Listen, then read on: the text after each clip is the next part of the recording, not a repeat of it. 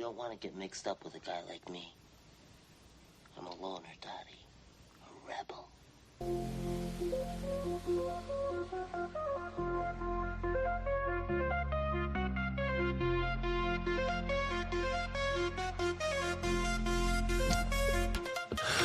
Good morning, rebels.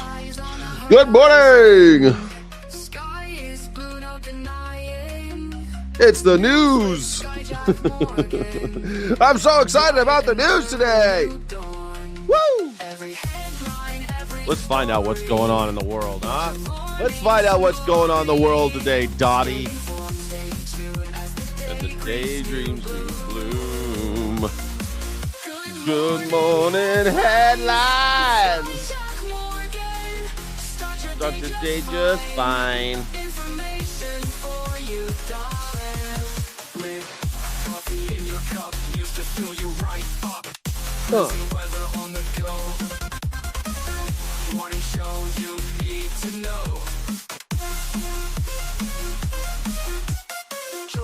Starmer bit the dust.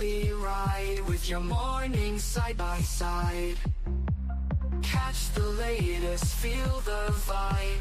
Sky will keep you well supplied. Good morning, headlines. Sky Jack Morgan, bam. Oh yeah. A word?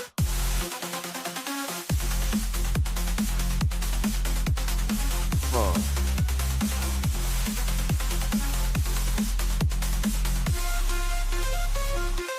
That's right.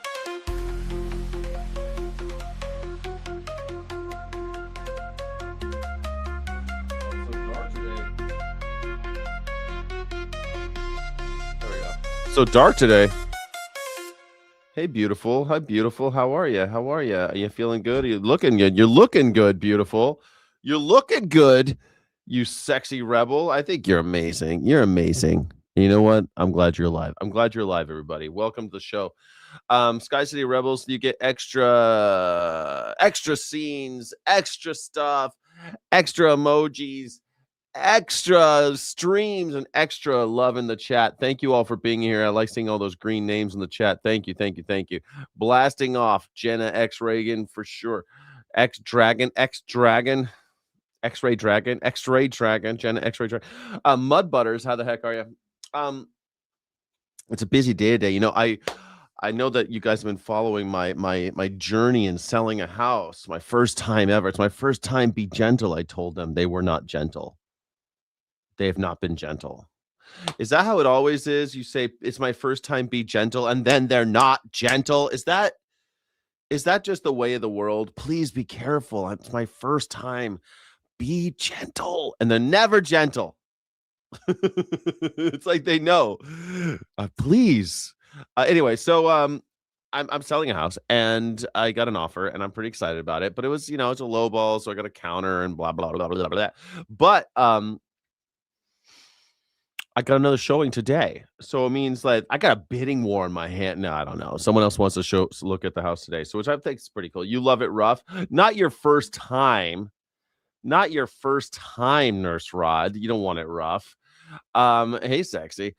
Homosexual communist. Who's a homosexual communist? Is that Russell Brand? No, he's not a homosexual communist anymore. Who are you talking about? Who's a homosexual communist? Who is a homosexual Wow, that's a great first comment there. That's a great first comment of the day. Nothing to do. I love where your brain is at. I love where it's at. Me, a homosexual communist. Oh, because the flag. You're upset about the flag. Do you have a flag? This is just because I stand in solidarity with the underclass. I stand in solidarity with the downtrodden. I stand in solidarity with those who cannot stand up for themselves, those who are traditionally and historically held down by the oppressor, by the hegemony. That's how we're all supposed to be. We're supposed to look out for the little guy, the guy that the state is crushing, like Jesus. Jesus went around standing up for the little guy, the people that the state was crushing. Think of me like Jesus. I'm more of like a carpenter's son. I am actually a carpenter's son.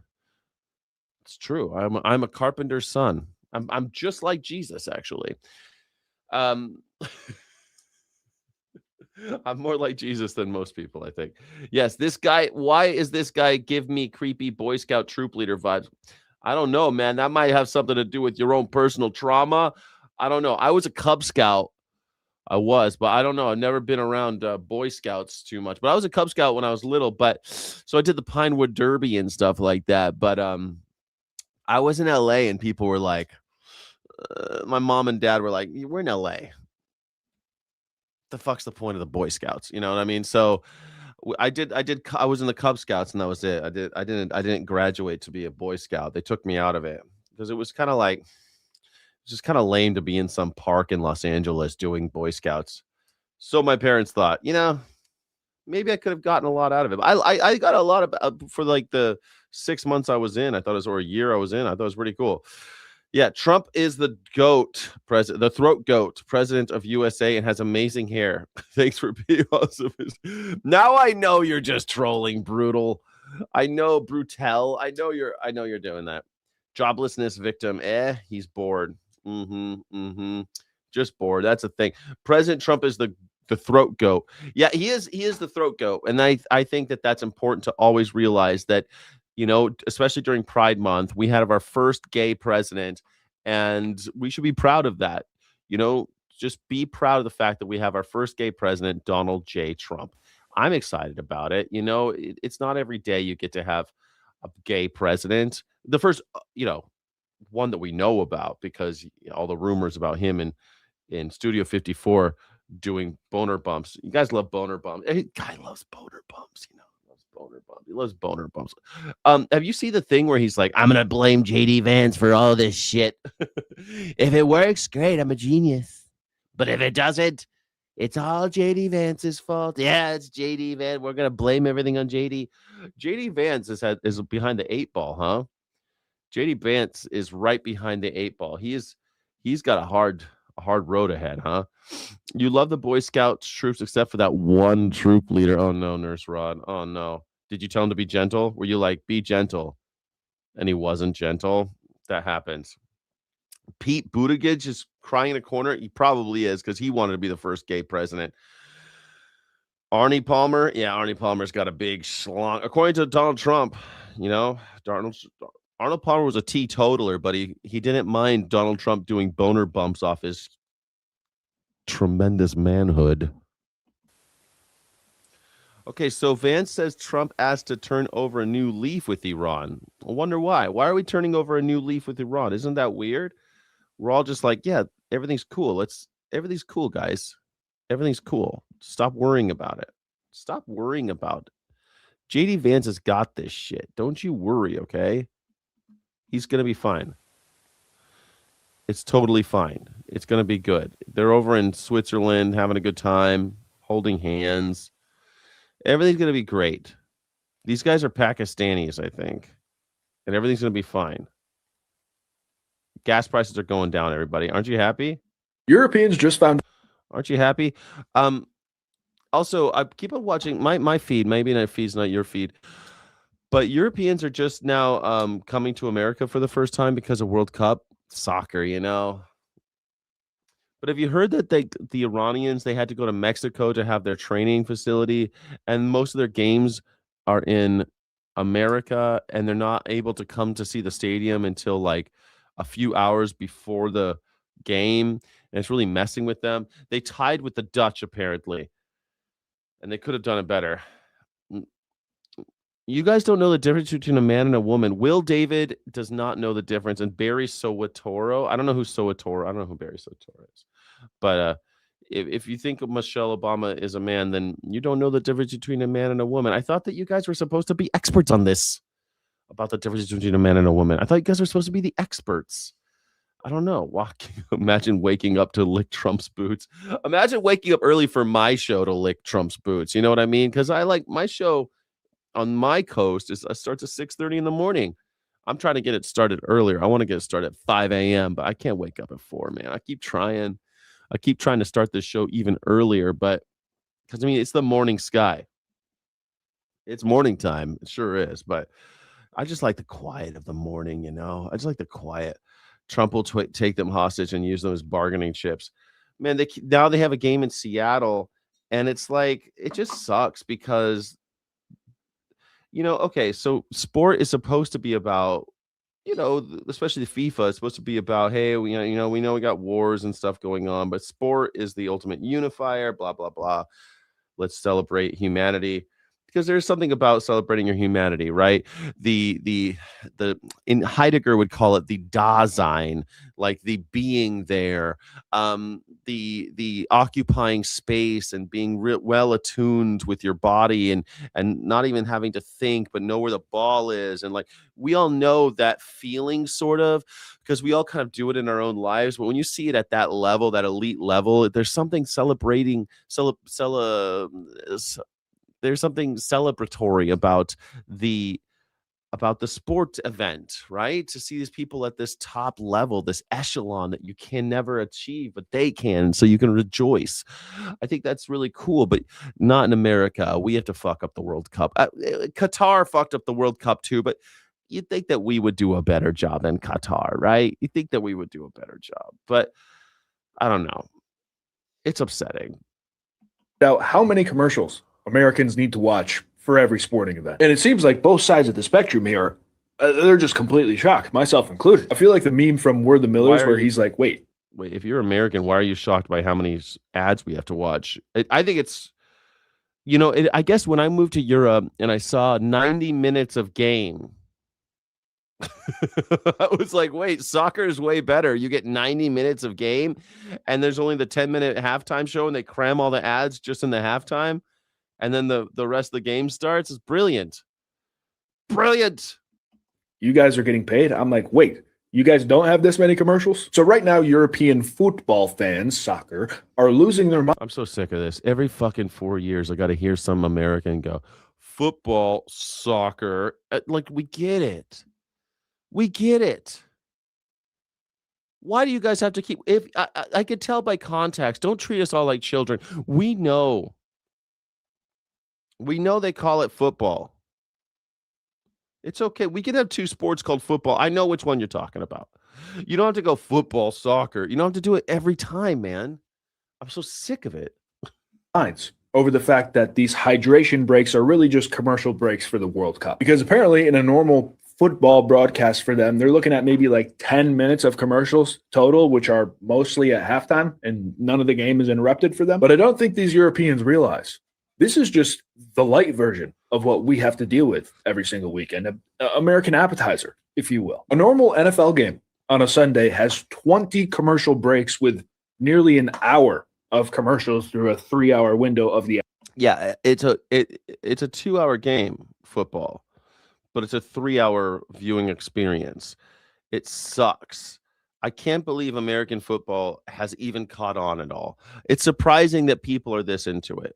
Honestly, like, it's fun. I like sports, but like, watching the guy throw the ball and them running and all that, it's fun. I don't like the fact they all look like they dress like, to me, they look like they're dressed as astronauts, the helmet, all the shoulder pads. It just seems like, I don't know. I have a hard time relating with football players because I can't really see their faces because they got the thing on. I don't know. It just seems like too much gear, but I like football. I watch it, if it's on, I'll watch it.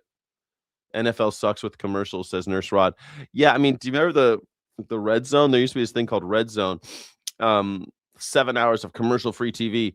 Actual game. Our leagues in our broadcasts here literally have TV timeouts. Yeah, TV timeouts. That just goes to show who runs America. This is what's so fucking... Man, I can't stop thinking about... Yesterday, I had a show called Ethical Underground. We talked about anarchism. And my guest was like, oh, well, my version of anarchism is just capitalism. And I was kind of upset by it because I kind of assumed that he would know more about anarchism than me because he wanted to do... Anyway, like, I read theory and stuff like that. Anyway, this is capitalism. This is what capitalism gives you. TV commercial breaks, TV commercial timeouts. That's what it gives you. So even if you're there, you gotta wait for the game. so they can serve us ads. Even for 20 years, we had a product called Red Zone, which was specifically designed to watch your football without a second of ads every single Sunday. It was the most beautiful thing ever. But then come last year, the product that was known to never have ads started running ads, and they had to get rid of their tagline, 7 hours of commercial-free football. And although millions of Americans who watch football were pissed about this and they were acting like a family member died, but we just sat back every single Sunday and we were just like, accept it, I guess. That's it. That's the American spirit now. Sit back and just accept it. Just accept it. Just bend over. That's the American spirit now. It used to be we were countries of revolutionaries and rebels, and now just bend over. Just bend over and take it. You know, the old America, they would have taken the NFL and thrown it into the Hudson Bay. Is it the Hudson Bay? Which bay did they? The Boston Harbor? Whatever. They would have thrown it into the Boston Harbor. Let's pretend it's the Boston Harbor, the Boston Tea Party. I think it was the Boston Harbor. I don't know. I think what body of water did they throw the tea into in the Boston Tea Party? The Boston Harbor. Okay, the Boston Harbor. Sorry, Boston Harbor. I had to look it up. Sorry, I got to fact check myself, or else I'll get comments. I'll get people writing me mean letters. It's actually. Oh Jesus, man! I was just trying to look. We should throw the NFL into the Boston Harbor if you actually gave a shit. If you had any kind of chutzpah anymore, America. What happened to your chutzpah, America? What happened to your nuts, America? What happened to your T levels, America? America's got the lowest T levels, man. I think that's the problem. I just got too much testosterone, and the rest of America is just like a bunch of limp-wristed bitches like this guy. Who's this guy in my chat? Skyjack Morrissey, Michelle's Lady Parts. Look, man, if you can't tell the difference between a man and a woman, man, that's on you, bro. You can't tell the difference. You keep on saying the stuff about Michelle Obama. If you can't tell the difference, look, you're more woke than I am. You can't tell the difference. Maybe you got some issues. You got some kind of issue. You can't tell the difference between a man and a woman. That's on you, bro. Stop bringing that shit to my door. Yes, there's nothing we can do. But if you guys are upset about these tiny little hydration breaks, you wouldn't even make it through a single Sunday. And it is crazy that we have this many commercials, but we're just so desensitized to it. Laws. The professional comedian Carlos Mencia, who's 58 years old. Mr. Mencia has one of those distinctions that you actually don't want. He's on California Franchise Tax Board's list of the 500 greatest tax delinquents in both personal and corporate income categories. I actually got to go see him live once, your boy, Carlos Mencia. I thought he was pretty good. It went on far too long. It was a little intense. So he's he did like a 3-hour show. It was supposed to be an hour show. And then he just started getting drunk on stage and asking a bunch of people, hey, you got any questions? And then it just derailed. It was insane. I stayed till the end for some reason. It was upsetting. We walked out of there. I went with my Mexican ex-girlfriend. We were walking out. I was like, did you like that shit? She's like, well, the first hour. I said, yeah, the first hour. Carlos Mencia was hilarious. So then like 2 hours after that, goddamn. Category, California Franchise Tax Board award winner for an award you don't want as a tax delinquent. What we have now done today is Mr. Pay your taxes, Carlos Mencia. Nah, don't pay him, Carlos. Screw it. I think Carlos should just middle finger it all. Mencia has been charged with 12 felony counts, 6 relating to his personal taxes that the tax returns he failed to file, and 6 relating to his corporate tax returns that he failed to file. Damn. In total, the amount of corporate and income that he failed to report for over 6 years between 2019 and 2024, as alleged in the charges, is $8.7 million. That translates into over $300,000 of state tax. And that, by the way, we're not even dealing with whatever federal tax obligations he may have also not complied with. Mr. Mencia had the opportunity to be notified to pay these taxes. Before 2019, as the evidence we will produce at either a preliminary hearing or a trial will show, he had paid his taxes. So he actually knew he had a tax obligation to file a yearly return at both the personal and the corporate side. But Mr. Mencia decided that between 2019 and 2024, he would not pay those taxes. Did the California Franchise Tax Board do anything to notify Mr. Mencia of his tax obligations? They did. As the evidence will show, at both a preliminary hearing and a trial, if it goes to trial, the California Franchise Tax Board sent Mr. Mencia 78 notices that he had failed to file returns, and he should file those returns. Damn, the guy's just drunk. He's like, I'm not filing my returns, man. You know what? I heard you got to file no matter what. You got to file no matter what. What else they'll throw you in jail? They're going to throw this guy in jail. Carlos Mencia is going to go to jail. I pay my good dang taxes. I don't want to pay him, but you gotta put him in there. Yeah. What was it? Great Depression for one, please. 10 years. Oh no. Great Depression for one. Carlos Mencia is going to jail, everybody. I mean, that's the thing. If he ain't filing, he ain't paying. He ain't got the money. What are you gonna do to him? You gonna throw him in jail for not paying his taxes? He's gonna go to jail for a long time. He's gonna go to jail for a long time. 12 felonies. Yeah, don't piss off the governor, no matter who. I mean, they want their money. They're coming for their money. They want their money. Yet he was 0 for 78 in responding to any of those notices and filing the applicable returns. Now, Mr. Mencia was someone who wasn't always a tax scofflaw. How do I know that? Because he was filing his returns before 2019. And in 2007, he actually had a comedy show. And in the comedy show, he said, it's tax day. Maybe I'm different, but I believe taxes are a good thing. In fact, he then discussed how taxes pay for electricity. They pay for the police. They pay for the fire department. They pay for the roads. And unfortunately, the 2019 to 2024 Carlos Mencia should have listened to the 2007 Carlos Mencia, who said, it's tax day, maybe I'm different, but I believe that taxes are a good thing. Unfortunately, during the 2019 to 2024 period, I am guessing that Mr. Mencia thought that taxes were maybe a laughing matter, but they're not a laughing matter. It's a matter of fairness. Because the people who attended Mr. Mencia's shows, who paid him the money that ultimately made up his income, that ultimately made up his taxes that he then failed to report and pay, these are hard-working individuals who are paying their taxes. Yet Mr. Mencia decided, for whatever his reasons were during this time period, that he didn't want to be part of the citizenry. They wanted to pay for the price of democracy and police and fire and roads and utilities. In fact, you can go all the way back to John F. Kennedy. Back in the early 1960s, it said taxes are the price we pay for democracy. Yet when individuals like Mr. Mencia, as been alleged, decide that they are not going to pay that price, that burden falls on everyone else, and that is unfair. Yeah, the thing is, like, I get like state tax. He's talking about state tax, everybody, not the federal income tax. You know, like I'm a little bit more okay with state income tax, just because state income tax it's going to stay here. It's going to affect you.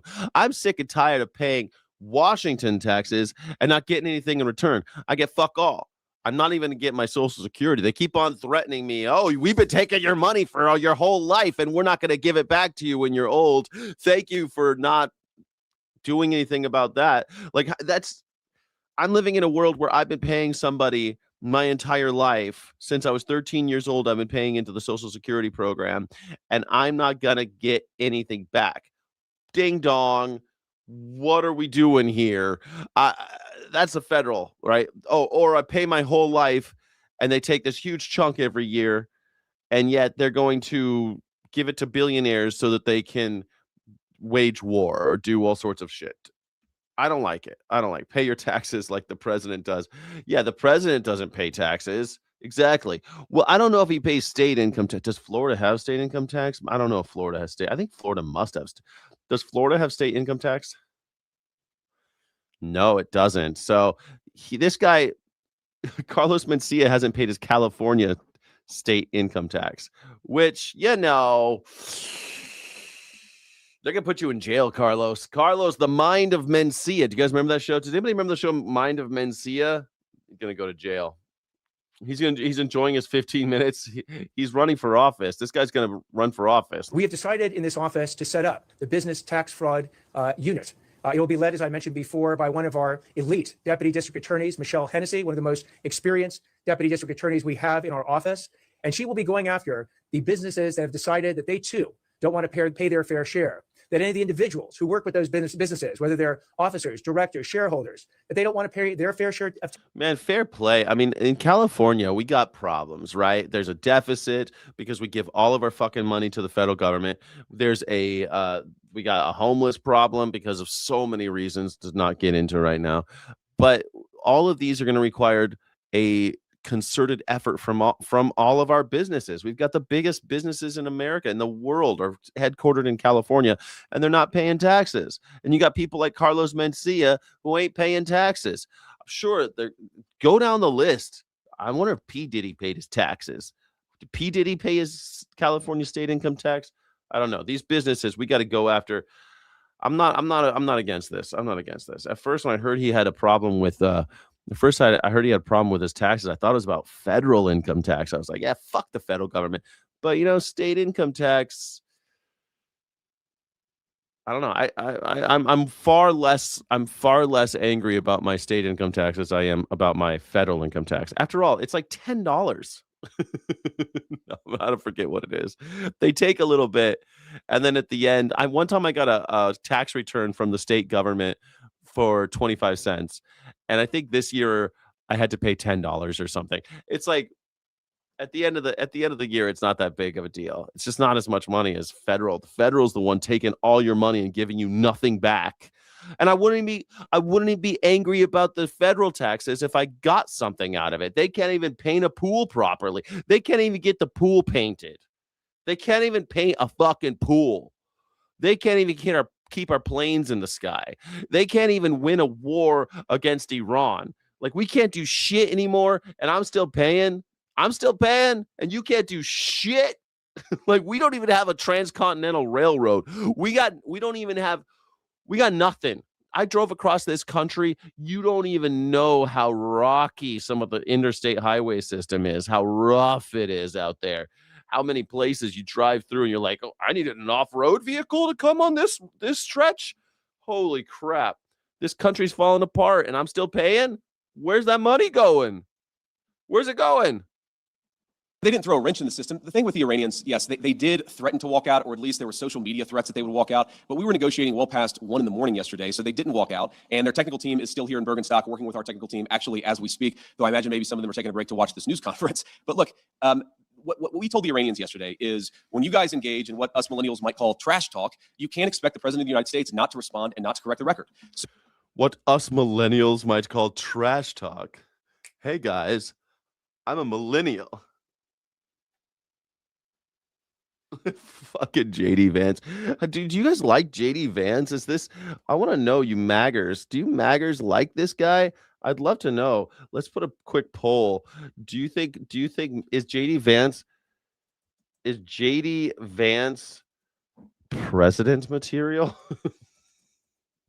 All right, that's the poll. We're going to do a poll right now. Is JD Vance president material? Let me know how you feel about it. I don't think so.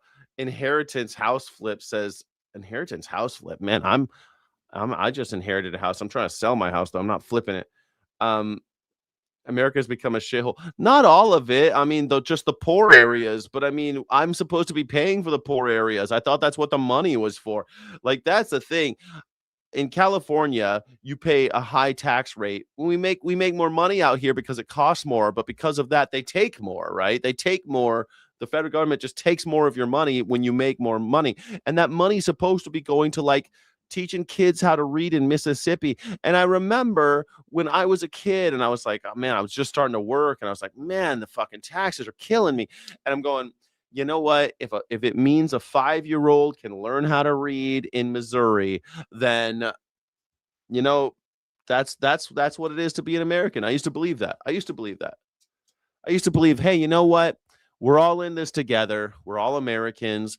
If you're poor, if you're in Oklahoma and you need some California, you need to take money from a Californian so that you can afford that little girl in Oklahoma can go to high school. Fine. So be it. So that they can have roads and running water and clean air. That's what the money's supposed to be for. That's why when you take my money, I was like, shit, well, I imagine somebody in a worse off situation that they can still get fresh water and clean air and roads that work and buildings that don't fall on their heads and basic safeties and regulation for where they work so they're not working in unsafe working environments, all the stuff the government's supposed to do, but they're not even doing that shit. Now, maybe they never were. Maybe when I was younger, I was more of an idealist and I believed in these things. I don't know. Can anybody relate? Were any of you also believers? Did you believe when you were younger that the government was at least doing what they said they would do with your money? And then you get older and you realize, oh no, they're just taking the money and they're giving it to rich people and they're using that money to build The rich people are building weapons of war and tools of death and, you know, machines of industry that will crush us all and kill people all over the world. And that's what the money was actually for the whole time. You've always hated the government. Well, I've always hated some bits of the government, like cops and stuff, but that's a different. I'm talking about taxes in specific. Handouts, as MAGA says, oh, socialism bad. I mean, socialism as an idea isn't bad. It's just that capitalism can't mix with socialism. Not really. Like, everyone's got a little bit of free market ideas and stuff, but at the same time, that's not really capitalism. Socialism is about putting human interest first. That's all it is. Putting human interest first. That's what socialism is. Putting the social good before corporate good. That's all socialism really is at the end of the day. So when they say things aren't true, the president is going to respond to it. I'm going to respond to it. Americans are going to respond to it. When they make threats that aren't rooted in reality, they have to accept that the president of the United States is actually going to set the record straight. That's all that happened. So yes, there was a little bit of threatening, there was a little bit of whining, but at the end of the day, the talks continued and we made great progress. Inspectors, when do you expect them to be welcomed into Iran? Is there a time frame that you guys are looking at? And also in terms of when we could see this entire conflict end, do you think this can end by the midterm elections? Well, look, right now, the conflict is in a ceasefire, and certainly our hope is that we get to the final deal and a permanent settlement. But right now, I think we made great progress, and we should all celebrate that. In terms of when the nuclear inspectors are going to start, it's funny, we were trying to call some of the inspectors last night around 2 in the morning. As you can expect, not many people were answering their phone at 2 in the morning. I expect that will happen at the minimum this week, but we think even some of those conversations with the inspectors and with the IAEA could happen as soon as today. But I haven't checked in with our team since we made that 2 a.m. phone call to some of those inspectors. I feel like I always knew that, like, some of it was fucked up, because even when I was a kid, we had the Gulf Wars and we had protesters saying, like, how can we afford $500 million jets, but we can't afford $500 worth of books for school kids? And I remember, like, people were protesting in the early days of my life, you know, and I get that. But I thought it was like a give and take, you know, like, okay, we're going to build these military bullshit. The priorities are out of whack, but at least the bare minimums would be covered in America. But that never was the case, I don't think. Maybe it was. Maybe things have just gone downhill, you know. 1099, baby. You gotta love that 1099. You gotta love that 1099. It's like the Grim Reaper knocking at your door when that 1099 comes. Knock, knock, knock. Where's my money? Where's my money, Larry? This is what happens when you fuck a man in the ass, Larry. Where's the money? Where's the money, Larry? Good morning to you, Senator. Good morning. Good morning. There's a lot that still hasn't been figured out here in this deal, but you wrote 9 days ago the idea of a U.S. plan with partners to create a fund of at least $300 billion. This is point 6 in the memorandum, is tone deaf, and it's akin to a Marshall Plan for Germany with the Nazis still in charge. Holy shit. Lindsey Graham, like king ass kisser of Donald Trump. Lindsey Graham comes out and says it would be akin to a Marshall Plan in Germany with the Nazis still in charge. Like and subscribe for watching MAGA fall apart. Oh my God. See, you saw that Vance is already so defensive of this plan because it's not his plan. He's just suckered into it. This poor vice president. What's he going to do when they ask him about when he runs for president and they ask him, well, how do you feel about this Iran bullshit? It was akin to a Marshall Plan for Germany with the Nazis still in. If you don't know what the Marshall Plan is, there was this guy named Marshall. He came up with this plan. And what it was basically was to join forces with the Nazis and take out the Social Democrats and go to war with the USSR. But in the meantime, you had to build up Germany quickly. You had to build it up as quickly as possible. So we joined forces with ex-Nazis and current Nazis and all the Nazis, and we built a little country called Germany. Well, West Germany back then. And then the Russians got East Germany, which was just kind of like a little piece off to the side. They got like 25% or something like that. And it was, you know, a plan. We made our enemies rich. Same thing happened in Japan. We made our enemies extremely wealthy and then went to war with USSR. Cool, right? Why did you change your position and It now would you be. support it? Because before I thought the money was coming from the West. If the West funds Iran, I think that would be a Marshall Plan with the Nazis still in charge for Germany. If the You're plan okay if it doesn't envisions come the from the Sunni US? Arabs, yeah, if the Sunni Arabs do it, can you imagine if Saudi Arabia, Qatar, and the United Arab Emirates invest $300 billion in Iran? That would tell me that Iran has changed. All the experts out That tells you that Iran has changed. So wait, it just depends on where the money comes from. You literally are saying you're literally saying that we're rebuilding this country as if but they're Nazis. You're calling them Nazis, but it's okay if the money came from someplace other than us. It's always going to come from us. Who do you think has $300 billion lying around there, do you think Saudi Arabia, Qatar, and the United Arab Emirates are going to invest in Iran with a theocracy bent on destroying Sunni Islam? So think it through. If the money comes Think it through. I mean, did you think it through when you said this was like the Marshall Plan for Nazis if the Nazis were still in charge?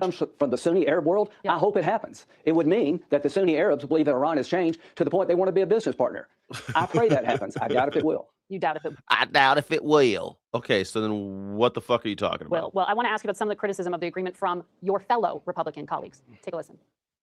If we give billions of dollars to Iran, that money will be used to murder Americans. And so I don't believe we should do that. They'll use the money that is being released to rebuild their John Cornyn's short time, and I don't think John Cornyn's gonna be around much longer. He's out. ballistic I mean, he's a lame duck. He's allowed to say what he wants now. Donald Trump just destroyed his career. missile arsenal and begin to enrich again. And that's going to be a continuing danger. That money, Brooke, we know is not going to go to build new hospitals or daycares. It's going to go to replenish. Okay, so Iran is not the largest sponsor of international terrorism. That is the United States of America. We are the largest sponsor of international state-sponsored terrorism. That's us. We beat everybody out. Iran, maybe they're like number 3 or 4. I don't know. Like, I think it is America's number 1, Israel's number 2. I don't know who else. I don't know who else would be. Maybe then it's Iran. Maybe Iran's number 3. Number 3, maybe. Their drone stockpiles, their missiles to support terrorists like Hezbollah and Hamas. We had 13 Americans dead. We spent anywhere from $25 to $100 billion in munitions, and it turns out we lost a credible threat attacking them again. So there's a lot of stuff in there. It's bad. There's a lot of stuff in there that's bad. Hey, Lindsey Graham, you and your butt buddy Donald Trump seem to be losing your goddamn asses on this deal. It looks like you lost another war. How come everything these guys do is just a total fuck up? Like, why is it that Donald Trump can't even get a pool painted? I feel like, I don't know. I don't know. Maybe I'm crazy, right? Maybe I'm crazy. But I would get Jared Kushner on the pool, right? He seems like he's a real estate guy. Get him out of the Middle East. Get him out of China. Get him out of all this other bullshit. Just get Kushner on this pool thing, on the reflection pool. Get Kushner on that shit. Kushner says he wants to build a new Epstein Island over in Albania. Let's give him a little bit of a try with the pool. Let's do the pool first, Jared, and then we'll see if you can build a new Epstein Island, Epstein Part 2, Kushner Island. Let's figure that out. I think that's a good plan. I don't know. What do you think? Should we allow Kushner to just do the pool stuff? Focus on that shit, man. Or I don't know. When I was a general manager, I used to have once in a while, I would just do a load of dishes. I just do a load of dishes in the restaurant or a hotel, anywhere. I just did it because, like, hey, you know what? I swept the floor. I did stuff like that because, first of all, your team realizes that you're willing to do. I unclogged toilets. I cleaned the bathroom. I did all those things because I wanted the respect of my crew. I also didn't want to lose touch with what they go through. I want them to understand that I'm willing to do all the jobs they're willing to do, and I have done them. Let's have Donald Trump do the pool. Donald, why don't you get on your hands and knees and paint that fucking pool yourself? I would be like, man, I guess you got to do some jobs yourself. You know, if you want a job done right, you got to do it yourself, Donnie. Get on your hands and knees and paint that fucking pool. That's what I want to see. Did you see the dead baby duck in the reflecting pool? Yeah, there's a lame duck. Yeah, I told you this would happen, that the ducks were going to die, right? When I saw them pouring the chemicals in there. That's why when it first happened, I'm like, salt. Use loads of salt. They could have salted the shit out of that pool. And then once a year, repaint the bottom. once a year, right before summer, repaint that shit. Every summer, repaint it, drain it, repaint it, and then dump a shitload of salt in it so nothing can live in it. But, you can't, it wouldn't kill little ducks. Salt water doesn't kill ducks usually unless it's too much, but it'll kill algae. Or I was thinking, why not just get some algae eaters, Why not just get some, I don't know. I don't use chemicals in my fish tank. I just have algae eaters. They're fish that eat out. There are fish that eat algae. Just put them in there. Put them in there. They'll have a happy life. The fish will feel good. They got plenty of room to swim around. And they eat the algae. Seems like a good plan to me. Seems like a good plan. Did the reflecting pool 20 feet deeper, line it black slate, and put algae eating suckerfish in it? Yeah, that's what I'm saying. Right? I don't know about 20 feet deeper. It's already they lose like millions of gallons a year because of it. Salt might eat the rebar. Damn it. Salt might not be. Then we're back to the suckerfish. We're back to suckerfish. Yeah, we're back to the algae eaters, the Chinese algae eaters. Yeah, suckerfish. We're back to suckerfish. Put some suckerfish in there. How hard is this? Or put a thin layer of UV, like a thin UV like plastic over it, so that the algae dies. And you just have to do that. That's the first thing I would do. I would have covered it, killed the algae. Because if you just cover it in a big black tarp, that algae dies like that. Because no sunlight. And then as it dies, then you clean it. And you got to do that once a month. Do that once a month. Like it's called maintenance. You think people should be very afraid about Donald Trump's properties since he can't figure out a maintenance routine for a fucking swimming pool. All of those Republicans are seriously doubting the president here, Senator Graham. Do you agree with their concerns? No, I don't. We're not giving any money to Iran that can change the course of history to try diplomacy. Is the MOU problematic? Yeah. $300 billion is not a significant amount of money now. I think it's still a lot. I mean, do you remember when Donald Trump was off the rails because $1.5 billion went to the Iranians last time during the JCPOA? $1.5 billion. And you know that $1.5 billion, you know what that money was? You're going to like this. The Iranians were going to buy weapons from the United States because, of course, they were. And America never delivered the weapons.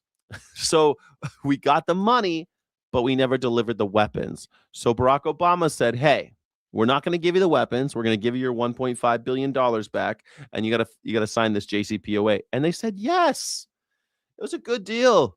I mean, it wasn't a great deal, but it was a deal. Kept us out of war. What is the deal? Who are these people? I'd rather try diplomacy than take it off the table. The money Iran gets is not going to change the future of Iran. It's not enough to reconstruct the country. If you don't have a diplomatic path through the MOU, then you have to go to war or some other form of coercion. Let's try this. Let's try a diplomatic solution. I think it's going to fail. What happens next? I spent 4.5 hours with President Trump Friday. Here's what I think will happen next. If this deal fails, President Trump is going to take this. Highlander, I'm not trying to convince people anything. Anarchy, most people are already living in anarchy like 99% of the time. 99% of the contracts that people sign is mostly about faith and the other person's ability to make good on the deal. It has nothing to do with the government. 99% of the time, people are just walking around free. They love anarchy.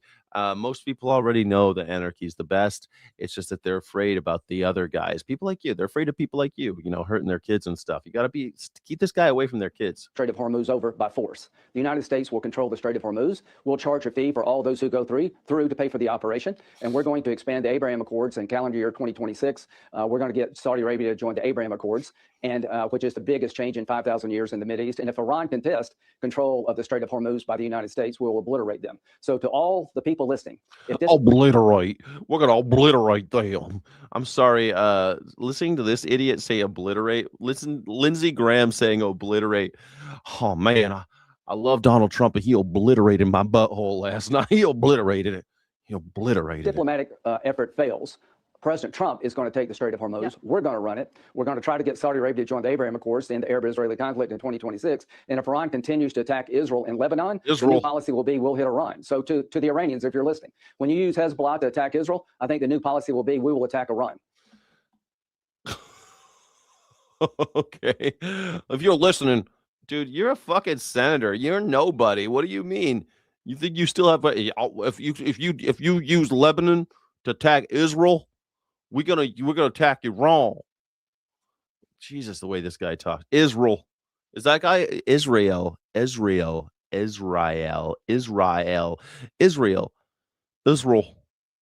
These fucking slack-jawed Southerners, man. These slack-jawed. You have just laid out how you could turn what you think is a flawed document into an opportunity, but you're also suggesting there that you can get Benjamin Netanyahu or whoever is the next prime minister of Israel to recognize a Palestinian state, which is the price of normalization with Saudi Arabia. How could you do that? Love those shoulder pads. Looks like Star Trek with the magenta and the turquoise and the shoulder pads. Damn. On the brink of an election. Well, for about 2 years, Margaret, in case you missed this, I went to Riyadh and Jerusalem working on normalization with President Biden. Yes. We were going to announce a framework to have Saudi join the Abraham Accords, and at the end of October in 2023, Iran attacked on October the 7th. That created a real problem. The Arab world is very upset about Gaza, and everybody in Israel is very upset about October 7th. But we're going to pick up where we left off, and Donald Trump is going to empower me and others to jumpstart an effort to get Saudi to join Israel. There will be accommodations made by Saudi and Israel to Saudi. Damn, you guys said that 70. Hold on, hold the phone. 76% think that Vance is not president material. Damn, man. Who's going to run on the Republican side? Is it Rubio? Is Rubio presidential? I mean, he said that Donald Trump was the worst con man, the biggest con man in the history of America, and yet he's still on the team. He's still on Team Trump. So, like, what's the deal? Who are these people? Are you serious? You think that the JD Vance is that unpresidential? How old should a president be? I think a president should be. Let's do the poll. How old should a president be? I was watching Bill Maher this Friday. 50 to 60, 60 to 70. That option. 70 to 100, and then we'll do like 35 to 50. We'll do like 35 to 50. Okay, let's go start. How old should a president be? You know, I saw this thing. So president should be, I think, I'll make my case. I think presidents should be about 55 to 60, between 50 and 60, because a 50-year-old can remember what it was like when he was 18. And I know the 18-year-old is going through a different world than the 50-year-old did at 18, but they still have they can relate a little bit, you know, like when an 18-year-old meets a 50-year-old, it doesn't seem like completely different worlds. But when an 18-year-old meets an 80-year-old, it's like that 80-year-old might be from Mars, because it doesn't matter. Like what that 80-year-old experienced when he was 18 has zero to do. Like Donald Trump was 18 in 1963 or something like that, or 64. That shit, like that has nothing to do with my experience in life. 64? Jesus, people were still like the Vietnam War just started when he became 18 and dodged the draft. Think about how old this guy is. And like, but also the 55 and 60-year-old can kind of imagine what it's going to be like. He can look at 80 and know. So the 55-year-old, he's middle-aged. He knows what it's like to be 80. He can imagine it, right? And he knows what it's like to be 18. He can kind of like be there. They can kind of like go back and forth and know what America. They have a clearer vision of what America is. It might get blurry on the edges, but they have a vision of America. The citizens of America. At 80, who do you relate to at 80? Other 80-year-olds, maybe 60-year-olds, 65. That's like when you're 80, you can know what it's like. You can imagine what it's like to be dead, and you can imagine what it's like to be 65. And that's ridiculous. You like my haircut? Thank you. Thank you. I cut it myself, so I'm always a little, I do everything. I'm very much into self-reliance and doing your own thing. And I don't put product in my hair, so I always try to make sure that my hair looks okay, because I don't like to have product in it. I like to, because I touch my hair too much. I don't like to have a bunch of gel and shit in my hair, So I just cut it like this. I think it looks okay. Thank you. I appreciate that. Thanks. Party in Israel. You have no better friend than Donald Trump. To Bibi, Donald Trump stood by you when other people wouldn't. I'm not asking you to do anything to jeopardize the future of Israel's security, but I am asking you to be open to expanding the Abraham Accords and finding a solution to the Palestinians that are good for Israel and, quite frankly, good for the world, to Saudi Arabia.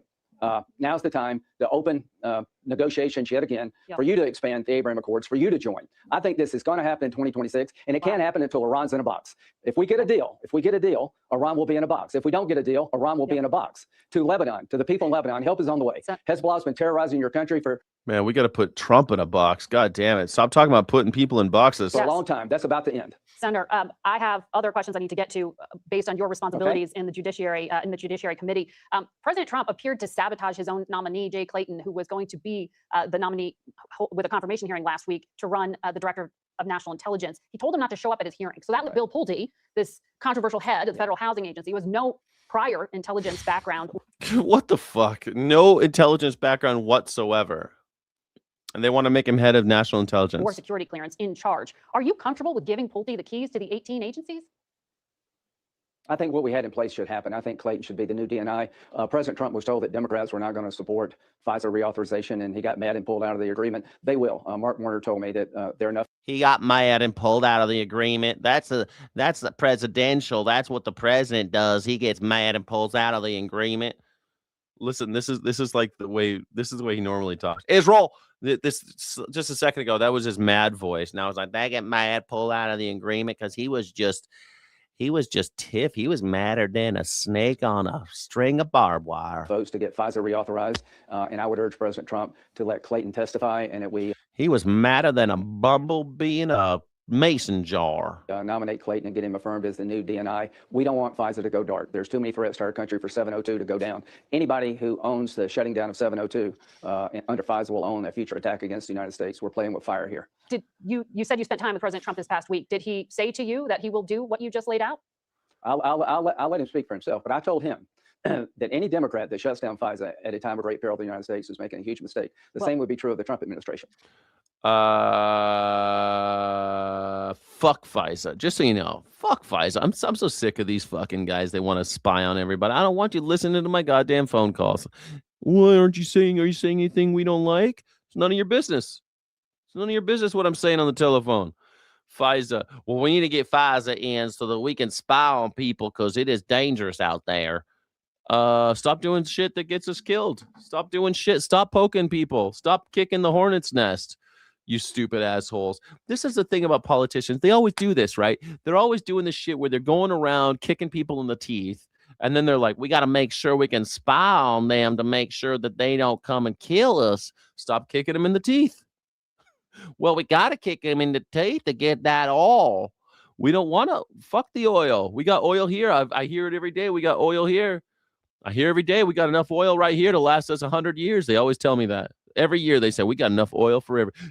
MAGA loves to tell you we got lots of oil right here at home. And I have to tell them there's a difference between heavy crude and light crude. And they don't get that. They don't understand the difference between heavy crude, light crude, the way our refineries work. They don't want to hear that shit.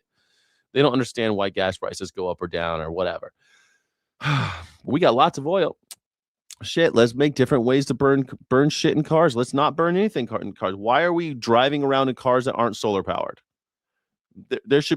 We should never have to stop. This is 2026 and I still got to stop at a gas station and look. It's unbelievable. It's so stupid. It's so stupid. I can't believe it that I'm still stopping at a gas station. Look. And every single time I do it, I'm like, what the fuck? This is 2026. We don't have a moon base, no jetpacks, no flying cars, no solar panels on cars, nothing. I'm still pulling up to a gas station, making an exchange with this machine, and then Look. The only advancement is now I tap my card instead of sticking the card in. Now I tap it. Now I tap it with my phone so it could take my money. That part they got. That they've made it easier for me for them to take my money. That's become easier. I just tap and they take my money. That's become easier. But having a car that doesn't need gasoline, nah, we're nowhere near that. We're nowhere close to that. We need FISA up and running. So here's what I hope will happen: that Clayton will appear before the committee. We'll get him confirmed, and we'll get FISA reauthorized as the original plan was. I think the Democratic votes are there. We're playing with fire here. No matter what side does it, America needs. What side does it? We need FISA. FISA up and running. We need FISA up and running. Let's Google why do we need FISA? Why do we need FISA up and running? Why do all the Republicans say that every day on the television? I wonder what they're going to say. Republicans stress the need to get U.S. and FISA, not Visa, FISA. You fuck, not Visa, FISA, Visa, FISA, FISA. Okay, Republicans, along with the broader intelligence community, argue that FISA Section 702 is a critical national security tool used to monitor foreign terrorists, disrupt cyber attacks, and prevent mass casualty events. They stress that a lapse in the law threatens American safety. Here's the breakdown of why this program deemed necessary.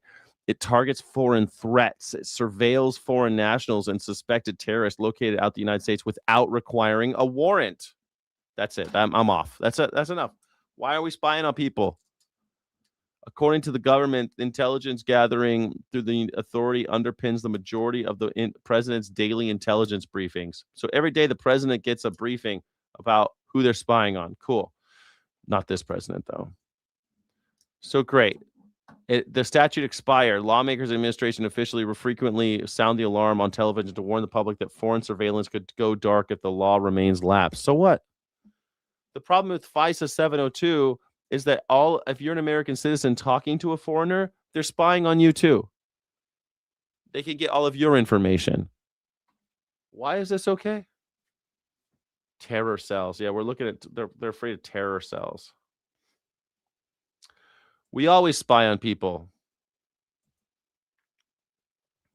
We always kill people too. Does it make it okay? We kill people all the time as well. Is that all right? What do you mean? I don't know what you mean by saying we always spy on. Yeah, I don't like it. I mean, I don't know what to tell you. I don't like being spied on. I don't think it's okay that we've all just handed over all of our personal information to the tech bros, the broligarchs, and now they have everything on us, and they sell it to the FBI regularly, according to Kashyap Patel. And FISA 702, they're spying on American citizens, and they're spying. And you know what? Even if they're not American citizens, fuck it. Why are they spying on everybody all over the world? I'm sick of it. Stop doing shit that makes people want to kill us. Problem solved. Well, this you're talking about the surveillance tool that allows for foreigners of concern abroad to be I see him, Michael. monitored there. Mikhail Bill Gorbachev. Pulte went after the president's perceived political enemies and is accused of using private mortgage data and weaponizing it. Mark Warner told us on this program last week, because he's so ignorant, he could do damage. He's on the job right now. Is he a risk? Yeah, I'm fine right now. But I won't be fine much longer if we don't get FISA up and running. And I think Clayton's the perfect pick. Clayton has got the confidence of both sides. Yeah. Let's get him in a job that really matters. And I thought he was an outstanding choice. But the president got mad and he just did something stupid again. President Trump, and let's get this back on track. We can't, we gotta realize that there are people who want to blow us all up and kill us. President Trump, why do they want to blow us up and kill us? If we don't get... Is he a risk? Told us on this program last week, because he's so ignorant, he could do damage. He's on the job right now. Is he a risk? Yeah. I'm fine. Right. He's not fine. Like, I'm sorry. I've been watching Lindsey Graham for the last 35 years. Or 25 years. Lindsey Graham has been around a long time. And this guy he's not fine. I'm fine for now, but we need to get this motherfucker out of the bed. We got to get someone who knows what they're doing in there. But Donald Trump doesn't know what he's doing. But I won't be fine much longer if we don't get FISA up and running. And I think Clayton's the perfect pick. Clayton has got the confidence of both sides. Yeah. Let's get him in a job that really matters. And I thought he was an outstanding choice by President Trump. And let's get this back on track. We can't, we gotta realize that there are people who want to blow us all up and kill us. And they're coming if we don't stop them. And if we don't get Iran in a box, we're in trouble. So let's. Why do they want to kill us? Well, we got to put Iran in a box. Maybe it's because we keep putting everybody in boxes. Could that be it? Like we keep putting people in boxes so they want to kill us. Like people want to blow us up and kill us. Okay, but why? Well, because we keep on killing them. Okay, so so maybe we should stop killing them. Well, but then we got to get there all. Oh, got it. So you and your Nazi friends, well, not you, but not like America joined forces with the Nazis, started killing social democrats, started putting CIA to stymie any kind of uprising of the people, destroy democracy all over the world, create dictatorships, just make everything unstable. And then we're like, it sure is unstable out there. We got to make sure we're spying on y'all so y'all don't come over here and kill us. They want to blow us up and kill us. And he laughs about it. They want to blow us up and kill us. I can't imagine why they'd want to do that. A ding dang do. Oh, ding dang do. You really wasted my time. Oh my god, this is great. So she finally released like the whole interaction, which I think is great. So this is, if you don't know who this is, Nemo. Nemo's a famous chess streamer. She's a Canadian Chinese woman.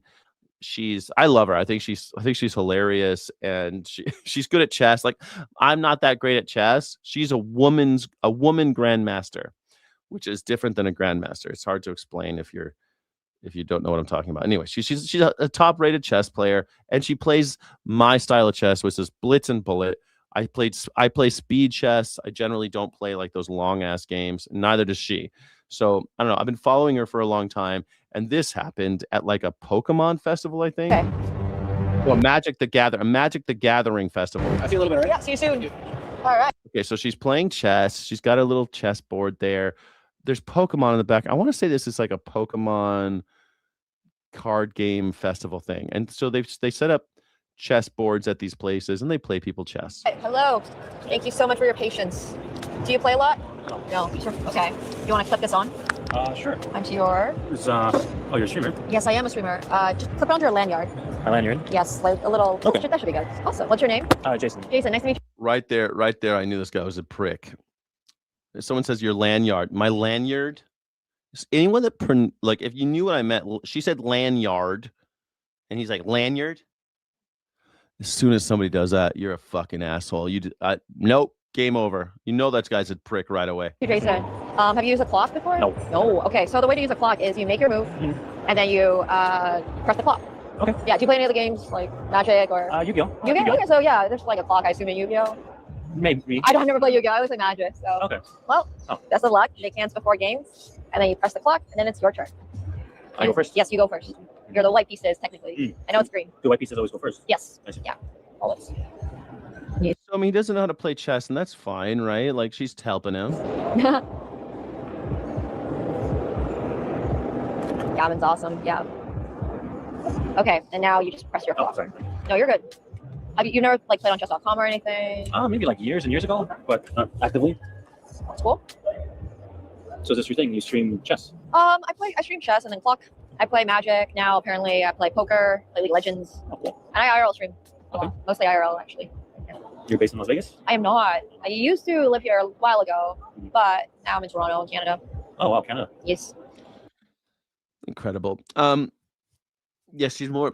I guess she makes more of her money on poker, I guess, but she does all these streaming stuff. But watch how this guy reacts. Yeah. Do we have any chess players? Anyone know how to play chess? All right, clock. It's okay. Yeah. Just chatting streamer also, yes. But a lot of IRL this year. I hope you guys have been enjoying the IRL. Should I stream IRL? How do you stream IRL without, like, I did some IRL streams and I did protests and stuff and people were watching it, but it's like, it's always with the phone and it's always, I don't know, people like that shit, huh? Streaming is like your specialty? Is that all you sort of do for work? And how do you get the Wi-Fi to work? Because you're just doing cellular data? I also play poker like competitively, so a little income from that. And then I do things like modeling, content creation. Like I do a lot of non-streaming content creating work, so YouTube and stuff like that. Yeah. Okay.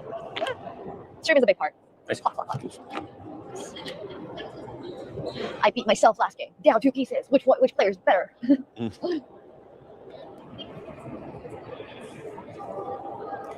Okay, go here.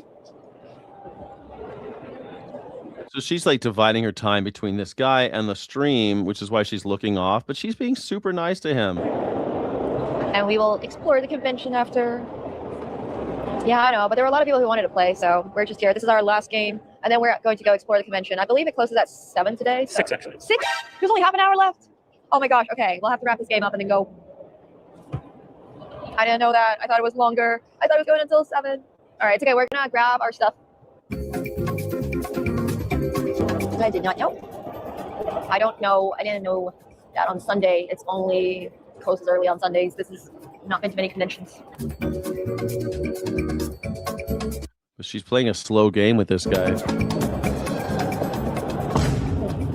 Take your queen. Oh shit, I can do that. Yeah. Take queen. So she's a free queen.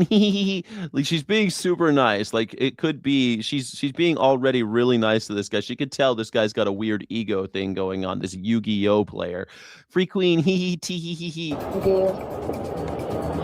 Yes. Good clock usage. These are just my eyes right now. I didn't wear any contacts. I brought glasses when I was playing the game. See it's hard. Yeah.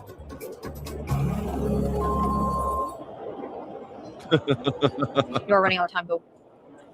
He's about to run out of time. What happens if I run out of time? You lose the game. That's okay. You can use some of mine. I do have to run though because I didn't realize the con is closing at 6. That's time. Yeah. Okay.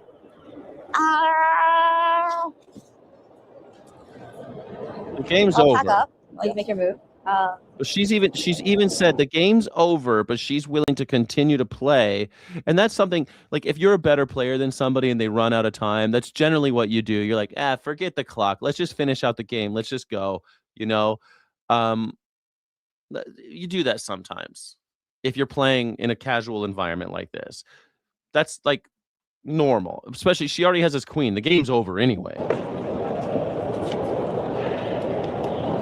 Got such a cool set, man. Man, my ex-wife stole my chess set, and I've never gotten a good chess set again. Sucks, man. I have an old like wooden chess set, but I used to have such a sick-ass speed chess set with a rolled-out mat and everything, and a clock. She stole all that shit. You know what? Are you sure? Okay. GG's. Okay. Right. GG's. Skips the handshake. Took forever. So he wanted it. Yeah. I feel like you really wasted my time. Oh, I'm so sorry about that. You told me after this person, and then the other person comes in. I'm so sorry about that. That guy, you're like, oh, I missed you at dinner later. Yeah. Yeah, I was waiting here for like half an hour. Can I just rush through it? Just rush through it. You just rush through it. It's a fucking speed chess game. Well, you're welcome to play out the rest of that game if you want to. I gave you that option. Okay, I'm so sorry about it. Is there anything I can make up for it? I can give you chess.com. Man. Canadians. I don't know if it's just she's just super nice lady or Canadians are always so fucking nice, man. Canadians, they're like the best neighbor in the world and America shits on them all the time. I love the Canadians. Memberships or anything like that? Yeah, if you want one. Okay. Is that one of the prizes? Yes, that is one of the prizes. So you just got to take a picture. Here's a prize, little boy. You didn't win, but here's a prize. Of this. I want a free chess.com membership. Can I get a free chess.com membership? I used to have to pay for mine. QR code. And then you can do it now if you have the app or scan it. Let me know if it works. What does chess.com give you? Pardon? What does chess.com give you? Chess.com give me? Oh, what does it give? Anyone who's on there? The Diamond membership gives you like full access to basically everything. It's just puzzles. It's got like, yeah. No ads. The Diamond membership is pretty rad. I've never had a Diamond member. Well, I don't think I had the Gold Star. I never had Diamond, but it's pretty sick. Does it just start immediately? Do you have an account? If you don't have an account, it's not going to give you anything. You need to make an account first. Yeah, so make an account first. And then do you have a picture of the QR code? Yeah, you need to like take a picture.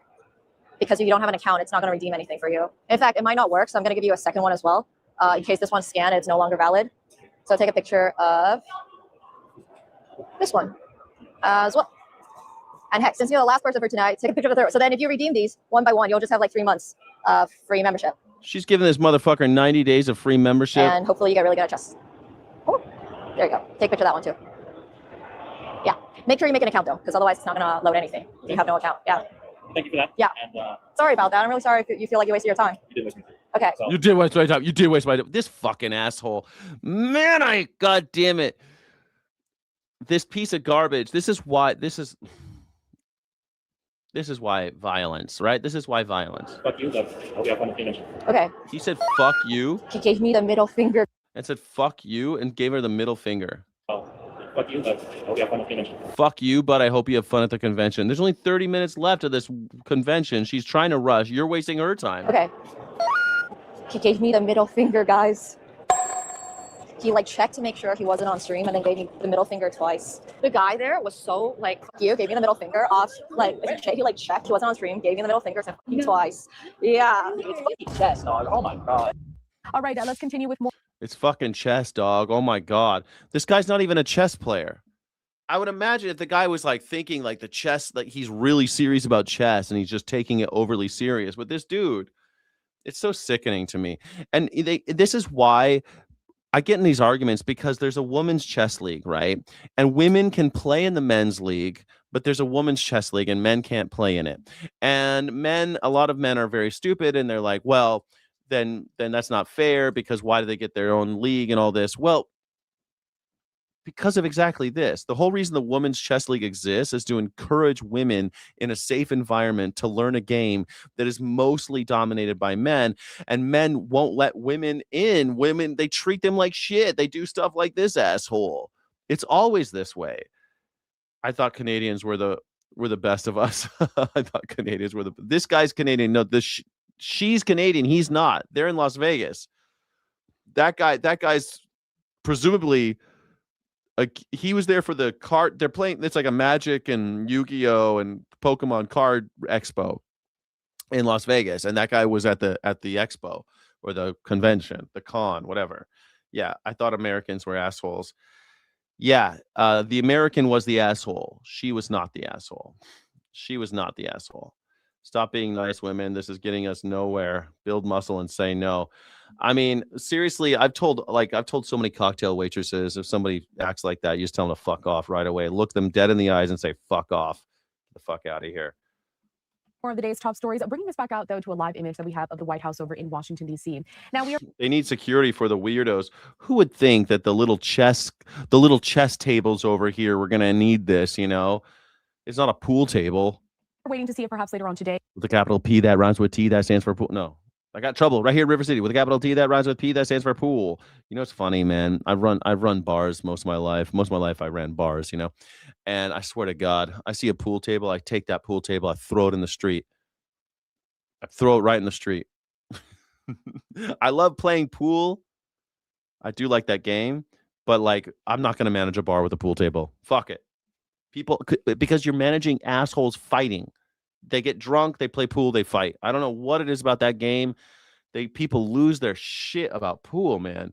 Every bar in America that has a pool table, unless it's like a pool hall, actually even a pool hall, they're probably fighting all the time. Yeah, President Trump is going to have anything scheduled. We heard from Vice President J.D. Vance earlier on this morning as those talks in Switzerland have officially wrapped up. The U.S. and Iran working now toward a peace deal and a long-term agreement to end the war. Turning now, though, to some breaking news that we want to bring to you at this time. Former U.S. Federal Reserve Chair Alan Greenspan has died at the age of 100. He died today from complications of Parkinson's disease. That's according to his wife of 29 years. 100 years old, died of Parkinson's? Damn. The NBC News correspondent, Andrea Mitchell. I want to bring us out to a social media post courtesy of Fox News correspondent Edward Lawrence. He says this: former Fed Chairman Alan Greenspan passed away at age 100. Andrea Mitchell in a statement says, quote, Alan passed away at her home this morning at the age of 100 from complications of Parkinson's disease. He was a giant of a man who helped shape the U.S. economy for decades under presidents of both parties, but was always... I mean, Alan Greenspan's dead, everybody. Alan Greenspan's dead. That's a name that I thought 100 years old. Guy made it to 100. I like pool tables are causing the fight. Well, I mean, people cause the fight, right? But I mean, if you're managing lounges and bars and restaurants, and they got a pool table, you're guaranteed like a few fights a week. And like, it's just too much, man. It's bad for the staff. It's bad for the cops. You got to deal with the cops all the time. And someone breaks their head. You got to clean up the blood. And then and every time you clean up blood, you gotta have somebody put on like the blue shit, and they gotta, because the bloodborne pathogens, and you gotta have a whole team come in and clean up the blood. It sucks. Let me tell you, man, I've had every type of fluid that comes out of a human being in the bars. People are animals, it's insane to me. But 2 a.m. around a pool table, nothing good's happen around 2 a.m. around a pool table. Is honest in acknowledging his mistakes. To me, he was my husband who shaped my life from our very first date in 1984. He had irrational exuberance for baseball, the Washington Commanders, tennis, golf, and music, especially jazz. He will be remembered for his brilliance and his kindness. Being his life partner was the joy of my life. Oh, that's really sweet. I wish someone would say that about me when I die. We also have this, a social media post courtesy of Bloomberg. Alan Greenspan, the Federal Reserve chairman who guided a then record U.S. economic expansion before the 2008 financial crisis, has died. He was 100. Taking us out to Before the crisis. some more footage of Greenspan here, and going back to some of this reporting that we're following closely. Yeah, Barnes and Now, in Noble. his 18 Is that and a for half his years at book? the helm of the Fed, Greenspan presided over a sustained era of American growth and prosperity, yet one that ended with devastating consequences in 2008, 2 years after he had left the central bank. Greenspan was so respected during his many years as the head of the world's most influential central bank that by the time he stepped down in 2006, he was widely celebrated as the Oracle and Maestro. Greenspan's reputation suffered a serious setback, however, when the American housing market collapsed, igniting a global financial crisis that nearly toppled the U.S. banking system and plunged the economy into the worst. It's an irrational exuberance about baseball, I think is what it is. I think it was irrational exuberance about baseball. He had an irrational exuberance for baseball. Recession since the 1930s. Critics pinned much of the blame for the crisis on Greenspan's easy money policies and what they believed was an overexuberant faith in lightly supervised financial markets. This is all according to reporting from the Associated Press, who did go.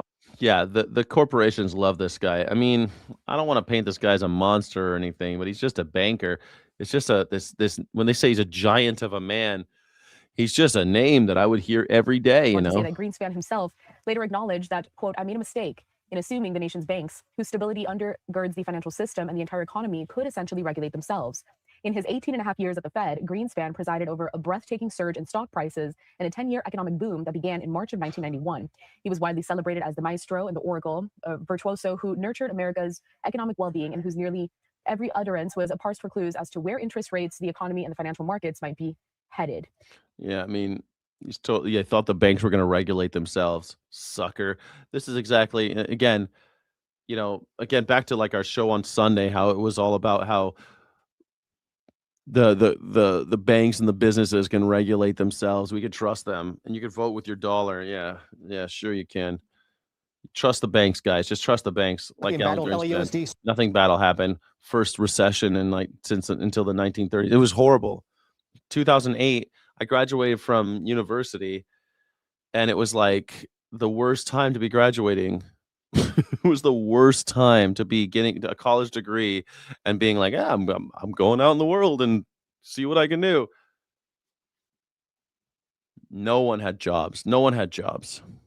Superintendent Alberto Carvalho is resigning. The LA Times reporting tonight, Carvalho submitted his letter of resignation tonight to both the district and the school board. I'm Joey Rand. I'm Liz Nagy. LA Unified School District is the second largest school district in the entire country, overseeing the education of roughly 400,000 students. The shocking announcement comes as the former superintendent is being investigated by the FBI over a failed chatbot project. LAUSD paid nearly $3 million for that project before the company's founder was indicted for fraud. Back in February, the FBI raided Carvalho's home in San Pedro, the district headquarters, and a property near Miami where Carvalho previously led schools. 2 days later, the school board placed Carvalho on paid leave and instated Andres Chait as acting superintendent. Tonight, we have reached out to the school district and all members of the LAUSD school board, but we are still waiting to hear back. This type of shit pisses me off so much. Like, we don't have a big enough problem. The second largest school district in America has some asshole in charge who's defrauding the children. We don't have enough problems. This motherfucker needs to steal from the kids. This guy needs to steal from the school district. I'm so sick. I fucking hate this. One time I had this boss, right? And he was always, it sucked because I was managing like this really fancy place and our alcohol sales were weird. Like I'm looking at the numbers and I'm like, this doesn't make sense. Like we're selling this much and I'm in the room, nobody's stealing. And they're like, my first day, they're like, somebody's stealing in this bar. You've got to do something about it. And I'm like, I was a Vegas manager. I've seen all the cons, and I'm watching all my bartenders and I'm like, oh man, they're not stealing, right? And I'm doing spot checks. I'm like, and I make them use jiggers so I can watch to see that they're actually measuring their drinks. And I'm like, where the fuck is this alcohol going? And then I make them a break list, like a list of spoils. So every time they break a bottle or have to dump a drink, because if you make it wrong, you got to dump it out, right? So I'm making them keep a log, and I'm like so tight on this shit, and nothing's wrong. Like they're an honest crew. Like my guys are honest. They're not stealing. And my bosses and the not even just like my boss, the director, but like the CFO and the president, they are coming at my ass going, you've got to get this under wraps. Someone's fucking stealing. It's one of your people. You got to get their shit together. And I'm like, man, I've seen all the scams in the world. I do not see. I'm going through the electronic journals of every single employee to see if the cocktail servers are double ringing or voiding something. I'm taking away their privileges on the machines, on the POS, so they can't do any scams. I'm doing everything I can. And you know what happened? The assistant director was caught stealing cases of booze out of the fucking out of our little warehouse, out of our cage. Our little cage. He would go in, take a case of tequila when no one was looking, and then put it in his trunk and drive away. I'm never going to forget this. My whole life, I'm never going to forget this. It was my boss who was stealing, and he was like on my shit. He was calling my people thieves. He was calling everybody that we had. Everyone's a thief. But no, he was the thief. Man, I couldn't believe it. I respected this guy. He was in charge of me. And I'm like, of course I didn't see it. How would I see that? No, we caught him on the camera late at night. Some security guard happened to be looking, and then they caught him. Like throwing everybody under the bus. Like I am like months of just like, and they got fired, man. It was crazy. They fired that guy. The battle against a stubborn fire.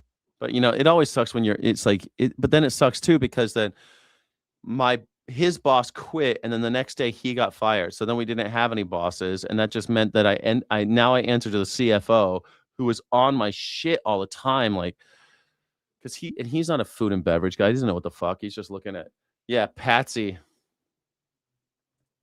Yeah, dude.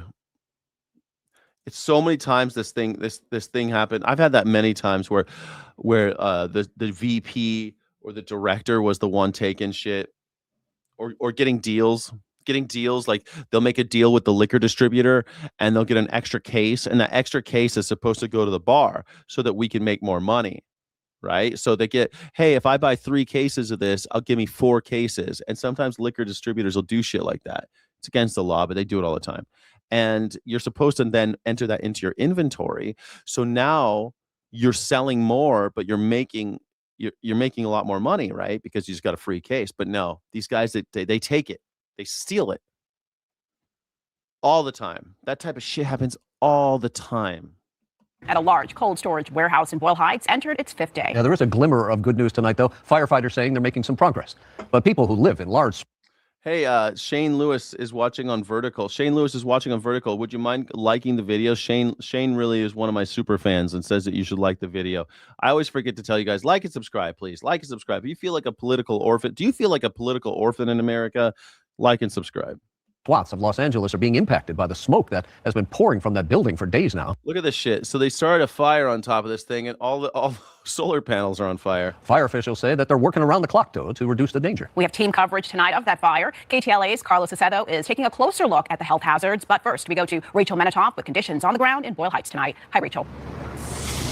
Karine Rick, still a tremendous amount of smoke in the air and a fierce firefight happening here behind us. This has been a very difficult facility to access, and so firefighters have been knocking down some of the exterior walls and spraying them down from top to bottom. 5 days after a massive fire erupted at Lineage Logistics in Boyle Heights. The smoke is really just making it like hard to breathe, you know? Firefighters continue to douse the place from the ground and from the air. They're knocking down outer walls to gain access and are isolating the flare-ups to just one part of the building. And now what we have is Like and subscribe. Now what? Hype the video. Hype the video. Hype the video. Look at there's Karen Bass going. I'm here too. I'm here too. I'm the mayor. With Class A combustibles, ordinary combustibles inside, which would be just your regular byproducts. So that's why you're seeing a lot of smoke that's still being generated. Still, heavy, thick smoke billows from its rooftop, concerning health-wise for people who live close by. God knows what's inside the smoke itself, you know. Authorities believe the fire might have been started while contractors were working on rooftop solar panels. Many of those solar panels have since been de-energized, and several lithium-ion batteries have been removed from the building to reduce contact with hazardous materials. Mayor Bass says the fumes are not as hazardous. Do you think another worker started? All you have to do is pay us a living wage. As originally thought, and therefore people can safely stay in their homes. The air quality throughout the day is going to shift. But as of right now, there is no reason to evacuate this area. The company which rents the building says it's also pumped out any harmful ammonia, and it's pledged $2 million of its own dollars to buy masks and air purifiers for the community. Once the fire is extinguished, there's still 85 million tons of product to remove from the cold storage facility, not to mention tons of spoiled frozen food. It'll take 1,700 semis to pull all of that stuff out. I don't know what's inside, what's keeping it burning. Jayla and Ever Barunda are skeptical about the length of time it's taken to gain the upper hand. But with the amount of equipment that we have and the firefighters and the bravery of the firefighters, I'm surprised the fire's not out yet. And officials are hoping to Because firefighters can't save the structure. They're trying to save it from. They're trying to keep it from burning down the whole city. get the fire out in the next couple of days, but it is going to take many weeks to remove all of this hazardous material from the area. If you do need some relief from the smoke, you can go to the Pecan Rec Center or City Terrace Park. You can also call 311 to get masks and air purifiers for your home. That's the very latest tonight from Boyle Heights. I'm Rachel Menitoff. Rick Kareen, back to you. All right, Rachel, thanks. And while that firefight in Boyle Heights goes on, as Rachel showed us, so do concerns about the potential health issues. And the concerns aren't just limited to those living nearby. In fact, people miles away are now being urged to take steps to stay safe. KTLA's Carlos Acedo Miles away, this shit's killing people. Up in South Pasadena with what you need to know. Carlos. Rick Kareen, you might have noticed the poor air quality that has settled in the LA basin, affecting many communities, including here. A lot of people are getting there. A lot of warehouses are getting burned down because workers are just pissed off too. That's been happening, and it's underreported. Last time I checked, there were like 12 of them that were started by the workers themselves. In South Pasadena. Now, there is a health advisory in place for sensitive at-risk groups, those with respiratory issues, but everyone should be concerned and take precautions. On day 5 of the warehouse fire burning and smoldering in Boyle Heights, there seems to be no relief in sight for the surrounding communities, the air quality reaching unhealthy levels, especially for sensitive groups, according to the Air Quality Index. When I take my dog out on like walks, it's like really smoky and like sometimes it's like irritating. Don't worry, it's irritating now, but it'll be really irritating when you're 60 and you have cancer from it, and you'll be like, how did I get cancer? Remember that fire from 45 years ago? Yeah, I mean, this girl's young. I mean, how old is she? How old is this woman? She's just a young girl. According to the Air Quality Index. When I take my dog out on like walks, it's like really smoky. She's just like, what is this girl, like 15? Don't worry. In 40 years, when you get cancer, you'll be like, how did this happen? And like sometimes it's like irritating. I don't smoke. Health experts encourage people to stay indoors or leave the LA basin area completely. When we have a lot of gases being how are you going to leave? You're spread by poor. a fire that have ammonia, formaldehyde, anything from man-made materials, we get into a pretty serious air hazard. And so it's very important that you stay inside, you turn off your air conditioners. We want to make sure we're turning off our air. Yeah, it's a feature. Don't worry. We're going to have beautiful sunsets. It's Los Angeles. It's June. You think they're going to turn off their air conditioners? Air conditioners within our homes, just sealing up our homes and run a medical grade air purifier. Just get yourself a medical grade air purifier. Don't turn on the air conditioner. You're going to be fine. What? This is the slow crumble of American empire right here. Just get yourself a medical grade air purifier and turn off your AC. And stay in your house, close all the windows and doors, and don't go to work. Everybody can do that, right? County public health officials have issued a health advisory. The main concern is smoke and fine particles in the air that can irritate the nose, eyes, throat, and lungs, and worsen lung and heart conditions. The most at risk, the young and elderly, and those with respiratory. Just go to your beach house, young and elderly. Just go to your beach house. What's the problem? Look at these cars on the side of the road. They're all fucked. Jesus Christ. Were they fucked? Like, this is Los Angeles, so they might have been fucked before this fire started. Boyle Heights. Man, Boyle Heights is not. Again, Boyle Heights, They build these types of things in places like Boyle Heights because they know that their people are not going to complain. They know that these people have no power. Even if they do complain, they go to the city hall. The city hall's not going to do anything. Mayor Bass probably only goes to Boyle Heights when something like this is going down. Illnesses. We talk about the very young, such as children, because their lungs have not fully developed yet. So smoke and irritants such as this can affect them much harder and quicker. People with asthma, underlying lung disease such as COPD, emphysema, this smoke can trigger them to go into an asthma exacerbation. It's dry. It's dry. You know, it's funny. I grew up in LA and I had horrible asthma until I was like 25. And I went vegan. Now I don't have asthma really anymore. I still, every once in a while, still got the asthma. But when I was a kid, I had to go to the hospital all the time. Almost every year I had to go to the hospital because of my asthma. Growing up in LA, what's with the fires in LA, man? It's because it's dry out there. It's a desert. And a breathing condition that might require emergent care. Residents are advised to limit any outdoor activity. And due to the state of emergency, city and county leaders have opened a smoke relief center at City Terrace Park, just east of Boyle Heights. If you do need to go outside, to go ahead and wear that N95 mask. It is what is recommended for these fine matter particulates. And these are the N95 masks they're talking about. That yeah, we already know what we all lived through COVID, asshole. We know what the fucking N95 mask. Kind of pit. These are N95. Have you heard of them? Yeah, we fucking know. And if you don't have, look, I have a box of N95 at my house. I'll tell you why.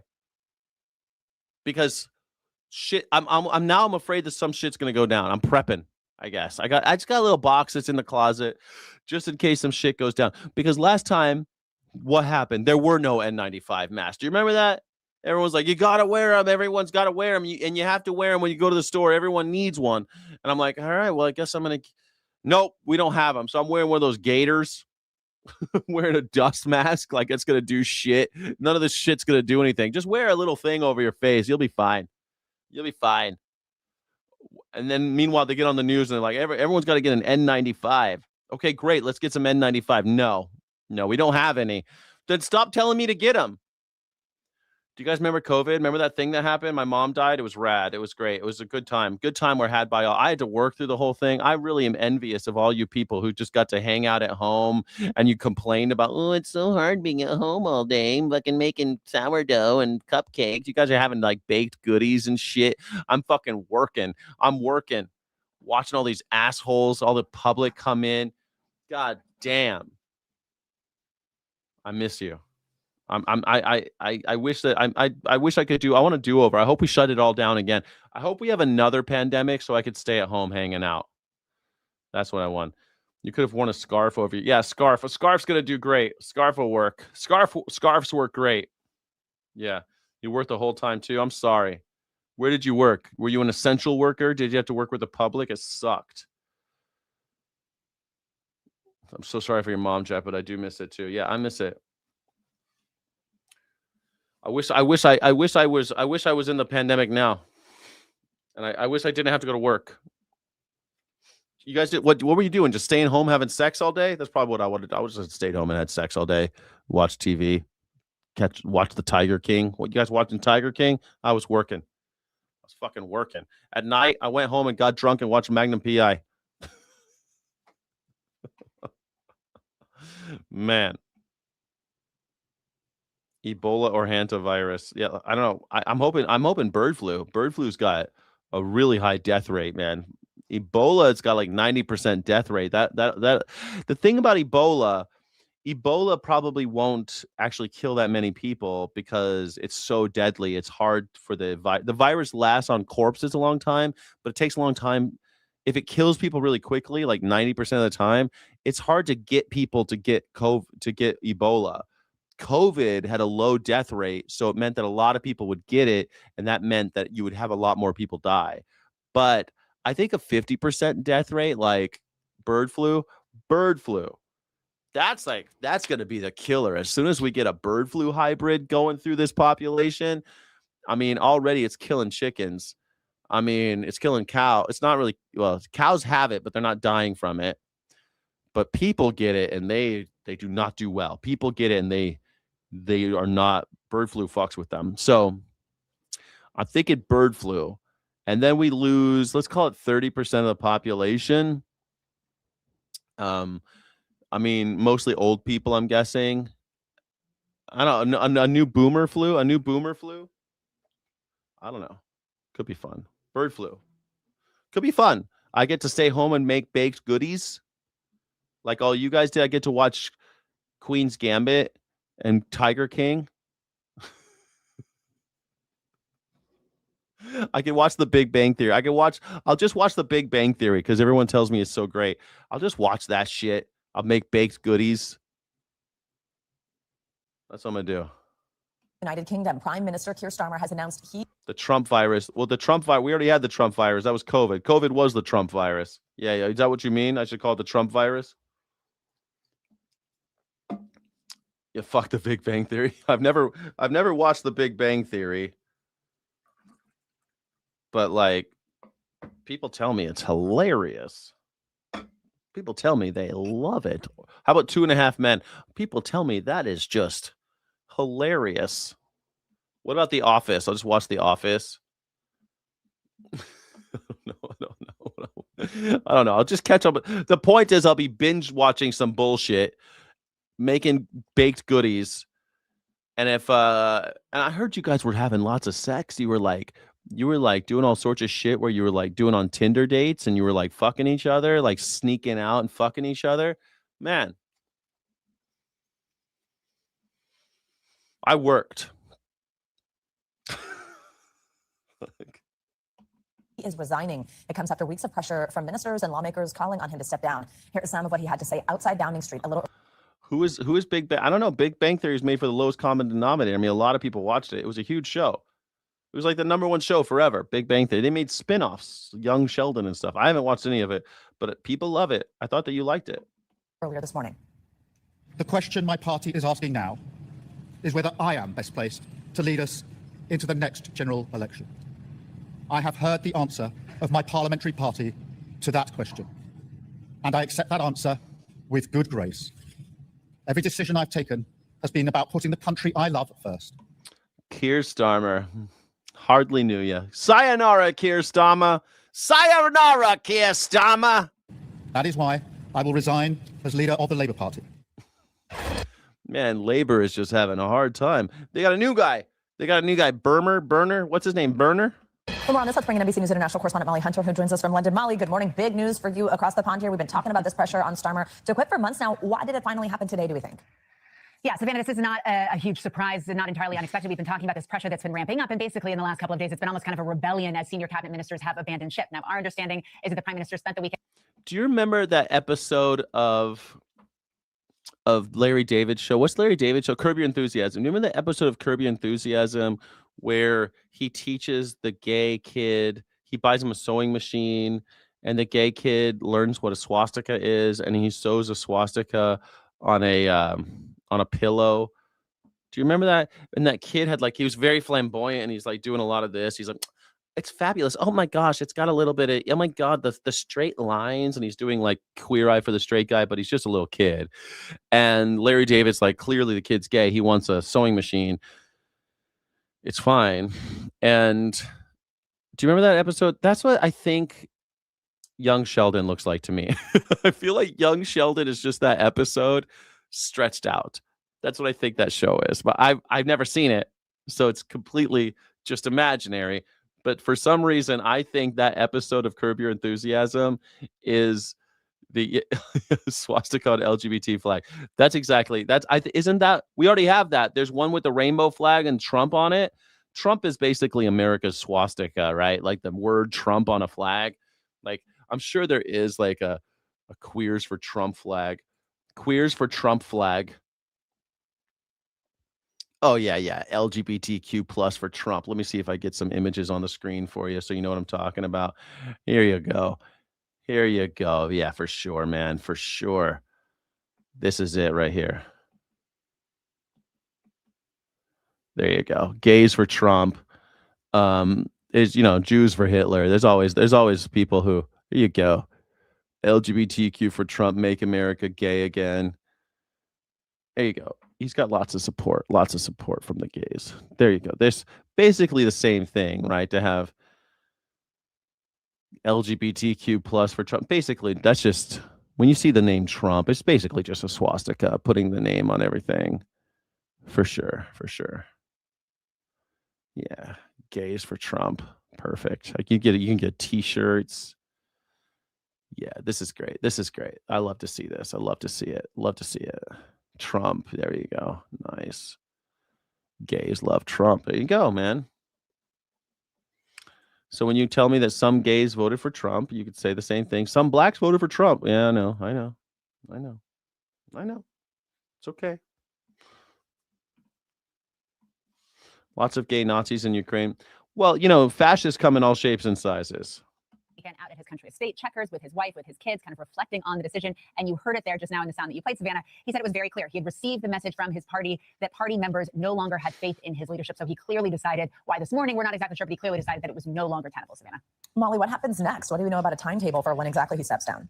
Right. So while this was not a total surprise, what labor leaders and what many people in the country were waiting to hear is what would actually be the process. And he did lay that out in his speech. So we have a little bit of a timeline. Nominations for his replacement, so other labor leaders who could possibly take over, that will open up July 9th. Then there are two options based on the British political system. So if there is only one candidate, Savannah, it will be an orderly transition, what British journalists are calling kind of a coronation. It will pass from Keir Starmer to the next person. And I know we're going to get to him, but Andy Burnham is the runaway favorite. Burnham, that's his name. Burnham. He just won a parliament seat by a resounding margin on Friday. But if there are multiple candidates, there will be a leadership contest. So an election for prime minister within the Labour Party. Now, Starmer said all of that will be wrapped up by September, Savannah. That is a pretty tight timeline. He will stay in office. But I just want to flag actually one part of his very short. It just looks like a dark-haired version of the other guy. Why does Burnham look just like Starmer except with dark hair? A very measured speech this morning is actually getting a lot of attention. At least, at least in England, they're having these issues. They're having some political issues in England, UK, whatever. They're having a great time. But the thing is, at least these guys aren't 100 years old. Do you know what I mean? Like the UK, at least they're not 100. I like that. Like how old is Burnham? What's his first name? Andy? How old is Andy Burnham? He's 56, the perfect age for a president. How old is Keir Starmer? Not Kirsty. God damn it. Kirsty. What? Stupid. Keir. How old is Keir Starmer? He's 63. So these are guys in their prime, not their prime, they're middle age. That's how old you're supposed to be. That's how old they're supposed to be. Let's see. Oh my God, only 42% are saying 50 to 60. Oh, it looks like 42% are with me though. 35 to 50 though. Hey, 34%. So basically nobody in the poll right now thinks that presidents should be between 70 and 100. 9% think that presidents should be between 70 and 100. Those are just Trump maggers. Just maggers think that stupid shit. That's the only thing that makes sense on that. Jesus. Great job, everybody. Here, take a listen to that. When I leave the biggest job in the country, I shall spend more time on the most important job, being the best husband I can to my fantastic wife, Vic, who has been a rock by my side through good times and bad, and being the best dad I can to my beautiful children, who are my pride and my joy. And you hear him choking up there, Savannah. This is a man who is often criticized for kind of failing to show emotion, failing to emotionally connect with the electorate. So that's part of the speech that people are really talking about this morning. Savannah. Molly, you mentioned this frontrunner, Andy Burnham. What would he do differently? What's different about the two men? Well, so a lot of it we'll wait to be seen. We're obviously waiting to hear any kind of reaction from Andy Burnham and Andy Burnham's team. I like his little cartoon. Look, the little cartoon. He's not even smiling in the cartoon. He's just straight. The British, they make even when they make cartoons of their politicians, just like. Actually, he kind of looks like.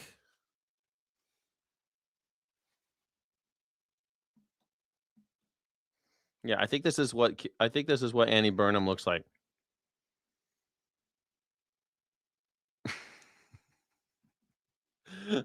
Today, but he does appear to be the runaway favorite. It is definitely not a done deal, as I just described. But he's the former mayor of Greater Manchester. He is nicknamed the King of the North. He has a lot of pride for the north of this country. King of the North. A real wave of popularity. Now, do it for the watch. Quantity to labor leaders. He's tried to win labor leadership elections before. Look at this cartoon. Look at this. That is hilarious. That's so British. Stiff upper lip. Wait, stiff upper lip. Do it for England. 2010 to Ed Miliband. He lost in 2015 to Jeremy Corbyn. But when he won the special election, Savannah, on Friday, huge support, huge popularity. He laid out kind of a distinct vision of this country that included taking utilities back into public ownership and, really importantly, decentralizing Westminster's power. He really wants more power to be in the hands of regional leaders. So we'll be watching this one very, very closely, Savannah. Molly, even before the announcement, President Trump weighed in. I want to read some of what he said. He said Keir Starmer will resign as Prime Minister of the United Kingdom. He failed badly on two very important subjects, immigration and energy. They're going on to say, I wish him well. How's that being received over there? What do you think it says about the current relationship here? Yeah, the current relationship, as we have documented, as we have talked about, Savannah, lots over the last couple of months, is not a good one. That will certainly be in the hands of the next prime minister. Keir Starmer definitely talked about how he mended relations with European leaders, didn't say much about how he had approached or how he had kind of managed that relationship with the White House. But certainly we're waiting for any kind of reaction from the White House today. How is Donald Trump going to have a relationship with anybody? Let's face it, man. The guy's a douche. Is Donald Trump ever going to have a good relationship with someone who lives in a free society? No. Keir Starmer isn't Xi Jinping. Donald Trump said Xi Jinping's his favorite, and his second favorite is Benjamin Netanyahu.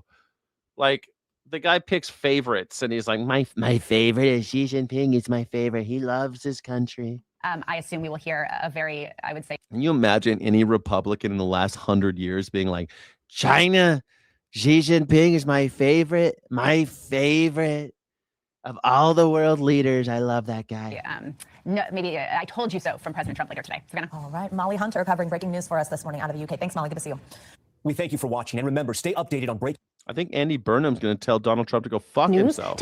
I think that's what the English want. Have you heard the Australians, what they're chanting in the streets? They're saying the Aussies are here. Remember, I forget what they're but then they're saying Donald Trump is a sex offender. They're chanting Donald Trump through America. The Aussies are here. The Aussies are here.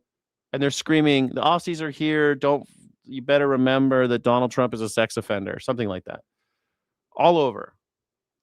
What are the Aussies chanting? What are the Aussie football fans chanting that Donald Trump is a sex offender? Anti-Donald Trump chat. Yeah. What is the Donald Trump? What are they screaming though? Aussie boys are on a bender. Donald Trump is a sex offender. Aussie boys are on a bender. Donald Trump is a sex offender. That's our reputation in the world. And they're screaming it here at home in America. Aussie boys are on a bender. Donald Trump is a sex offender. And look on, there's crowds of them screaming this. Aussie boys are on a bender. Donald Trump is a sex offender. Fucking soccer fans, dude. Today, cracks are showing in the deal between the U.S. and Iran to end the war and continue negotiations. Iranian. Oh, it's Aussie, not Aussie. Are you Australian, Chris? Are you Australian, or are you being offended on someone else's behalf? Are you Australian? Are you Australian? Are you offended for the Australians? Trump got Epstein arrested. Yeah, I mean, he turned on his best friend and co-conspirator. That's always how that goes. Yeah, that's how they arrest people. They go get the people that did the crimes with them to turn on them, and then they turn in the other guy. That's how that works. So Donald Trump is a sex offender, and he turned on his fellow sex offenders. That's how that happened. But you're absolutely right. Donald Trump helped. He snitched. Donald Trump is somehow even worse than just a sex offender. He's a snitch. Officials said they were closing the Strait of Hormuz over Israel's continued attacks on Hezbollah in Lebanon, something that's not supposed to happen under the agreement. All right, Iran's Chris. negotiators have landed. All right, Chris, if you live in Australia, then I'll allow it. I'll allow it. I like saying Aussie. Aussie. The reason why I don't like saying Aussie, because Aussie is ein Schimpfwort in Germany. If you call someone Aussie, you're calling them asozial. Like Aussie is not a nice word in German. If you call someone an Aussie, that's a bad thing to call somebody. So I like to call them Aussies. You understand? Veg in the Woods. Hell yeah. Thank you so much. Don't forget it is a call-in show. Thank you so much, Veg in the Woods.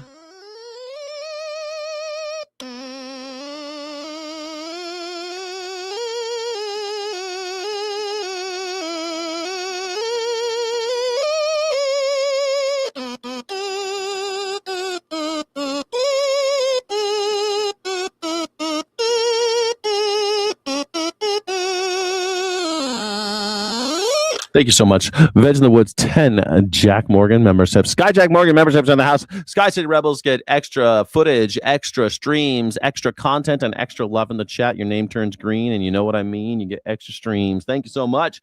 You're amazing. Veg in the Woods. In Switzerland for talks on the country's nuclear program, but warned not much would happen if the fighting doesn't stop. Meanwhile, a spokesperson for U.S. Central Command claims Iran doesn't control. I know, Ozzy. I know what you're saying, Ozzy. Ozzy. It's Ozzy. Look, man, I'm American. Do I come over to your country and tell you how to say words? Do I come to your country and tell you how to say words like wanker? No, mate. It's wanker. It's wanker. How nice is this weather, mate? How nice is this weather? How nice is this weather? I'm an Aussie, not an Aussie. How nice. Check out this weather, mate. Crikey. I have a friend, by the way, he's from Australia, an old co-worker. I hung out with him. He left the industry recently, and he's like, I'm self-employed, mate. I'm like, what do you mean you're self-employed? I'm an Uber driver. I really turn on the Aussie accent, and they give me a cracking tips, mate. Crikey, they give me great tips. I turn it up. Because he's been living in America for like 12, 13 years or something. Maybe longer. I think he's been here longer. So his accent isn't as thick. But when he drives Uber, he's like, good day. Good day. You know, he really lays it on thick, you know? Nein, ich will das total unhöflich wäre. Nein, weil das total unhöflich wäre. The strait, and U.S. forces are keeping ship traffic flowing. The national average gas price had just dipped below $4 as the critical oil shipping lane reopened. But as we have said, commitment in exchange for commitment. If the other side refuses to fulfill its obligations, then the Islamic Republic of Iran will, in turn, certainly take the necessary measures. On the U.S. negotiation team, Vice President J.D. Vance departed for Switzerland today to join Jared Kushner and Steve Witkoff. He said things are calming down in Lebanon, but there's still a back and forth between Israel and Hezbollah. Meanwhile, the president is reaffirming that Iran, will not put tolls. Israel, Iran, doesn't matter. They're all terrorists. On the Strait of Hormuz during the 60-day negotiation period, while also saying there will not be tolls afterwards unless they're put in place by the U.S. The president made the claim this afternoon on Truth Social. He said the U.S. will put tolls on the strait if no deal is reached. There has been a back and forth over who controls the important choke point, with Iranian officials claiming they're going to manage the strait with Oman and impose service. Some people like getting choked. I don't know. I mean, some people like getting choked. Like David Carradine. David Carradine, man. Little autoerotic asphyxiation, though. And they say someone else was in the room, but then she left, right? She like had the belt, but then something went wrong, and then she left, and he was found dead. Poor David Carradine. Fees. The U.S. has said no such thing will happen. He was the guy from Kill Bill. He was Bill in Kill Bill. President Trump today renewed his claims that Italy's prime. You know, David Carradine died. Am I talking? Everyone knows how David Carradine died, right? Like they found him in a hotel room with something around his neck, and he was choked out, dead. He liked to get choked, like the Strait of Hormuz. Minister begged for a picture with him. They're going to start calling, they call the people that like that, they like getting choked, they call them gaspers because they gasp for air, right? They call them gaspers. And I think that's a great name, but I think they should call them Hormuzers now. I think we should call them Hormuz.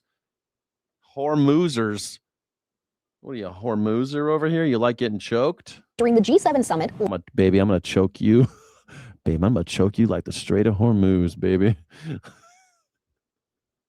Last week, Giorgia Meloni called the claim completely fabricated on Friday, and Italy's foreign minister canceled a trip to the U.S. in her defense. President Trump claimed in his new post that Meloni was doing poorly in Italy because she turned down U.S. attempts to use Italy's landing strips and runways during the Iran war. She responded that her popularity depends on her ability to defend Italy's national interests and that Trump should focus on his own popularity. Yeah, Trump should. Because Democratic Socialists. Why the fuck is he always on Maroni's ass? Like, what the hell? This young woman running the country over in Italy. Stop fucking with Italy, man. Stop fucking with Italy. What the hell? Stop beating up on women, Donald. Why is Donald Trump has never beaten a man? He can only beat up on women. It's just like, that's just how I know how many times guys have threatened me or threatened to kill me. It's like, I know you're not going to do anything because you only beat up on people who can't fight back. You only beat up on innocent animals, women and children. Most of these maggers are such cowards. These maggers, they only beat up on people, trans people, they love beating up on people who can't fight back. That's what they like to do. That's why they pick on trans people. They can't fight back. There's not enough of them to fight back. They have no political capital. They have no power whatsoever. And so because they're vulnerable, they get fucked with by maggers. Maggers only beat up on the little guys that can't fight back. That's what they do. If they were fighting a fair fight, then they wouldn't last a day. They wouldn't last one. We'd spin them out like bad seeds, but they're beating up on somebody else.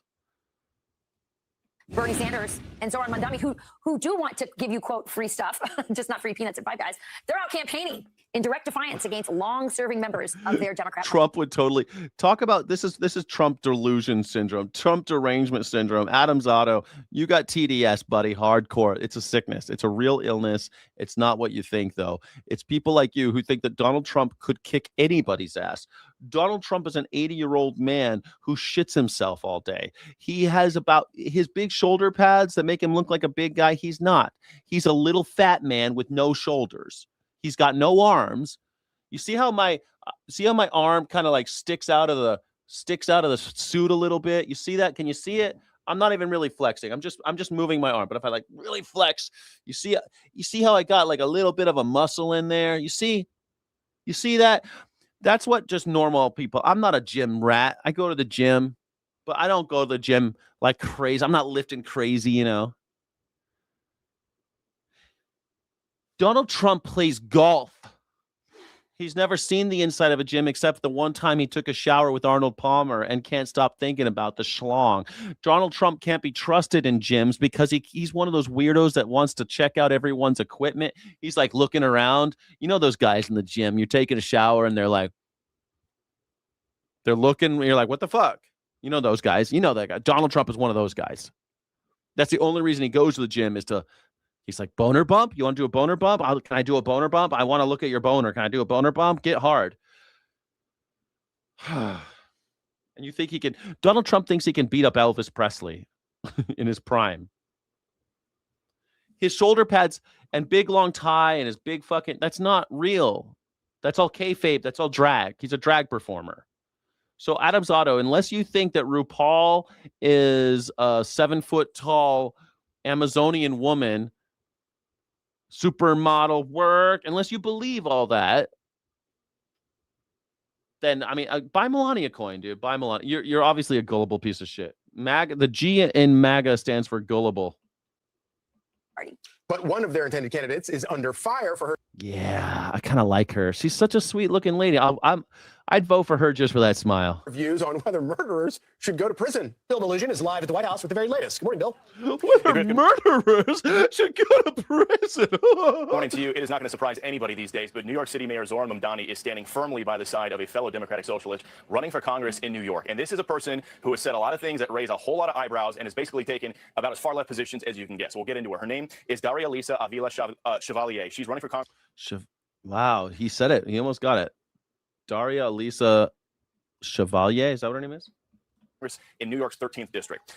She looks like a Daria, doesn't she? She looks like a Daria. I like her already. I haven't even heard her stance.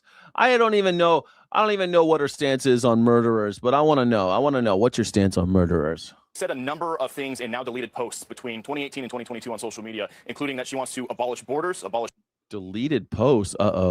Prisons and police, is abolishing all those things is, quote, possible, necessary, and the only moral way forward. She has also said that all deportation is wrong and, quote, yes, literally abolish the border. She's also made some yeah, you said it twice. Abolish the border, abolish police, abolish prisons. Sounds like a plan to me. Let's go. I love it. I love these ideas. American comments saying, quote, why are Americans how come Americans have no imagination whatsoever? They hear these things. They're like, no! Like, why freak out? Listen, maggers, ideas are fun. Learning things is fun. Reading is fun. Learning new ideas, political theory, philosophy, it's fun. The truth is, millions of Americans go about their daily lives and they don't know the names of the fucking president. They don't know the name of the politicians. They don't know who represents them. They don't vote. They do all these things without the government. We're almost to anarchy anyway. We could do it. We could abolish all these borders and all the prisons and all the cops. We could do it. We could do it. We could do it. It could happen. Most of your life, you live just walking around, not interacting with the government at all. And every time you see a cop, it's always a bad news, isn't it? They're taking away your brother. They're making sure you're not speeding. They're doing shit like that. This country is an effing disgrace. In another post, she also added, quote, I forgot to get napkins, so I just wiped my hand on the American flag behind me in yet another post. Now, New York Well, I mean, it's just Congress. He's representing the people. City Mayor Zohran Mamdani and Vermont Senator Bernie Sanders were both campaigning for Chevalier in New York on Thursday. And that, my friends, is why we need to elect Daria Lisa Avila Chevalier.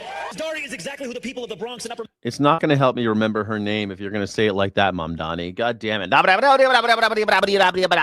Chevalier. I got Chevalier out of there. Daria Chevalier. That's what I'm going to call her. Daria Chevalier. Does anybody know this lady's name? Manhattan deserve representing them in Congress. The next 4 days, everybody here and everybody in the city has got to work hard to make sure that Brad and Claire and Daralisa become the next congresspeople for New York City.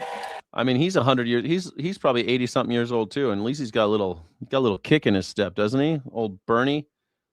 If Bernie dies before Donald Trump, damn it, she wipes her hand. I'm sure it wasn't her ass. Yeah, wiped her hand. I'm sure it was. It probably was. Why I forgot napkins. I don't know. I think she said, I don't know. He's thanks, Mikhail. You'll walk for office. You're not planning to run for office. Well, she said these things in old deleted posts. I mean, again, I'm okay with all the things she said, but the fact that she deleted them and she's like, yeah, those, I used to think that way back in the old days. Back, when I was 15, I thought some crazy shit, and I had a Twitter account. So now listen to this. Chevalier sat down with the New York editorial board where she repeatedly dodged questions on how she thinks murderers should be handled as a self-proclaimed prison abolitionist. The questioner said, quote, oh, I like that. I like that. Why don't you play the clip? We played the clip on this show. Okay, it looks like most people are with me on this presidential thing or the age thing. I like this. Thank you, everybody. It looks like everyone's on the same page when it comes to basically under 60, almost 77,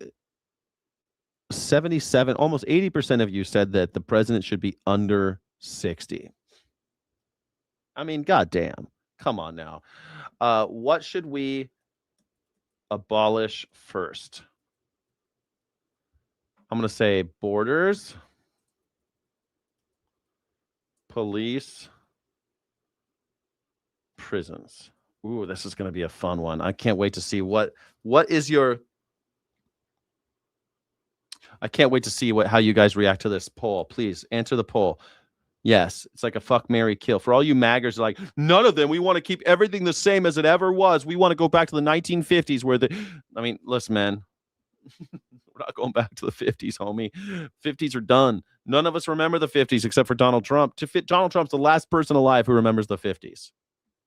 I went to a sentencing last week. A man killed another man, didn't know the person, just sitting on a stoop, got an 18-year prison sentence. Should that person not go to prison, and what should happen instead? She replies, quote, so, for prison abolitionists, I think a lot of folks misunderstand what that vision of the world actually is, and it is one that actually centers this question of harm. At the heart of what we're asking is, why is there that there's so much harm in our society? She ended up dodging that question multiple times. Is that dodging that question? Prison abolitionist is about, hey, how can we not have prisons anymore? Could we actually address the problems of harm so that we could prevent these things from happening rather than punishing people after they've already committed crimes?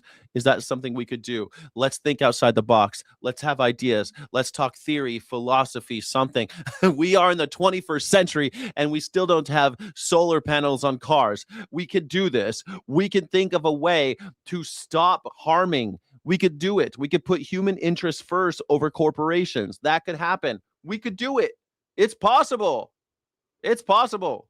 And back out here live, she's also running on completely abolishing ICE. She's previously called Joe Biden a rapist. She's previously said, quote, Joe Biden might have been a rapist. Kamala Harris, back during the COVID-19 pandemic, she urged the government to provide about $3,000 a month to everybody in basic universal income. That would have been great during COVID. Everyone should have gotten $3,000 a month in basic universal income instead of giving it to corporations. Corporations, instead, what they did is drive up inflation. If you gave every American $3,000 a month just to live during COVID, then maybe we wouldn't be in the global fucking recession we're in right now. I know it's not technically a recession, blah, blah, blah, blah, blah. But we had horrible inflation, horrible gas prices, supply chain issues, all because we gave money to corporations instead of the people. We said, you know what? Let's not give it to the people. They don't know what to do with their money. Let's give it to corporations. And corporations know what to do with their money. They bought back stock because the stock market was in the toilet, and they took the money from the government and they bought back stock. Transferring wealth from the poor to the rich. But they could have just given the money to you. They could have sent it in the mail put it in your bank account. They have our banking information. They could just automatically deposit $3,000 a month, and it would have been cheaper than giving money to corporations. But Donald Trump is a piece of shit. That pharmaceutical companies and private medical insurance should be dissolved. She also suggested that Medicare should be expanded to every single citizen and private property be seized from landlords. So that right there is what gets you an endorsement from Bernie Sanders and Zoran Mamdani these days, guys. Listen back to you. Unbelievable. All right, delusion. You know what we got? Canada got $2,000 a month during COVID. Is that real? Is that true? But did Canadians get $2,000 a month per person during COVID?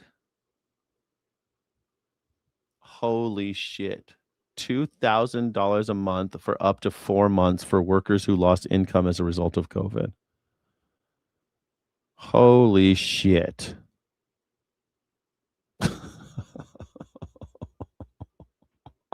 And that came out to be $1,400 US a month. $1,400 US. Fuck you. In America, we got nothing. I think we got a $1,600 check. One for the whole year. Just one. So they proved that they could do it. They mailed out a bunch of checks, $1,600. So they proved that they could have just mailed us all a bunch of checks. No, we can't trust the American people with that money. We trust the corporations. And what'd they do? They drove up inflation, shut down the supply chain, screwed us, and bought back their own stock. They screwed us. And then they committed fraud with the payroll protection program. It's just like the same companies. Thank you. Thank you, Bill. All right, joining us now, Democratic Congressman Ro Khanna.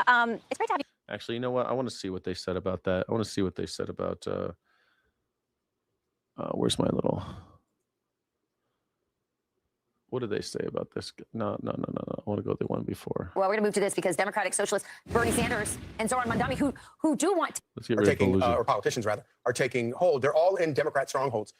Everywhere you look at where this stuff, this rot is being sold, is in places where Democrats have had tone down the rhetoric, dude. I thought you're going to keep people killed. You could call it rot. Stranglehold on politics for a long time. This is not a rejection of America or American values or Republicans. This is a rejection of the Democrat Party. That's the only places this nonsense flourishes are in places where Democrats have controlled for many, many years. And if you go around and you talk to and they love to talk about the working class, you talk to anybody who is a normal worker in this country, they are not talking about open borders. They are not talking about abolishing prisons. They are not talking about giving the government this. They didn't get $600 a week. What are you talking about? $600 a week? Depending on how much you made, I don't know. I know that people got money for unemployment. I didn't get unemployment, though. I got nothing. And depending on what state you were in, too. The PPP fraud was insane. The same corporations. So, again, why would you do it through unemployment? Just send us the fucking money. Well, if you apply for unemployment and you do, what the fuck? Just send everybody money. Just send everybody money. You need the economy to keep going? Send everybody money. Problem solved. You could even send everybody the money and be like, hey, just so you know, we're going to take this out of your, you're going to have to pay it in your taxes in the next 5 years or something. You could even take it back as if you want to be a dick about it. Power to take everything away from people. I think that this stuff, it flourishes in places like New York City, and then it dies there. Asking a candidate if a murderer should go to prison is not a trick question. It's unbelievable that this is the candidate. But I think at the root of this is in the context of, hey, we're talking about prison abolition. What about murderers? It's always what you do. Hey, I think we should abolish prison. Well, what about murderers? Well, we're going to try to create a world where we're not having so much harm, where we're not actually having so many murders, and then we won't have to have all these prisons. But what about murder? You don't think murderers? You don't think you don't think murderers should go to jail? Look, man, that's not what I said. We're gonna try to solve murders before they happen, so that people have a place to go, so they don't kill people. Like a lot of murders can be solved without killing people before they happen. I mean, you can prevent murder. Is the point? Prevent murder as much as possible. Why don't we do that? No. You don't think murderers should go to jail? Is our education system. Yes, you're right. It's going to, these ideas, these communist, foreign ideas, because communism is foreign to our country, is brought here by the progressives. Does not work with any of our ideas. Completely. Capitalism was not from this country. The fuck are you talking about? None of these fucking ideas are from this. This stupid bitch pisses me off so much. I think this is true. So it's this foreign idea that's been implanted, and the only Emily reason that it's taking hold is because we have allowed these Marxists to take over our education system. So they're foreign ideas. So like capitalism, or like the words in our Constitution, or like the language that most of us speak, like all those, English didn't come from this country. That's why it's called English. These young people who are hearing these messages, as soon as there's a little bit of a tough economic time, we're a young country. No, we're not. We're one of the oldest countries on earth. What do you mean? It depends on what you mean by country, but we're one of the oldest, longest running countries on earth. Like the longest functioning governments on earth, America's up there near the top. What are the longest functioning governments in the world? Nations. Number 2. Number 2 is United States. Number 1 is Republic of San Marino, is the oldest. Fucking, where's the Republic of San Marino? San Marino is widely recognized the oldest surviving sovereign state and is constitutional republic, surrounded by Italy. It has maintained its independence and unique republican system for more than 1,700 years. Oh my gosh. United States, 1789. The United States Constitution is the oldest written national constitution still in active use. While the country became independent in 1776, it didn't. We declared independence in 1776. The current federal government was established when the Constitution was ratified in 1789. Iceland did not gain full national independence until 1944. Switzerland, 1848. The UK operates an uncodified constitution built up over centuries. Its core governing framework traces back to the Magna Carta, but you can't count 1215. That's bullshit. We're one of the oldest countries in the world. We're always in like the top, depending on how you count it, we're always like the top 5 oldest countries in the world. The United States. Everyone likes to say we're old, but it's just not true. You mean the structure of government, not the oldest country as a culture. Well, the culture, where do you want to start? You want to start our culture in England? Because American culture started in Western Europe. So like our culture is imported from Western Europe. So where do you start that? 1492? I mean, a lot of people just consider colonialism to start in about 1492. So I guess you could count from 1492 if you want to. Or, you could count the culture in this country, which would be 1605 or something like that, when Jamestown started. What year did Jamestown? I always look this up. I always forget. What year was Jamestown established? 1607. I said 1605. 1607. So 1607, Jamestown started in the United States and what would become the United States of America. People consider that's the beginning of American society. As we know today, that's the beginning of American society. Historians think 1607. Again, one of the oldest cultures in the world. Our society is very old. If you want to say culture, though, I mean, really, we could track back to Magna Carta too, 1215. It all starts with the Magna Carta, 1215.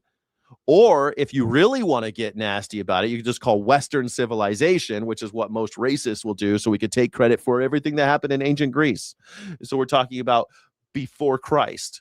So when did our culture start? It becomes very, very hard to track. But when you talk about nation states, governments, countries, we're one of the oldest countries and doing business like this forever. Like France today is not like France in 1845.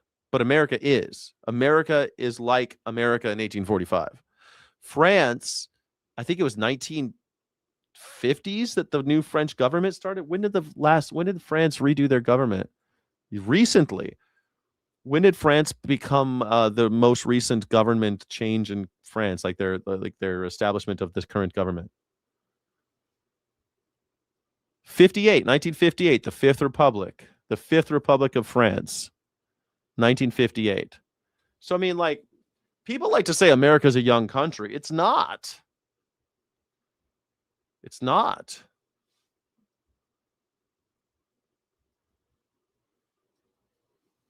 My culture started when my ancestors arrived in 1655 from the roots of Dutch Quakers.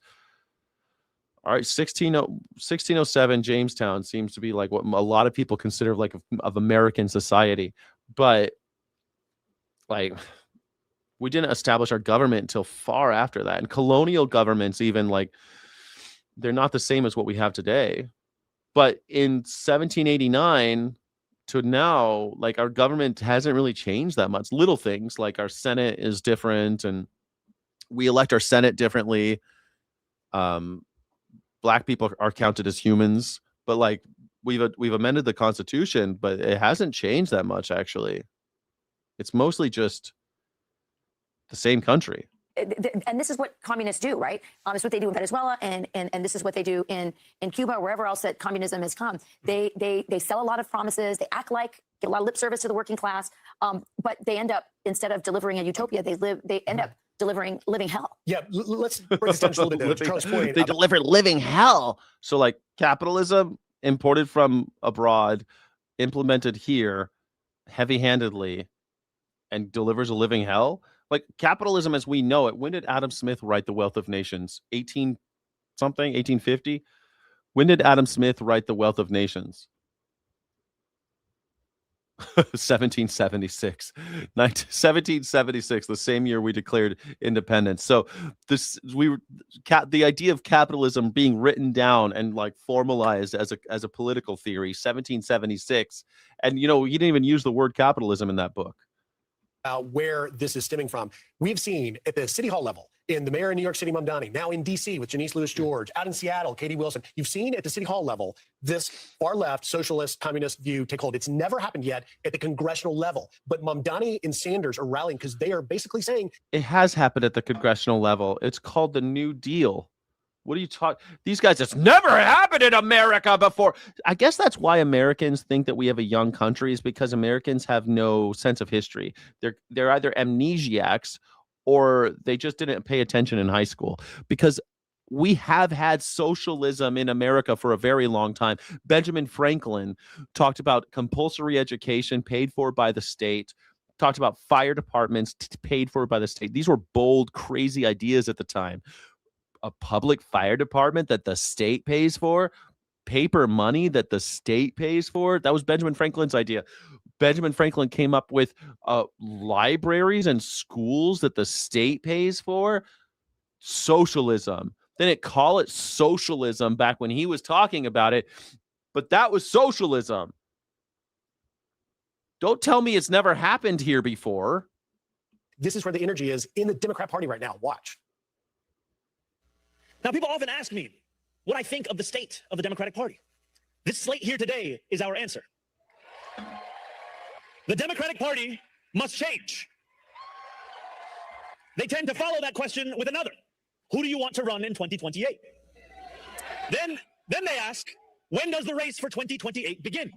You know, sometimes I listen to you ever had those guys? They're called it's called Pod Save America, and they're just Democrat hacks, but they get really good guests. So sometimes I watch I watch or listen to their podcast, but I don't really like they're too fucking Democrat. It's just like bleh.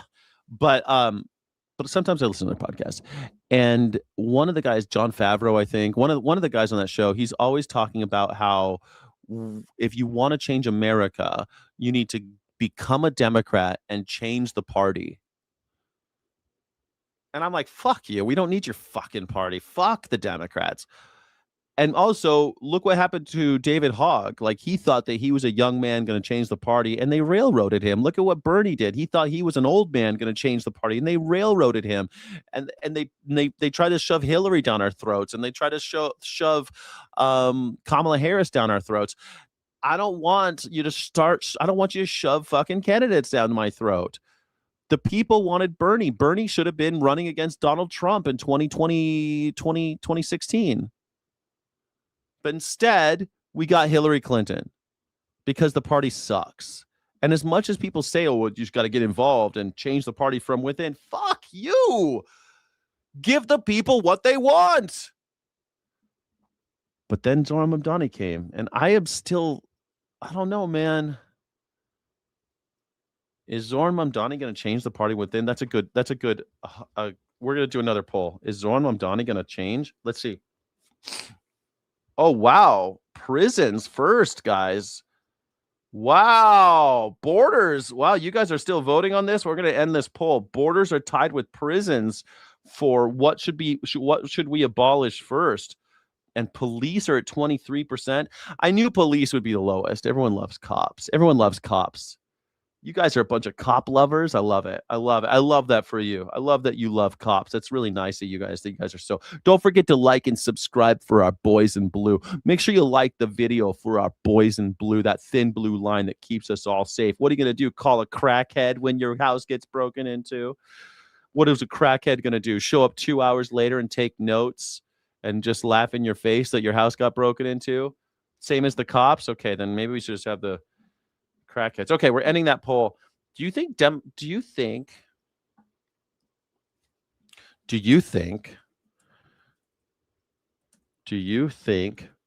people like Mamdani can change the Dems from within to give the people what they want? Do you think people like Mamdani can change the Dems from within to give the people what they want? That's the poll. Let me know, yes or no. What do you think? That gives the Maggers. The Maggers can say the same. Maybe you hate Mamdani. Do you think he's going to change the party? Because I don't have faith. But I'm starting to have like little cracks in my faith. Oh, we have a guest. Hold on one second, guest. We have a guest. Can you put your age in the chat, in the private chat, so I know you're not a child, please? Oh, it's Nadia. Never mind, Nadia. I recognize you. Give me a second, Nadia. I'll bring you on in just a second. It's a call-in show, everybody. We'll have a call-in in a second. It starts now. The 2028 election. Tuesday. But Zoran, it's 2026. Because for far too long, our party has seen its job as managing decline instead of delivering material change for working people. And that old way of thinking will lose on Tuesday. And frankly, it will lose in South Carolina and New Hampshire. It will fall short of 270 electoral votes. Because the party of the past will not be what leads us into the future. You know, Griff, you're the first person to really come out very out and proud, besides Bernie Sanders. Out and proud? Out and proud. It's June, everybody. It's out and proud. If you have a gay friend, call them up. Tell them that you stand in solidarity with them. It's AOC. She came out. She was out and proud of socialists. She made no bones about it. And now we got the squad, All for Friends, Ilhan Omar, Taliba Rashid, and now we're getting this new crop of young communists. And young communists. I don't know. I think she's cute as a button. I hope she wins. Mamdani himself cannot become president because he was born in another country. But if he could have run, I think he would be formidable. This guy can't run for president, but he is, I think, the face of the movement. He's surpassed AOC in talent, I think, in his ability and his charisma. Obviously, his ideas are totally bankrupt. And as I said, not part of his ideas are totally bankrupt. Anything to do with the American experiment of who we are. But he's effective. And I think that these are all lies. They have exactly to do with who we are. That's why he's winning. That's why he's winning. That's what winning looks like. That's why. That's why he's winning. That's like saying Donald Trump doesn't have anything to do with America. Yes, he does. A lot of Americans feel the way Donald Trump does, that billionaires should be able to fuck me in the ass whenever they say yes, whenever they want. Nadia Chambers is on the show. Welcome, Nadia Chambers, to the Morning Sky Show. Welcome. Hello. Hello. Welcome to the show. How's Germany treating you? Oh, well, it's gonna get rough soon because my various arrangements are all collapsing. But in the Sorry to hear meantime, that. Yeah. yeah, I guess they may have heard that the merits in the CDU are cozying. I guess I think the word we used was kumpeln up to the AFD. Yeah. They're all getting So- together. Well, you kind of saw that coming though, didn't you? Like the Germans, and as soon as the Germans said that they're going to bring back compulsory military service, and that they're looking at raising their military budget to 5% of their GDP, making them the third largest overnight. They will be the third largest military in the world. I think that's a bad idea just from history. That's saying I'm not saying people can't change. Yeah, I kind of was already screwed at the point that happened and became clear and all that. Yeah. I was like, oh, I should, if I weren't already massively fucked, I would be on a plane to Thailand right now. Yeah. Well, what's the deal and how you feeling? What's on your mind today?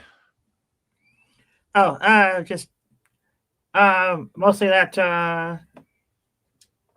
I don't know, the Western, like, liberal democracies. I mean, they will, change the faces and switch out, I guess which precise shill is up there in the Parliament or White House, whatever, is selling the same old shit to you all. But in general, there's a pretty broad continuity of policy, agenda, and everything, right?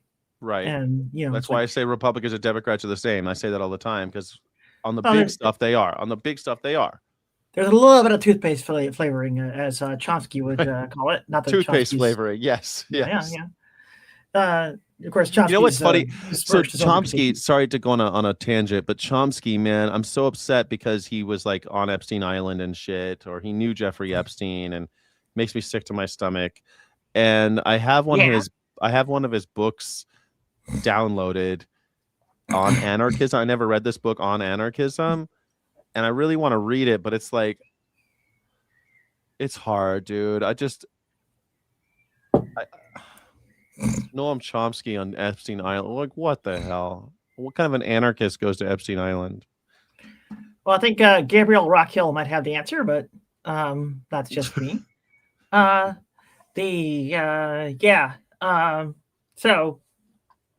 continuity, policy, and agenda, and all that kind of stuff. So, well, who's really in charge?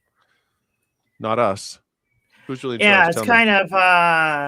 I think the general pipeline of the orders is sitting on the order of like from Wall Street to the Pentagon to the various governments, or if not the Pentagon, then shape Supreme headquarters of Allied whatever it is in NATO, and so on, right? So yeah. So basically, we're all military dictatorships in reality. Got a democratic facade, and none of the electioneering stuff, and elections are rigged shams anyway, is going to make a difference. And So what's the answer though? Then what do we do? Well, clearly, as the entire kind of parliamentary and whatever it is kind of affair is not much more than a public relations exercise with a bunch of shills, I guess doing their various kinds of shilling. It's kind of dealing with the military dictatorship behind it, right? So, so what's the answer? What's the answer? Because you sent me a thing saying socialism isn't enough. Which, okay, socialism is nicht genug. Wir brauchen vollendeten Kommunismus, but vollendeten Kommunismus, communism can't happen without Like anarcho-communism can't happen until a major revolution. Are you saying we need a major revolution? We need an actual revolution? Is that what you're suggesting? I think the whole kind of like, you know, guerrilla warriors in the with the what are they called? With the I guess the straps that go like a like the Zapatistas always had like the yeah. bandoliers with the Bandoliers, bullets. yeah, Yeah, they like to have all the bandoliers. I want a picture of me with some bandoliers. I need some bandoliers. When I move to New Mexico, I'm going to buy myself an assault rifle, and maybe I'll get some bandoliers. I need to get my tummy or whatever in shape so I can basically like use like a bandolier as a bra. Yeah. Well, you know what's funny? You say belly, and I've been running again, and I've been thinking really hard. My friend and I, my oldest friend, we met in martial arts, and I haven't been a martial artist for a long time, since I was in high school, really. And I've thought about, now I'm a middle-aged man, and I feel like I kind of want to get back into martial arts just to make myself a little bit more formidable, you know, like, because if push comes to shove, I don't want to have to go down not fighting. I don't want to go down not fighting. You know, I don't want to be such an easy target. That's all. I know that they're going to come shoot me in the head, but I just I don't want to make it easy for them. Yeah, I think the Boxer affair in 1900 kind of maybe decided that the relevance of martial arts might not be very high. Okay, but the martial arts will get you fit. You'll be disciplined, and you'll have the conditioning to run. And I feel like you'd be good at de-arresting yourself or de-arresting someone else. I feel like de-arresting is basically just martial arts, because if you look at like the how to de-arrest someone, it's always about like pushing someone's wrist down. It's always about manipulating people's joints so you could get someone out of police custody. That might work in, well, this side of the Atlantic. In the United States, I think you're just gonna you'll get a hail of like machine gun fire like really fast. Well, not yet. That's like 10 years from now, I hope. Have you like ever watched the news? It's like yes, since like I watch the news every 1980, day. it's been like, you know, you're on a news reaction show. yeah. You're right. The police just like you know, mow down like crowds of people, like just, you know, That's for true. target practice and fun. Yeah. That's true. In the Detroit riots, they did that. But also, like when they assassinate people like Bonnie and Clyde, they just like a hailstorm. Yeah. Yeah. Okay. But in protest situations, and if I'm going to be like if I'm by myself and there's like mayhem, they're not just mowing people down. And who knows, here's the other thing though, Nadia. A lot of times in these revolutions, when you take out the head, the military just oftentimes chills out to see what happens next. In like in revolutions, a lot of times the militaries, they're just like, well, we don't have a boss now. Either they try to take the government for themselves because they think they could do it, or they await orders. The trick is, of course, we know that the head is not the head we can see, right? The head we can see is a fake head, because continuity of policy and agenda and so on proves something else is setting it all. It does not change every 4 years. Right? Okay, yes, you're right about that. But consider this as well. Like in both Russian revolutions, the military switched sides. They went with the people. They ended up siding with the people because they still, like, even though the military seems like this group above us or something, they're not. My neighbors are in the military. My realtor's son is in the military. These are people that I know, you know. I think Novara Media might have done an interview recently that is very relevant to your assessment of the military, and it's not good. No, it's not good. They're all brainwashed. But that's before you see blood in the streets. It's worse. Yeah, it's very bad. Like they've been not just brainwashing, they've also been kind of like pretty much just straight up recruiting the neo-NS people and so on. And I mean, the guy was like, when he was doing his whole thing, it's a British guy, so he's not in the USA Army. Yeah. He talked to the people and they said, all the NS tattoos, they were able to, get right into the military with them and so on. So it's bad. And hasn't that always been the case? I mean, with hasn't that always been the case? I mean, it used to be if you were a gangbanger, you could join the military and get out of jail. That was like standard practice back in the day. Yeah, you can go to jail or you can join the military. And a lot of people, like murderers and shit, a lot of people, they just join the military and they don't have to. You're erased now. You don't have those legal problems anymore. So we've always had that kind of thing, right? And I think that went back to the old days where they used to beat people over the head in bars and they'd wake up on ships and you're in the military now.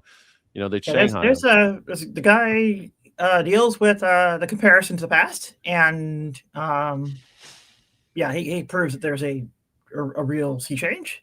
Like it's been like the whole Hegseth thing where he's got the crusading and the Bible stuff and going on about the war for the apocalypse and all that kind of stuff.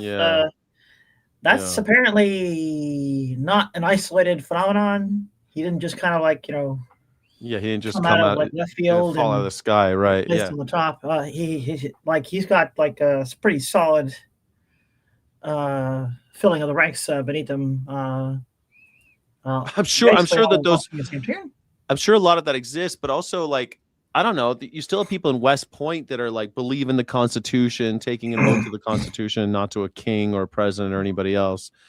And like I talk to people in the military, there's still some of those top brass guys. They believe in the whole rah rah rah American Constitution and all that. Like there's people that still.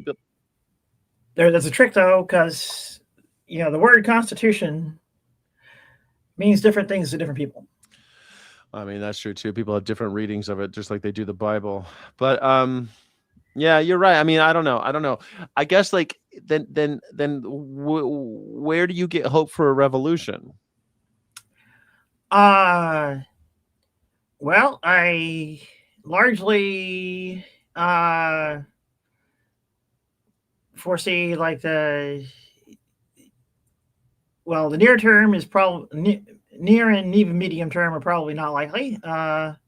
Military defeat on like basically for World War III is very likely. And in the wake of that, it'll probably like limp on as a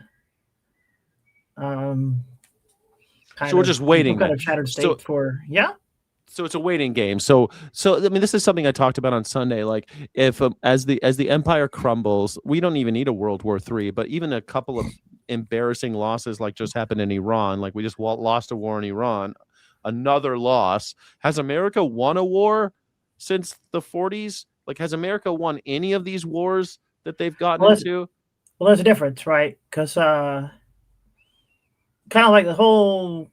There's been a number of different changes in the whole weaponry scene, right? So like the aircraft carrier is now not much more than just target practice for hypersonic missiles, right? So that's they become useless. The drones. We're building more of them. We're building Trump ships. We're building Trump class fighters and Trump class battleships. So stupid. Yeah, they're all just like being lined up to get sent directly to Dave Jones' locker. But the trick is the whole drones, right? So these kinds of storms of massive numbers of tiny attack thingies can be sent. There are also the hypersonic missiles, which I guess West doesn't even have. And then Probably These a are just third one, fast which people missiles. haven't really made much notice of, is that there's apparently these they use nuclear propulsion. Yes, It's not they a use nuclear warhead. right. It's It's not nuclear making a propulsion. big explosion with the nukes, with the nuclear aspect. Yeah. It's just using the nuclear. Yeah, it's a conventional bomb going very, very quick because it's got a nuclear It's engine actually on not. it. No, it's not the speed. They're actually not even as fast as hypersonics. But They what just they go very can do is they fast. can linger. Oh, they fly can go a around long for time. weeks and weeks. That makes sense. Maybe Okay, but here's the over a thing. month. Forget about all the military technology. Forget about the military technology. If we're going to lose the next war and America's just going to limp on, then it's going to be like Swiss cheese, and we're going to have big holes in America where the American government just doesn't exist anymore. It'll be like without the apocalypse, we'll just have a kind of like a post-apocalyptic world. It'll be like Mad Max, yeah. Yeah, or I think of The Walking Dead, like The Walking Dead without the zombies. Like because Mad I'm Max not is familiar. Oh, you really? It's all about they go from community to community, and they have different problems at each community. And Well, Mad zombies Max, I guess I'm more familiar with because it's like 79, so I actually remember it. But Mad Max is just chaos, and like there's no. Well, I guess they do have little societies, but they're just like. On the leftover, I mean, the guy was a cop, right? So yeah. Mad Max was a the cop. propaganda, but still, the scenario was basically kind of a peak oil-ish kind of thing. There was the whole, I guess, the backstory was either thin or expounded somewhere outside of the original film. But I guess the backstory is supposed to be basically like either peak oil provoked nuclear war of the rest of the world outside Australia, or the nuclear war cut off all the oil supplies to Australia, and one of the two things, and then Australia, of course, falls into the Mad Max chaos, right? So, but what's funny too, though, if it all goes to shit like that, if it really all goes to shit, like peak oil and nuclear war, we don't have cars anymore. It's over. There's no gasoline. Gasoline only lasts for 6 months on the shelf. Oh, peak oil was 2005. I know peak oil, but if it's real, that peak oil, I don't know. Peak oil was real. It was 2005. Yeah, but that just means we're on the other side of it, and so we're fighting more and more wars and getting more adventurous with how we procure oil. But that means shale, the fracking is the big reason why we're noticing it not as much as we otherwise would. But that means we're going to get like 50 years out of it. We're going to get 50 more years before we have this revolution. No, fracking burns out a lot faster than the regular oil wells. Yeah, but hold on. Let me see. First of all, Noam Chomsky says he was never on Epstein Island. Chomsky and his wife Valeria were in regular correspondence and association with Epstein, meeting for dinners in New York, attending academic events, and relying on him for financial tax advice. What the hell, Noam Chomsky? You know what I'm saying? Anyway, he says that he never went to the Caribbean with him, never was on the island, had no idea what was happening there. Well, it has to be bullshit because he didn't actually know anything about finance or taxes. Epstein? The Epstein? Well, he was a financial guy before he was Epstein, right? He was working for Goldman Sachs or something before that, right?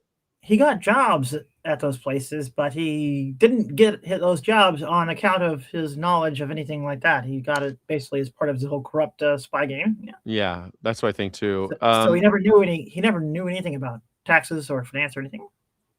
Chomsky said, quote, "We never went to his island or knew anything about about anything that happened there," asserting that Epstein deceived them by presenting himself as a philanthropist and scientist. Have you ever seen an interview of Epstein talking? Yeah, lots. You have? Okay, yeah, of course. I've seen him say, I'm pleading the 5th, 12th, 14th, and whatever. He said all the amendments that he didn't want to. Yeah, I've seen those interviews. How can you have seen him talk for an extended period of time and not come away with the impression this guy doesn't know anything about anything? He knew about some things. I mean, I don't know what he knows about taxes. I don't know what the hell Chomsky's relationship with the finance and taxes. I mean, he obviously knew a lot of people. I mean, he knew. I don't think he was an idiot. He kept a giant human trafficking ring going for years and years and years and years. He was an idiot. I mean, he might have had that going, but it wasn't by dint of his being brilliant. No, but he was successful at amassing large sums of wealth and evading capture for a very long time. So he did. I don't know brilliant, but I think that he was probably a good con man. He had a lot of people under his little finger, he wrapped around his finger. But I'm going to ask, if peak oil happened in 2005, how much longer do we predict that we will have enough oil to keep going as we're going? It's not clear, but the fracking shale stuff is dropping off pretty quick. So there was going to be tightening of the belts on this front even before the Iran war. Yeah. So let me ask. Oh, I'm gonna hold on. Let me ask Google. If 2005 is peak oil, how much longer do we have in our oil in the world's oil supply to keep going? Okay, so it's thinking. Okay, so 40 to 50 years. It says that if conventional oil peaked in 2005, as some theories suggest, we aren't running out as quickly as initially feared. The world's oil supply. This is Stanford Graduate School of Business. To keep it's not going a well-formed question. Huh? It's not a well-formed question. I think it understood what I mean. It says we have enough oils. The world's oil supply is expected to keep going for another 40 to 50 years, though global consumption patterns are shifting long before reserves completely deplete. The reason why we haven't run dry is because shale and fracking, proven reserves, current proven global reserves are estimated to last about 40 years. Peak demand, industry and analysts expect overall demand for oil to plateau and potentially decrease. So one thing is that there is a lot more oil on the ground than it will ever be extracted, worth or possible to pump. Yeah.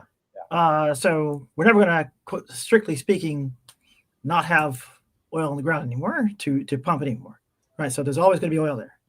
Mm-hmm. Now, the question is, I guess, number one, how fast can we get it out of the ground? And number two, how energetically productive is it to get the oil out of the ground, right? So, on the first run, I mean, we can subtract out the non-conventional sources that the IEA reclassified as conventional in the 2005-2006 cycle to kind of cover up the fact this is happening, and get the real signal out and see that while it is dropping off, it's not dropping off that fast. Yeah. And then on the other hand, the energy aspect of it is extremely hard to measure because, I mean, how far do you have to actually unwind all of the different energy inputs? Are you so is the energy that you so how much time do you think we got? Constructing the oil well, constructing the getting the all refineries and all that, employees back and forth to the oil wells, and it'll get harder and more expensive. This is why the Horizon drill. That's why the Deep Sea Horizon was such a ridiculous thing that happened. Like we're digging further out, we're drilling further out and deeper than ever because it finally makes sense. They knew that oil was there for a long time, but they're going further out because it's worth it now because oil prices are going up. Well, it's a different direction, right? The energy part, right? If now, I guess there's one upshot, which is that we're totally flying blind on the energy because it's kind of impossible to effectively measure, right? That's the one part. The other part is, of course, I mean, that's the real kind of thermodynamics, right? Are you actually getting more energy out of the ground and you put into the process of getting Right. Yeah. that oil out of the ground. So Yeah. that now you're flying blind as to what the answer on that is, right? But if the answer is actually no, then it will grind to a halt, because we know the physics says, well, there's no perpetual motion machine, right? So there's Right. Yes. we have those kinds of logics, but we're probably not at a point where that's going to be the relevant factor yet, quite as much as the kind of political responses to, I guess, the different, kind of milestones being passed. So, what the fracking launch, I guess, was one political thing. You rigged it 2000, get Cheney in there. Cheney gets all the fracking going, and that quote unquote rescues the USA for the peak period or whatever. And then in '98, right, Cheney was out giving speeches to some kind of petroleum society or whatever. I remember. Yeah. Yeah, saying that the peak was very imminent, right? So yeah, I was working with the peak oil group a while, and it was like, we were talking about how long we have. It's always fun to think about how long do we have and how much time have we got before this all goes tits up.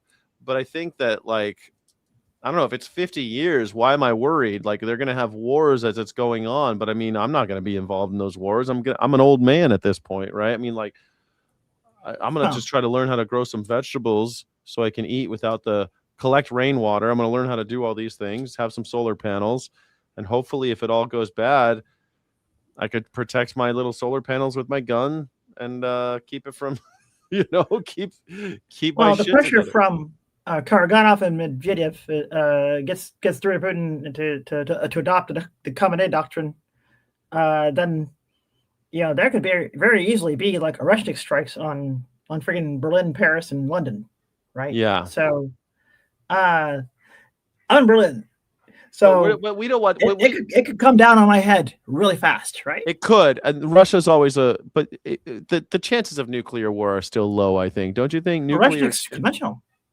Oh well, I don't think that. You think Russia's going to bomb Germany? Probably more targeting the factories, but very possibly, yeah. The drone factories are what they want intelligence on. The drone factories.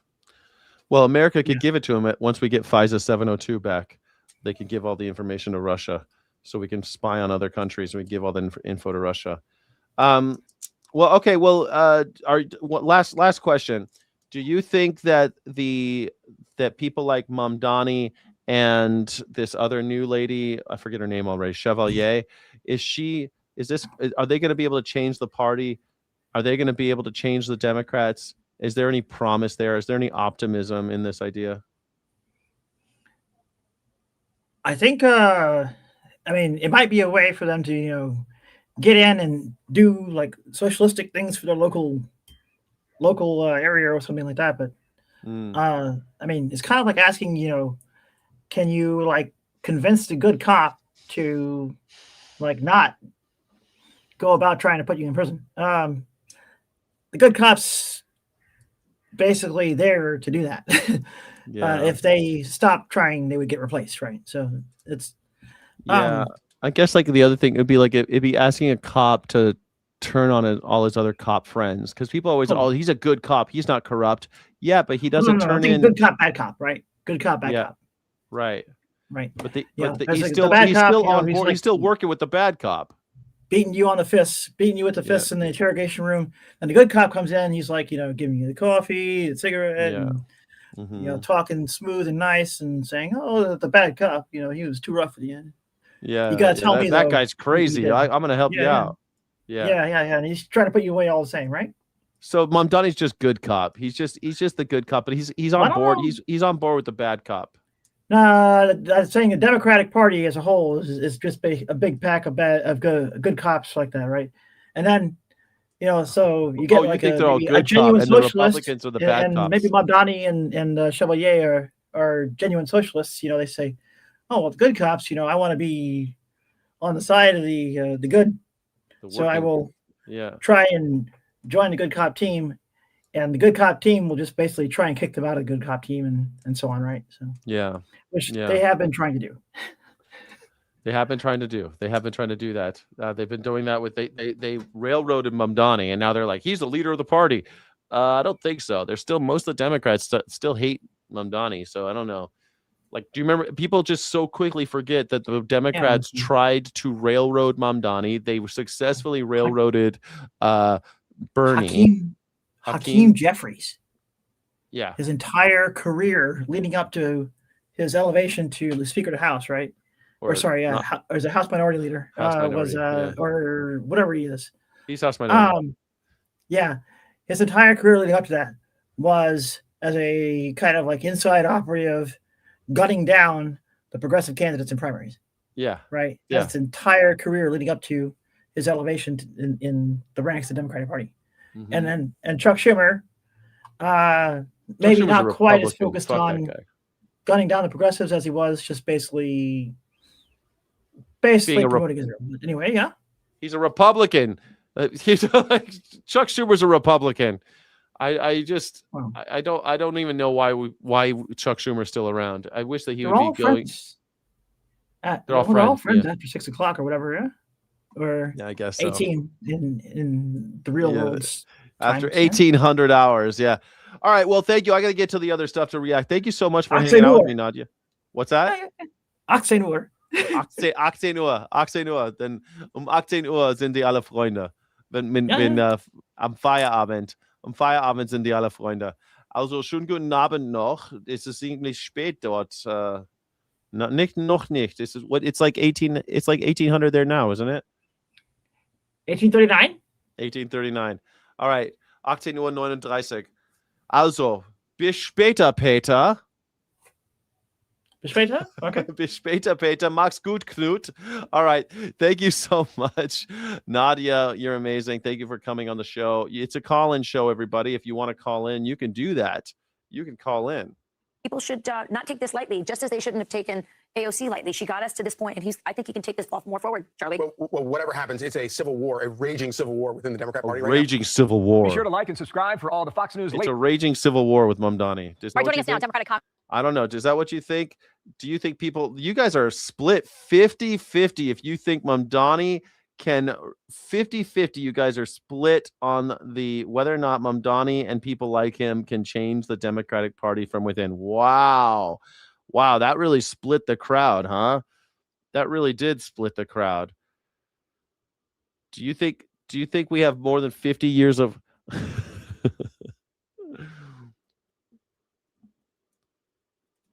Are we running out of oil? Are we running out of oil? I don't know. It's a finite resource. We're going to war with people over oil over and over again. We already kidnapped Maduro for oil. Who else are we going to kill for oil? We killed a school full of kids for oil. Congressman Ro Khanna, it's great to have you with us, Congressman. I want to go back to where we started, which is here at the U.S. Supreme Court. I think you and Senator Lee probably have different views on this current court and a lot of their decisions. You've advocated for changes to the court. Like the double tap the screen, guys. Like the chat. Drop an emoji in the chat. Let's try to get some energy in the chat. Come on, let's get some energy. Let's get some algorithmic energy. Let's swing our hips and get excited for the energy coming in. Let's get excited for the algorithm. Let's gyrate. Let's gyrate for the algorithm. Essentially adding justices, term limits, those kinds of things. But many establishment Democrats are not comfortable with that conversation. There's also the Washington Post editorial board, not known to be conservative, saying this: no matter how much someone disagrees with recent decisions by the High Court, threatening to subordinate judicial independence to the whims of a political party befits a banana republic. Turning the court into a partisan plaything would destroy one of America's strongest bulwarks against tyranny. They point to the court's independence. They say, listen, the president's tariffs went down, and that shows the court is independent. Well, thank you, Shannon, for having me. Happy Father's Day to all the dads out there. I am for judicial independence, but I'm for common sense bipartisan reform. 2 reform proposals. First, Supreme Court justices should have. You know what? Ro Khanna spends a lot of time on Fox News. He's always going on. He always says yes and goes on there. I respect him for that. I don't really trust Ro Khanna. I'm with him on Epstein list needs to be completely published and available. But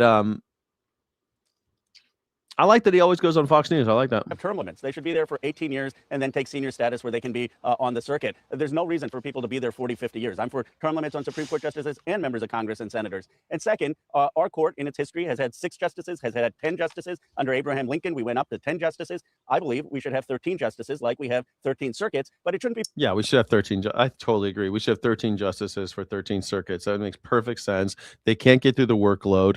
They cannot get through the workload. Partisan. Every president should get 2 appointments, and this would be a common sense reform that would make the court function better for modern times. Okay, a couple Love questions. If presidents had specific allotments, Love it. Love it. what would happen when a seat was open? If they'd already put in 2, what would happen during opening? Well, they would get 2, then the court would stay open. Maybe it would have 1 less person until the next president came, but it would be 2 for each president that they would fill until you got to 13 and until you had a sense where Supreme Court justices had an 18-year term. There are a lot of scholars on both sides who have looked at this. 18-year term. It's not short enough, but hey, 18 years, let's start there. 18-year term, it's not far enough. I know all you guys.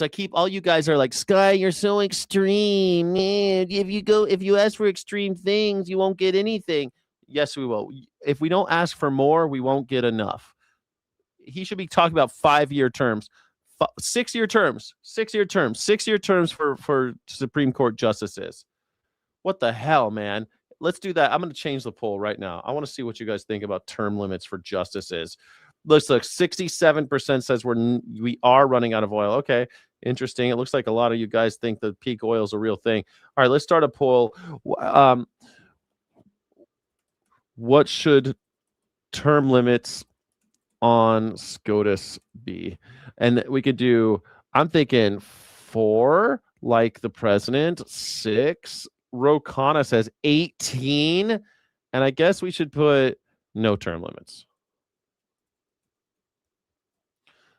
Just because it's the status quo. No term limits on there. Okay, so 4, 6, 18. Man, I'm thinking 4. I'm thinking 2. Fuck them. Fuck these SCOTUS bastards. But 6 I can handle. 18 years. 18 years. The term limits has overwhelming support from the American people. The expansion is divided opinion, but the reality is that we have a big country. We have 13 circuits. And if you had the expansion in a way that was not court packing, this is a process where each president gets 2 appointments. I think many Americans would be sympathetic. Okay. Shade Lewis. I think you're a sweet little. It was set up by FBI agents, huh? So all those people, all those J6ers, they were FBI agents. Then what they need pardons for? What they need to be pardoned for? They're set up by the FBI agents. God damn. You got to be stupid you got to be stupid. I'm sorry. You got to be real dumb to believe that FBI. Oh, so wait, Donald Trump's FBI set up the J6ers because Donald Trump was president. So you're saying his FBI, without him knowing, set up the J6ers, and that all those protesters, they were all J6ers, and all FBI, and all the people that we put in jail, they were FBI too, or did they somehow escape? Did all the FBI people that were in the crowd, that they escape? This conspiracy theory that Trump's FBI somehow did January 6th is one of my favorite. It's like the immediate. You've got to know that the person you're talking to is is an imbecile. If somebody believes that, it's just so goddamn stupid. It's like believing in Noah's Ark. Do you believe in Noah's Ark too, Shane? Do you believe in Noah's Ark? You think Noah's Ark was real? It really happened? Do you think Congress could do that, or do you think it would have to be at the level of a constitutional amendment? Congress can expand the size of the court. We've done it before. As I mentioned, under Lincoln, it went But I mean, to term 10 limits in a fuller justices, package. On the term limits, it's an open question. I believe it can be done by Congress because a judge has to be there for life, but it doesn't say that a judge has to be on the Supreme Court for life. So What? could be on the Supreme Court 18 years, and then you could still be a judge, but be on the circuits as a senior justice. Oh, I like that. That's a little wiggly. Rokana, and I like that. It says you could be a judge for life, but it doesn't say you got to be a Supreme Court justice for life. You could be a judge on one of the other federal courts. I like it. You get a term limit after 18 years, we're going to put you out to pasture, put you on one of these other courts over here. You want to keep your job, you go to one of them other courts. I love that. A little wiggly, but I like it. Okay, now someone else. I like it. You know, people thinking outside the box. That's what we need. We need new ideas. Roy Cohen.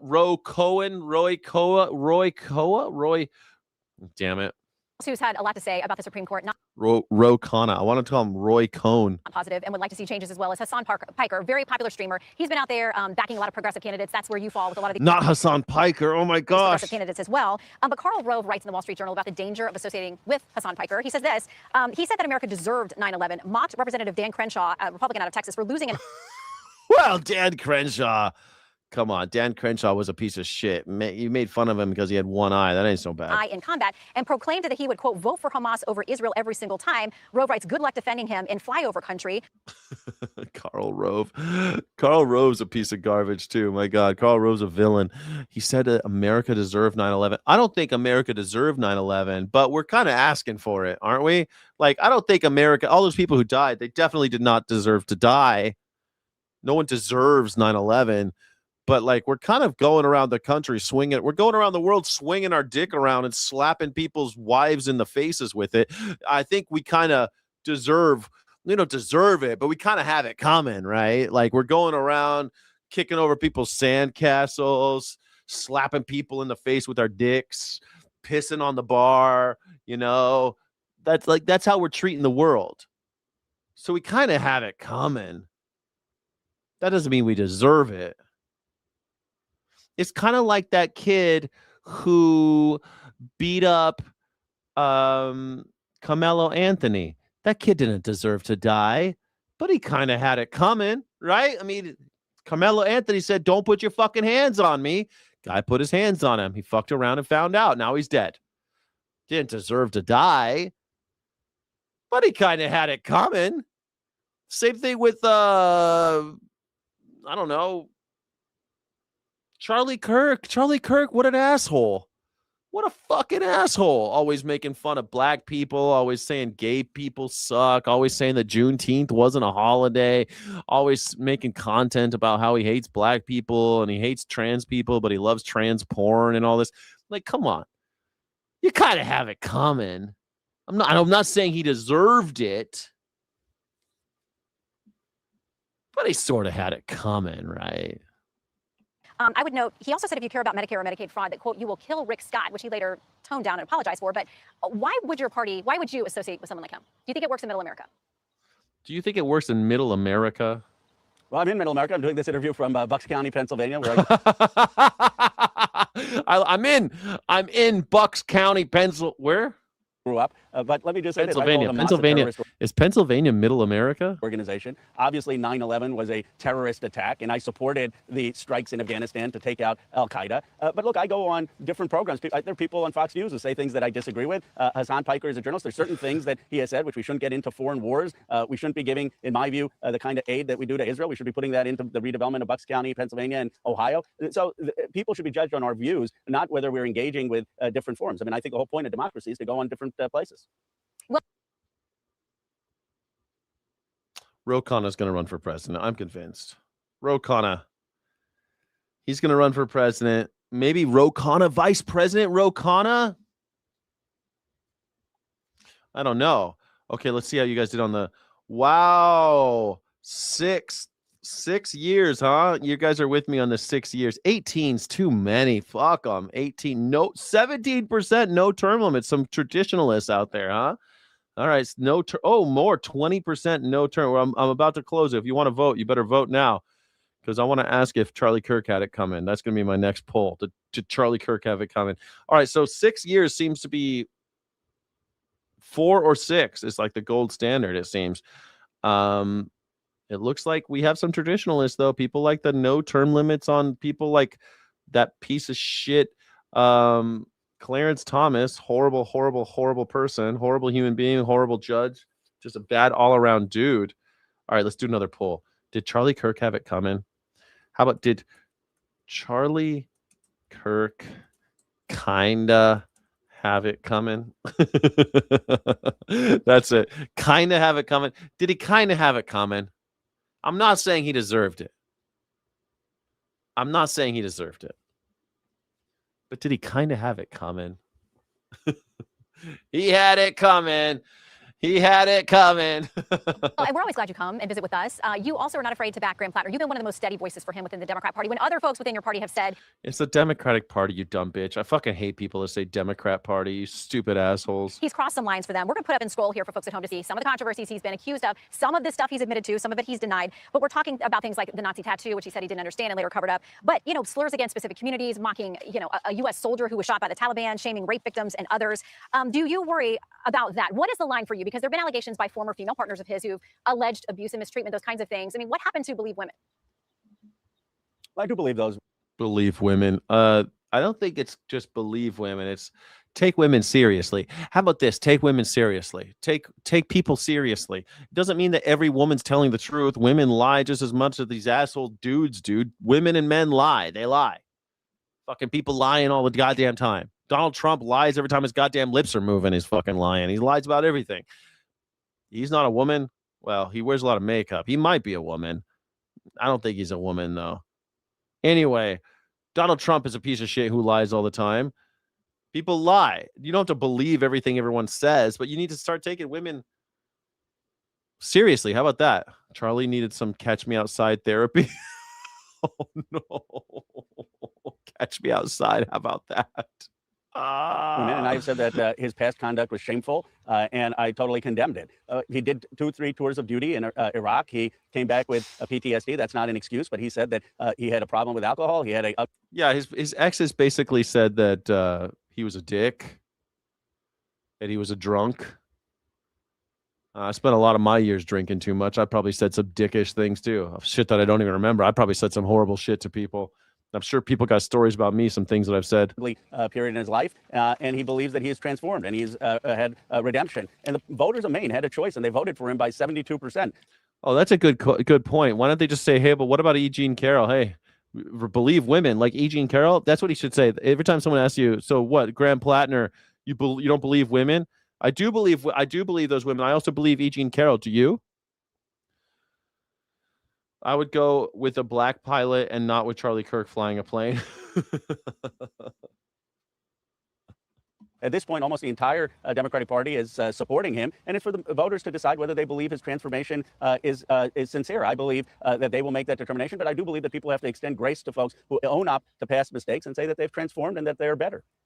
Well, you are a loyal advocate. We will see what Mainers think when they head to the polls later this year. That seat, of course, of the Yeah, we'll see. We'll see. Now to the chilling videos and other evidence released from the trial of a Texas teen convicted and... Okay, Carmelo Anthony's in the news. They got more footage. They released the cop, the what do you call it? The body cam. And look at, there he is. Sentenced to 35 years for the fatal stabbing of a fellow athlete from a rival high school. The case making national headlines and renewing the debate about race and justice in America. Here's ABC's Olivia Rubin. What's your name, man? Carmelo Anthony. All right, see a little bit of blood on your hands there, okay? Tonight, for the first time, a new look at video evidence in a murder case involving two track stars. Carmelo Anthony handcuffed after stabbing rival Austin Metcalf before a track meet in Frisco, Texas. Here's the alleged suspect. I'm not alleged. Okay. The April 2025 altercation unfolding after Anthony entered this yellow tent belonging to Metcalf's team. Metcalf asking him to leave and pushed him. It's difficult to see the confrontation, but you can see Anthony exiting the tent, running, then walking away. Bystanders pointing him out to police. My friend just got stabbed. Need to get an ambulance right now. In newly released 911 calls, you can hear the chaos and heartbreak. Metcalf's twin brother right there. Come on, Austin. Come on, Austin. Come on. The new video also showing both Anthony and Metcalf entering that stadium before the incident. The case quickly drawing national headlines, fueled by a social media debate over the races of the two men and whether Anthony felt any remorse. Two men? They were 17. They were both 17. Were they men? Oh, fuck. 17. If you're a man at 17, Jesus. Man. Shane Lewis says Carmelo's getting butt fucked in the pokey. Well, I guess it's better than getting butt fucked in hell, which is where Austin Metcalf is. I'm sorry, like I again, Austin Metcalf fucked around and found out. You guys just talk so big. You guys talk so big. All you maggers always talk so big. And then what? You put your hands on somebody and they fight back, and you're like, oh my God, somebody fought back. Yeah, that's what happens, bully. Don't be a bully. Don't be a bully. Why you got to push this kid? You pushed him, he stabbed you. It's not right. don't deserve it. But you kind of had it coming, Metcalf. Turns out his daddy was a racist too. Shocking. Shocking. He put his hands on me. I told him not to. He put his hands on me. Wait, the jury convicted. I told him not to, and he put his hands on me. That's what Carmelo Anthony's crying. I told him not to, and he put his hands on me. He put his hands on me, and I fucking stabbed him. Like, I don't know, guys. You put your hands on me, I might fucking stab you. You put your hands on me, I might stab you. So don't come around fucking with me. Don't fucking put your hands on me. I will not wait. Only pussy racists use weapons. Yeah. Is that right? Is that right? Only pussies use weapons? So our entire military? What do you mean? Of course. If you pick up, if you come with a fist, I'm picking up a chair. You come with a knife, I'm coming with a gun. Of course. It's okay. If you have a knife and I shoot you, that's okay. If you come at me and I stab you, that's okay. Don't fuck with me. Don't fuck with me. I will not go easy. If you put your hands on me, I will do everything I can to harm you. I will do everything I can to harm you. And if you die, well, it looks like you fucked around and found out. Looks like that's what happened. Austin Metcalf fucked around and found out. Anthony earlier this month and sentenced him to 35 years in prison. But Anthony maintains he acted in self-defense and has now filed a notice that he intends. It's not about being a tough guy. It's not about being a tough guy. This is not a tough guy routine. I am not going to be easy. I want to be a high friction individual. I'm not going to be just like, oh, okay. No, you put your hands on me, and it's going to be a major problem for you as much as I can. If you're bigger than me, which is unlikely, but if you are, then I'm going to still try. I'm not just going to be like, I don't know what you expect to happen. What do you expect to happen when you put your hands on people? What do you expect to happen? Shane Lewis thinks he can go around being a tough guy, write all caps in people's shit. Shane Lewis thinks he can. You think you could go out and be like, that's a tough guy routine. I don't pick on people. I don't push people around. That's a tough guy routine. I try to mind my own business. I try not to have interactions with people that are, I don't pick on people. I don't push people around. I don't put my elbows out and move people around like Donald Trump does. When I'm on a subway or something, I leave enough space for other people. I'm polite. I have manners. But maggers don't have manners. Racists don't have manners. These tough guys. Metcalf tried to be a tough guy and he got fucking stabbed. He got stabbed because he tried to be a tough guy. And now he's dead. Good thing his parents had two of them. Good thing his parents had a copy. To appeal that conviction. Right, Olivia Rubin for us tonight. Thank you. Yeah, they'll appeal and they'll win. RFK Jr.'s big new role in the Trump administration is making disability advocates extremely nervous. Last week, the administration put RFK Jr. in charge of special education programs as part of its mission to dismantle the Department of Education. This comes after years of controversial statements from RFK Jr. about mental illness and people with disability, including these comments from April about children. Hold on, let's do another poll. Let's see. Did 75%? Oh, it's dropping. How many people think 69% think Charlie Kirk had it coming? Looks like Charlie Kirk had it coming. Let's do another poll. Did Carmelo Anthony have it coming? No, did Austin Metcalf have it coming? He had it coming. Did Austin Metcalf have it coming? No, I like the kinda have it coming. I think he 100% had it coming. Don't put your fucking hands on me. Don't put your hands on me. You don't get stabbed. It's easy as that. Don't put your hands on me. With autism that were so bad, he had to walk them back. Listen. And these are kids who will never pay taxes. They'll never hold a job. They'll never play baseball. They'll never autistic people play baseball. write a poem.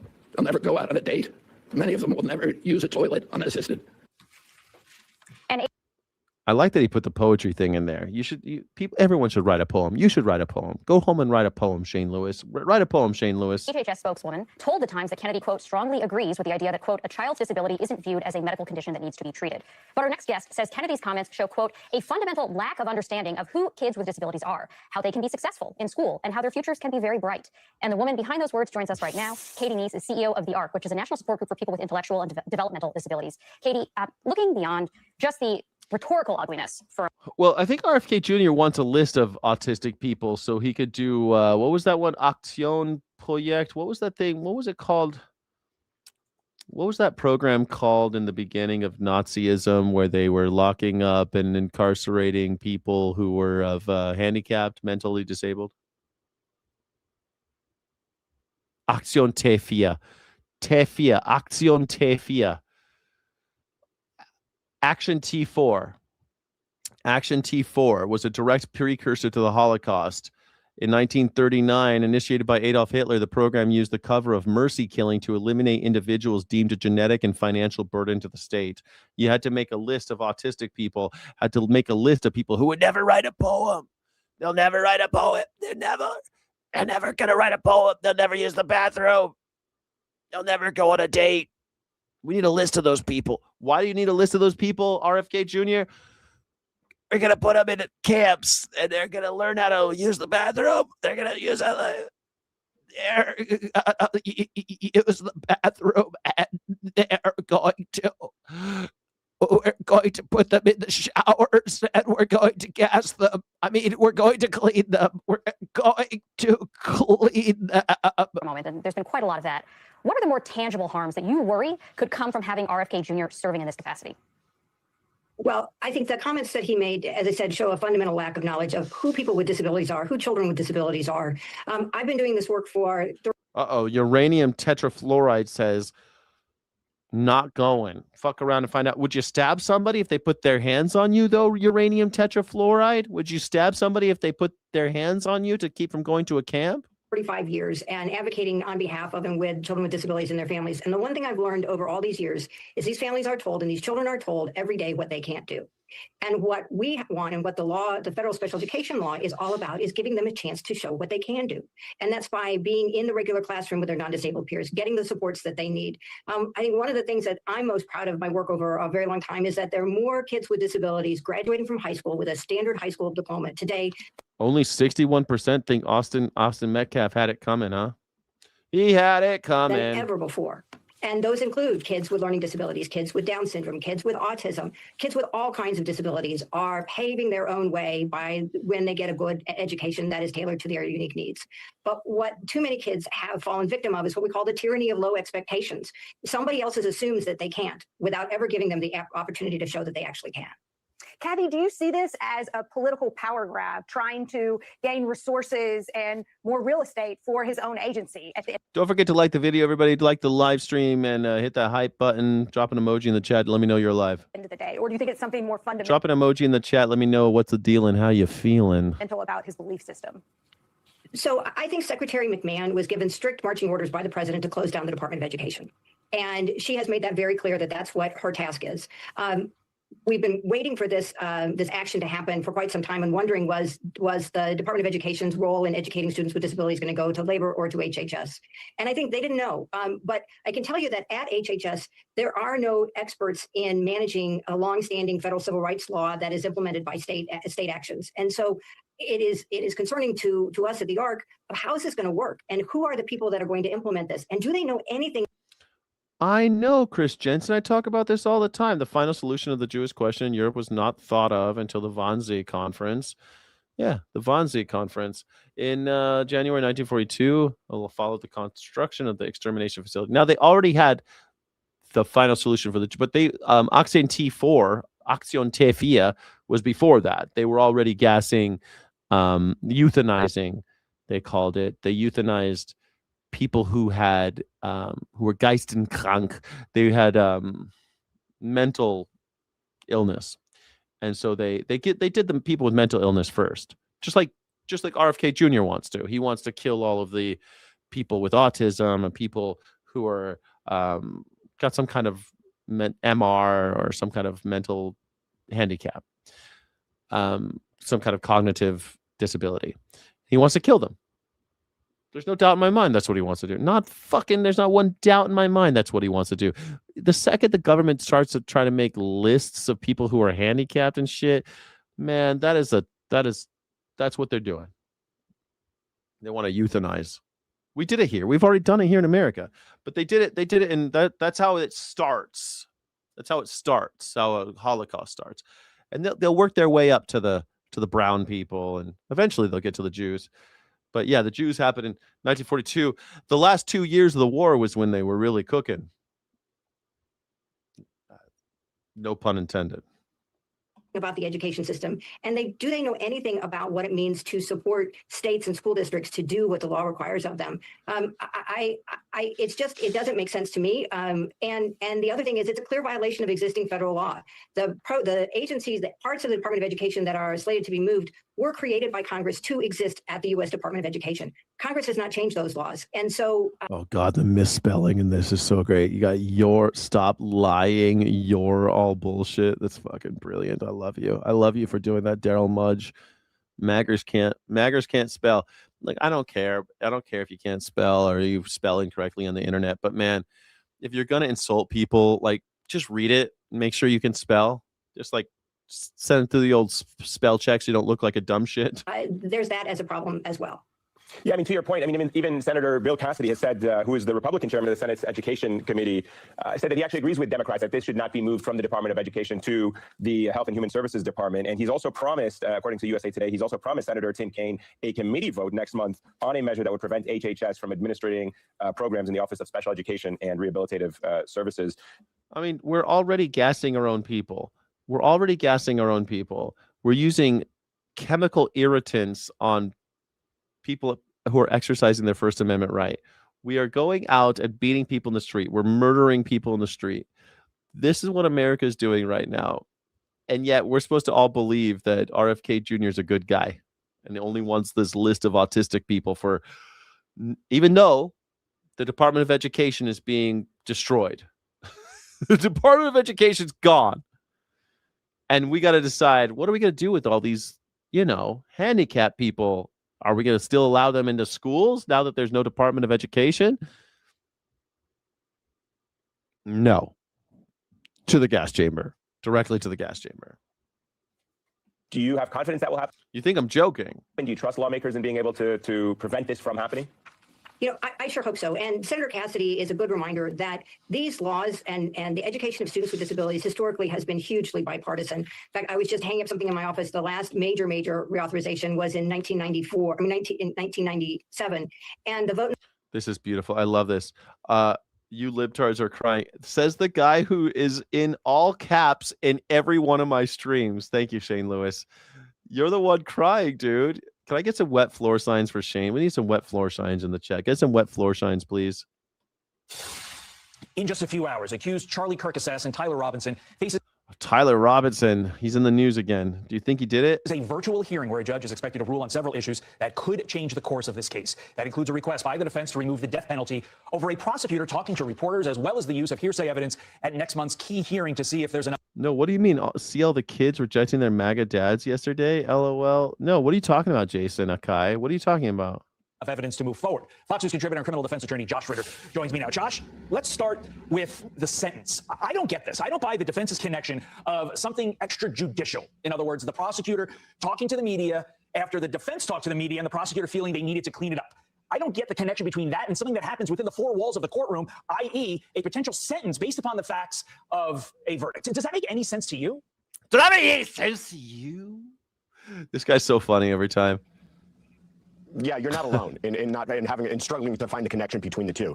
And it was a moment that kind of caught everyone off guard, because you're right. We're talking about whether or not there was this potential violation of the gag order, which is, I think, a weak argument to begin with. You're right. The prosecution was simply correcting the record. They weren't trying to influence the public. It's just there was this misconception about a pretty significant issue, and they were correcting that so that that's violation of a gag order. this guy's going to go free. Media got it right. The defense jumps all over that. And then when it comes time for the judge to ask them, well, how do you want me to handle this? If I do find that there is a violation, what do you want me to do about it? Witness tampering, 2 counts, obstruction of justice, felony discharge of a firearm, aggravated murder, commission of a violent offense in the presence of a child. Ooh.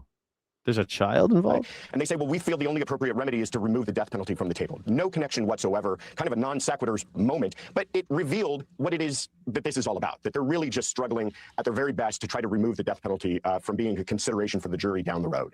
I'm still scratching my head. It was such a unique response. I don't think the judge is going to buy it either, but we will see today. Sticking with this for a moment, after the judge rules on this, is the defense done with trying to throw things against the wall to see if they stick? In other words, delaying this trial from happening further? Or is there something else up their sleeve at this point? No, I don't think so at all. But buckle up. I think this is just the beginning of things to come. The other thing that's going to be ruled on today is whether or not that there's Stephenson, you could just block him. Just block him. Going to allow hearsay into the prelim. Now, thankfully, the judge seems to be sticking to his guns on keeping the prelim date when it's set for, on July 6th. So hopefully we will all be watching that prelim that week. But as far as the hearsay, it has to do with a pivotal witness, his roommate, his romantic partner, Lance Twiggs, on whether or not he will be able to testify through a recorded statement. They're objecting to that. This is fairly routine to allow recorded statements to come in during the prelim. But I expect even after the prelim and every hearing moving forward until we finally, hopefully, get this trial, you're going to see delay, you're going to see obstruction, you're going to see them essentially throwing anything against the wall and seeing if it might stick, because I think they view that they're trying to save their client's life, and this is the war of attrition that they've decided to go with. That's their job in America, in a free society. They have lawyers that try to save people's lives and observe due process, ensure due process. To be clear, I was going to ask you about the lover's statement that's going to be used basically as testimony. You do think that will be ultimately allowed in at the preliminary hearing as testimony? Just want to be clear on that. I think so. I think the law is in the favor of allowing this to come in. They're trying to make an argument about confrontation, the confrontation clause of the Constitution, but we're not dealing with the trial. And that's the significant difference, is that we're dealing with the prelim where routinely hearsay is allowed in. In other words, if an officer had spoken to Lance Twiggs and that officer was called to the stand and asked, what did he tell you? That would routinely be allowed. But for some reason, they're trying to draw a distinction because that same conversation happened to be recorded, and the prosecution simply wants to play that recording in court. Yeah, a much lower bar for this preliminary hearing at the beginning of July. Josh Ritter, thanks as always. We appreciate it, my friend. Thank you. They misgender people all the time. The thing is, MAGA doesn't know the difference between boy and girl. They don't know the difference between man and woman. And so they have to constantly be making fun of people and misgendering people and saying the Michelle Obama, calling her Mike Obama and stuff. It's because they don't know the difference. MAGAs don't know the difference between a man and a woman. They don't know what a man or a woman is. Just ask them every time they're like, what's a man? What's a define woman? And when you say you first, they can't do it. They can't ever do it. Never. They'll go XY chromosomes. Chromosomes. A chromosome. Homestar 10. Chromosomes.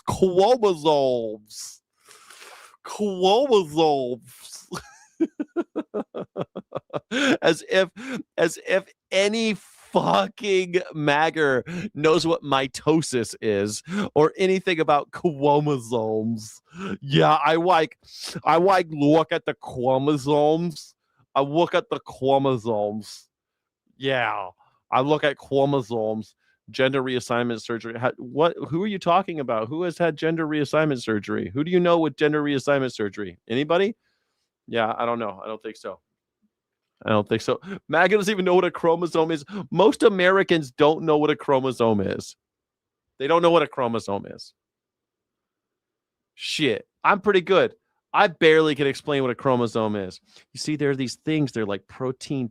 They're proteins basically with alleles on. They got alleles. And don't even get me into what alleles are, but they hold all your genes and basically, and they got all the DNA inside of them.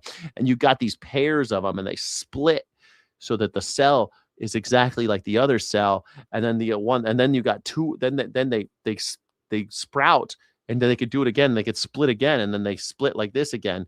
And so you're able to have the information of each cell is contained within the chromosomes, the alleles. Most Americans can't tell you how many chromosomes we even have. How many chromosomes in the chat? How many chromosomes have we got? How many chromosomes do most human beings, except for the people with Down syndrome? How many chromosomes have we got, folks? In the chat, how many chromosomes? Don't Google it. Don't you fucking Google it. How many chromosomes do we have, MAGA? Let's do a little education. This is the science education component of the Morning Sky Show. How many chromosomes do we have?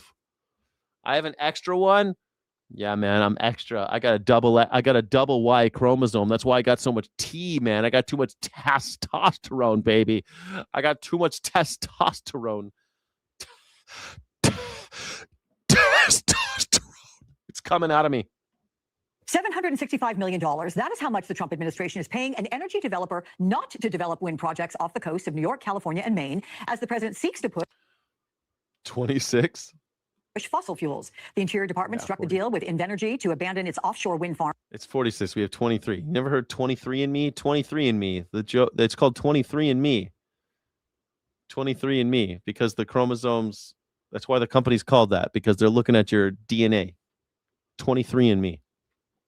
And redirect to natural gas and geothermal projects. It is the third such deal this year, meaning the government has spent $2.5 billion in taxpayer money to get companies to undo offshore wind projects. Joining me now, Tim O'Brien, Senior Executive Editor, Bloomberg Opinion, and MS Now political analyst. Welcome, my friend. Let me get this right. Donald Trump wants to spend $1 billion to not build wind. And when you have Americans seeing surging energy prices, particularly as a result of the Iran war, and the Trump administration touting energy independence, why spend taxpayer money to reverse clean energy projects? Do Americans want their money spent this way? And by the way, what does Trump have against wind farms? Well, there's a lot to unpack there, Alex. I think, unfortunately, as with so many things with the president, the reason he hates wind farms is entirely personal. He had and has a golf course on the northeast coast of Scotland near Aberdeen, and there were wind farms being built off the coast of that golf course, and he felt it ruined the views for people playing on his course. So he's always had unhinged views about the perils of wind farms. You know, he's come up with these stories about they kill birds, they kill fish, they cause cancer, and they're actually bad for the environment. The reality is that there are many states in the United States that already made great use of wind farms as energy generating sources, including look at that, it looks nice, huh? California and Texas. It's perverse that we're reimbursing a series of private entities because the federal government changed policy. The risks of doing business come in many forms. That's one of them, and we typically don't reimburse businesses when they make bets on the wrong industries. The other problem here is this is a good industry for the United States to subsidize, particularly when it's difficult for small companies to break into these industries, and getting a public subsidy that helps them produce efficient, climate-friendly energy at a time when the perils of being dependent on fossil fuels are apparent, not only through climate change, but obviously we're at war with Iran right now, and Iran's ability to close the Strait of Hormuz and imperil the world's energy supplies is another good reason we should support alternatives, and why countries like China have gone all in on it, particularly on EVs. So there's nothing good going on here. The math is bad, the policy is bad, and the rationale from the White House is driven by Donald Trump's personal whims rather than what's good for the American public. Let's talk about the cost of the president's beautification projects, which are ballooning, Tim. The Washington Post obtained a contractor estimate for the ballroom this week. It suggests the project would cost $600 billion, half of which would be paid by taxpayers. And the president said it wouldn't cost them a penny. Remember that? And then just moments ago, we saw Donald Trump. He was there exiting off of Marine One, but we see him there in the air doing a flyover of the reflecting pool. Restoring that reflection pool now estimated to cost $16 million, not counting any potential cost to redo the project, as the paint is peeling off and it's overtaken by algae. So you factor in the look at he can't even surface a pool, man. I see people on YouTube surface pools. Many accusations, Tim, of grift. Like people do it themselves at their homes, like people who they do their own home improvement stuff. They do it on their own. How is this all playing for the president? Does he seem to care how this is impacting voters? I really don't think he cares. Remember Trump, when he was in the private sector as a builder, used to famously say, another Trump project on time and under budget, even though he routinely delivered late on some of the developments he had his hands on and often went over budget. And of course, quite famously, he was so indebted on many of those projects that he had to put them into bankruptcy. Like, how bad do you have to be that you can't get this? Like, how come everybody else can do it, just not us? And the bankruptcy costs on his private sector projects got fobbed off onto banks and investors. Wait, where is that? That's not us. Is that? That's not. Oh yeah, it is. This is from the Washington Memorial. He emerged from it largely intact, and as we now know, used tax write-offs to pad his own or to soften the impact of his own losses. These are again just. I mean, come on. We're talking about wind farms. These are vanity projects at a time when the national debt as a like, why is everything he does shit? How come everything he can't do anything? He can't get anything right. It's just like nothing. You can't get anything right. You can't do shit. You can't even do a fucking pool. And you're president. You can't win a war with Iran. I thought we had this great military and shit. We couldn't win? What an embarrassment. I thought our military was supposed to be the best. How come we suck so bad? This has been bothering me. There, that's a little bit better. I like a little bit messy. Percentage of GDP is the highest it's been since World War II. It's about 122% of GDP. The national debt on a dollar basis is over $39 trillion. Trump is running net deficits annually about 1.25 trillion. None of this math adds up. And traditionally, Republicans. No, why are Republicans always doing this? But Trump doesn't care about this. I want a green. I want a blue. I want a blue.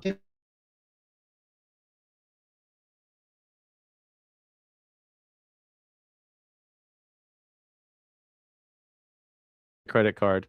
We know that it's not going to, somebody else will have to pay it. They know that we're not going to have to pay it.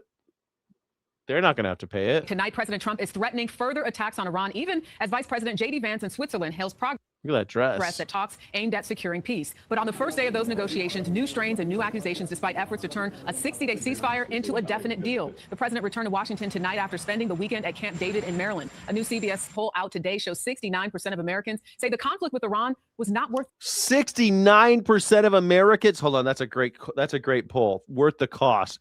Was it worth the cost? Was the conflict in Iran worth the cost? Okay, 60%. 56% say Metcalf had it coming. Right down the middle. A lot of you guys don't think Metcalf had it coming. I think Metcalf totally had it coming. Don't push people around. Was the conflict with Iran worth the cost? Was the war in Iran worth the cost to the U.S.? And that means our gas prices, billions of dollars were wasted because the gas prices went up. So the American people just had billions of dollars stolen from us. The American people are giving Iran $300 billion. The American people spent billions of dollars to kill people in Iran and Lebanon. Was it worth it? Was it worth it? Yes or no? I think that's a great question, YouGov. Great question. We're ripping off their poll.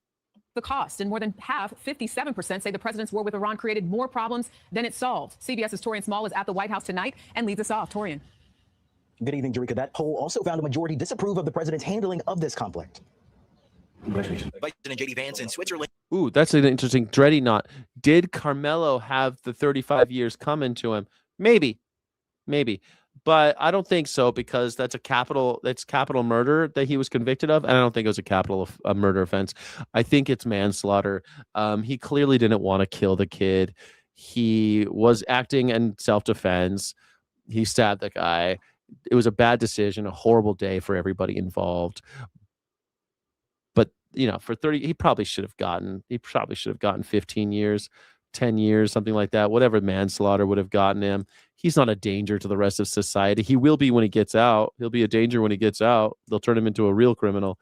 But he was a student athlete. He kept his grades up. He was doing fine. No problems before. And this horrible thing happened. Of course, he made a bad decision that day. But honestly, if you put your hands on me, I'm going to stab you. And if you die, then I guess I'm going to jail. It's going to suck, but you'll be dead. You'll be dead. Don't fuck with me. Don't put your hands on me. I don't like it. He told Metcalf, don't put your hands on me. Fuck around, find out. Fuck around and find out. I guess, maybe he's got 35 years coming to him, but if he did,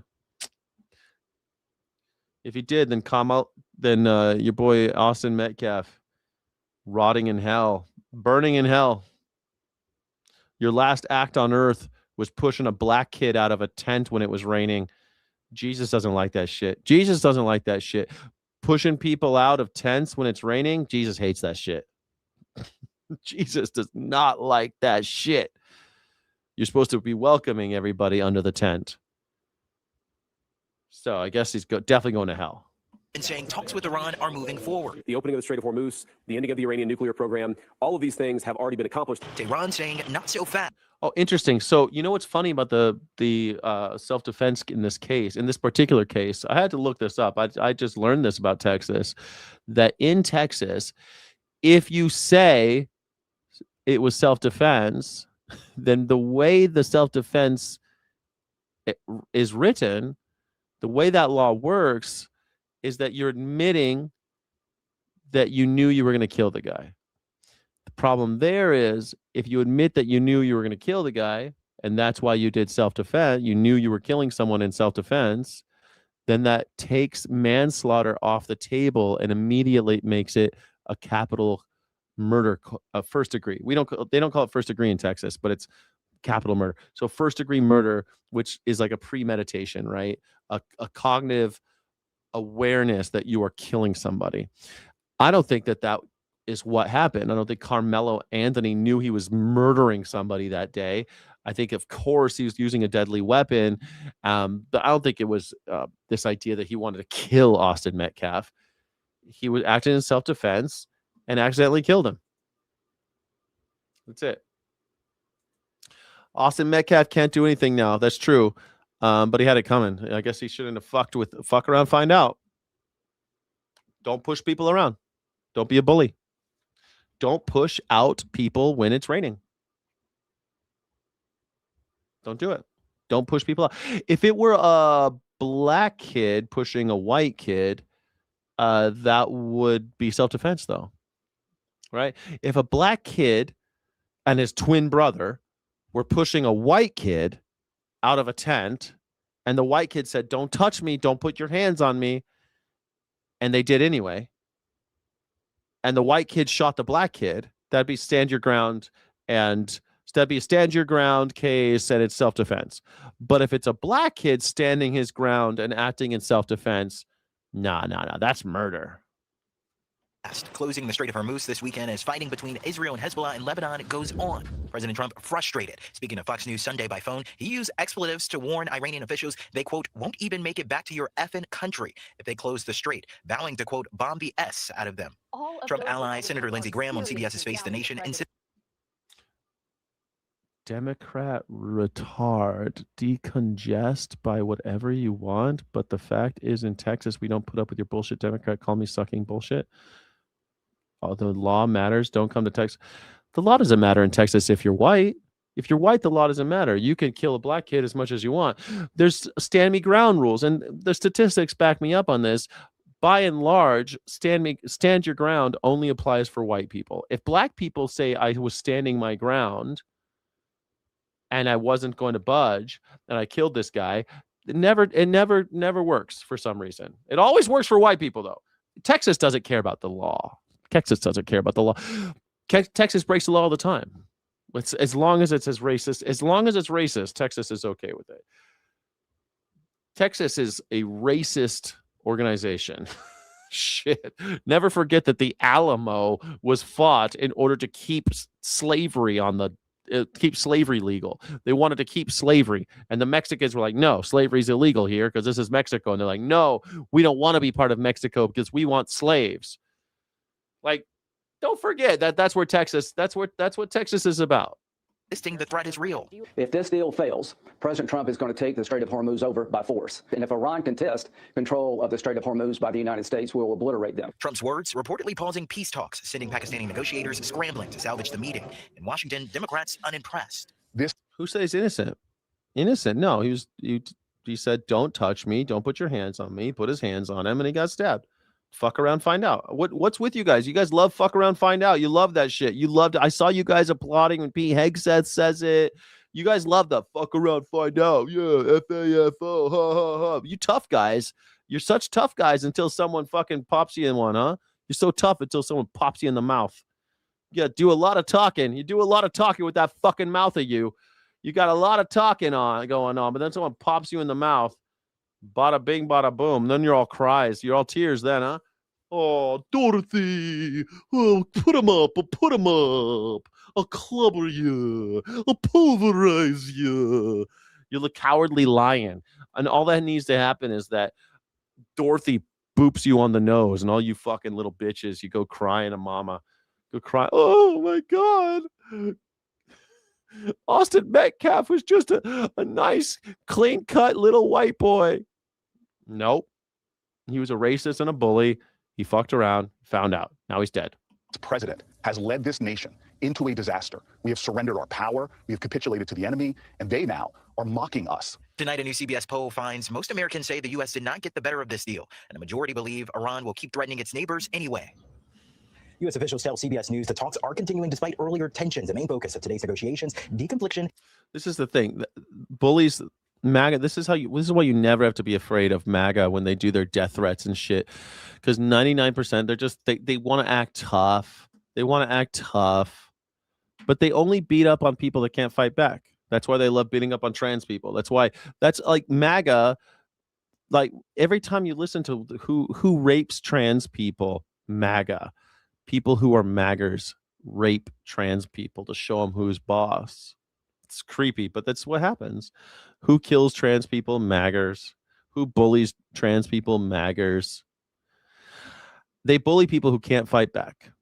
And every once in a while, one of them fights back. And when you fight back, they cry. Every time. That's exactly what Donald Trump does. They thought that they could just go into Minneapolis and do all this. Just bully people around, take people out of their houses, all this shit. They're bullies. They're monsters. They're Gestapo. They're Nazis. MAGA is the Nazi party of America. And these MAGers, that's what they do. They like beating up on small animals. They like shooting deer because deer can't fight back. They like anybody that can't fight back. That's what they like. Fishing. They like to kill fish. Fish can't fight back.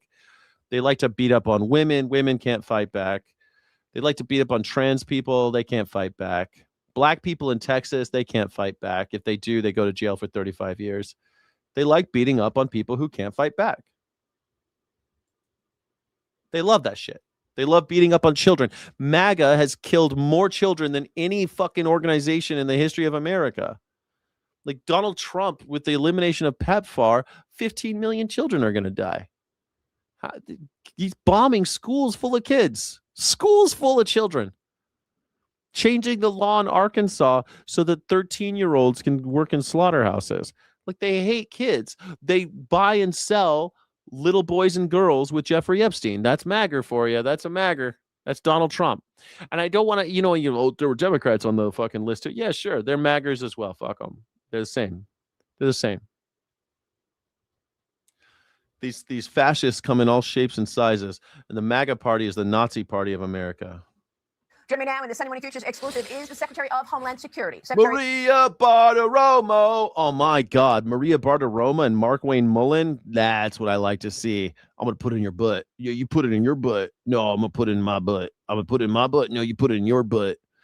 This guy's obsessed with butts. This guy's obsessed with butts. But he's straight, though. He's a MAGA. Mark Wayne Mullen. Secretary, thanks so much for being here this morning.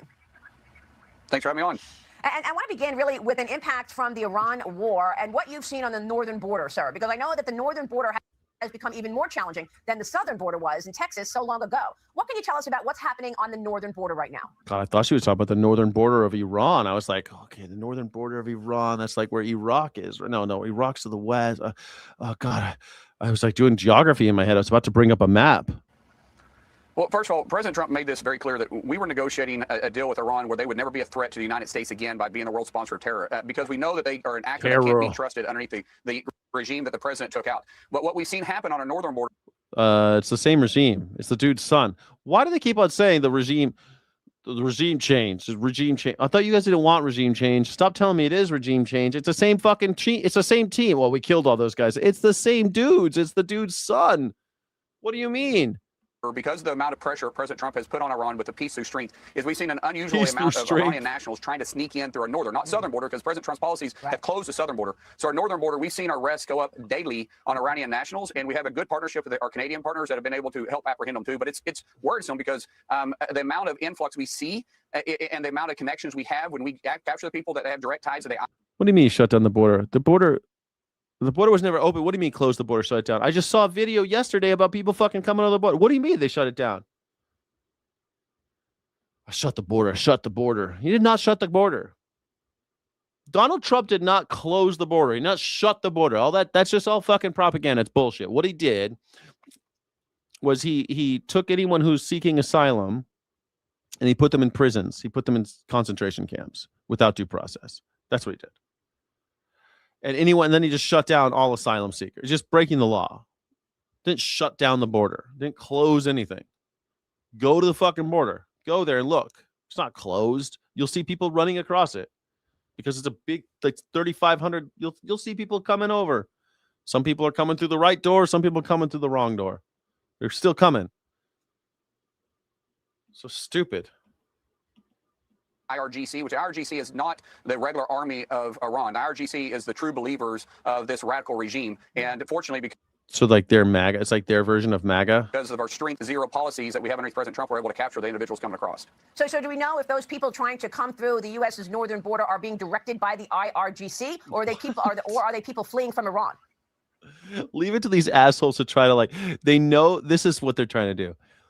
They know that the Iran war is completely unpopular. So what they're going to try to do is fool you into, they're going to try to morph the war in Iran to the border, where people like these MAGAs are obsessed. They think the border's fixed, and the borders, it's a very popular issue for Donald Trump because they're xenophobic. They hate immigrants. You know who they are. These MAGAs who hate everybody, these racist pieces of shit. And they love that. They love shut the border. We're going to shut the northern border now too. We're going to limit everybody's movement because of Iran. What? Iran? Most of the individuals have ties directly to the IRGC. Wow. Listen, it's hard to get out of the country of Iran unless you have a path to do so.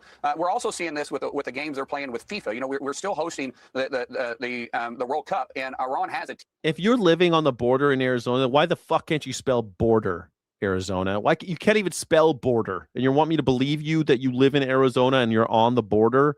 Fuck you. Team is playing. And in fact, the team is playing today in LA. You. Most teams travel with around 120 people. That's their support staff, doctors, coaches, everybody else that comes along with them and their delegation.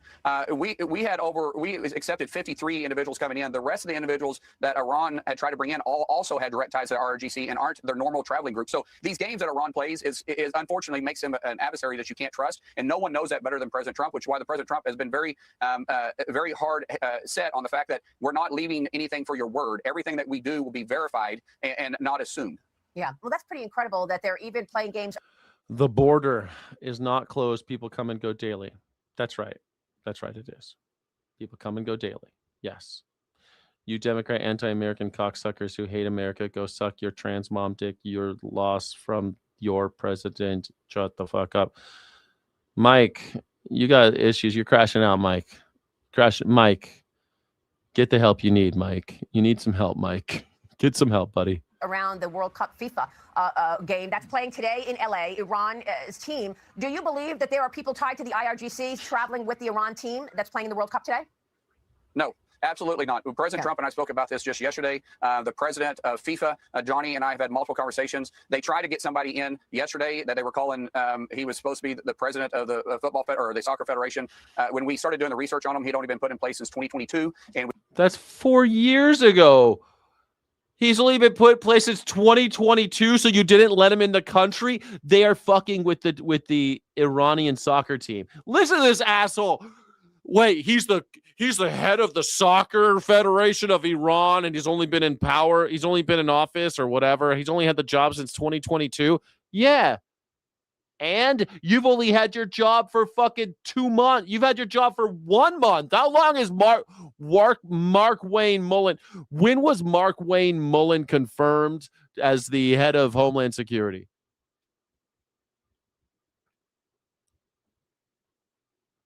March 23rd, 90 days ago.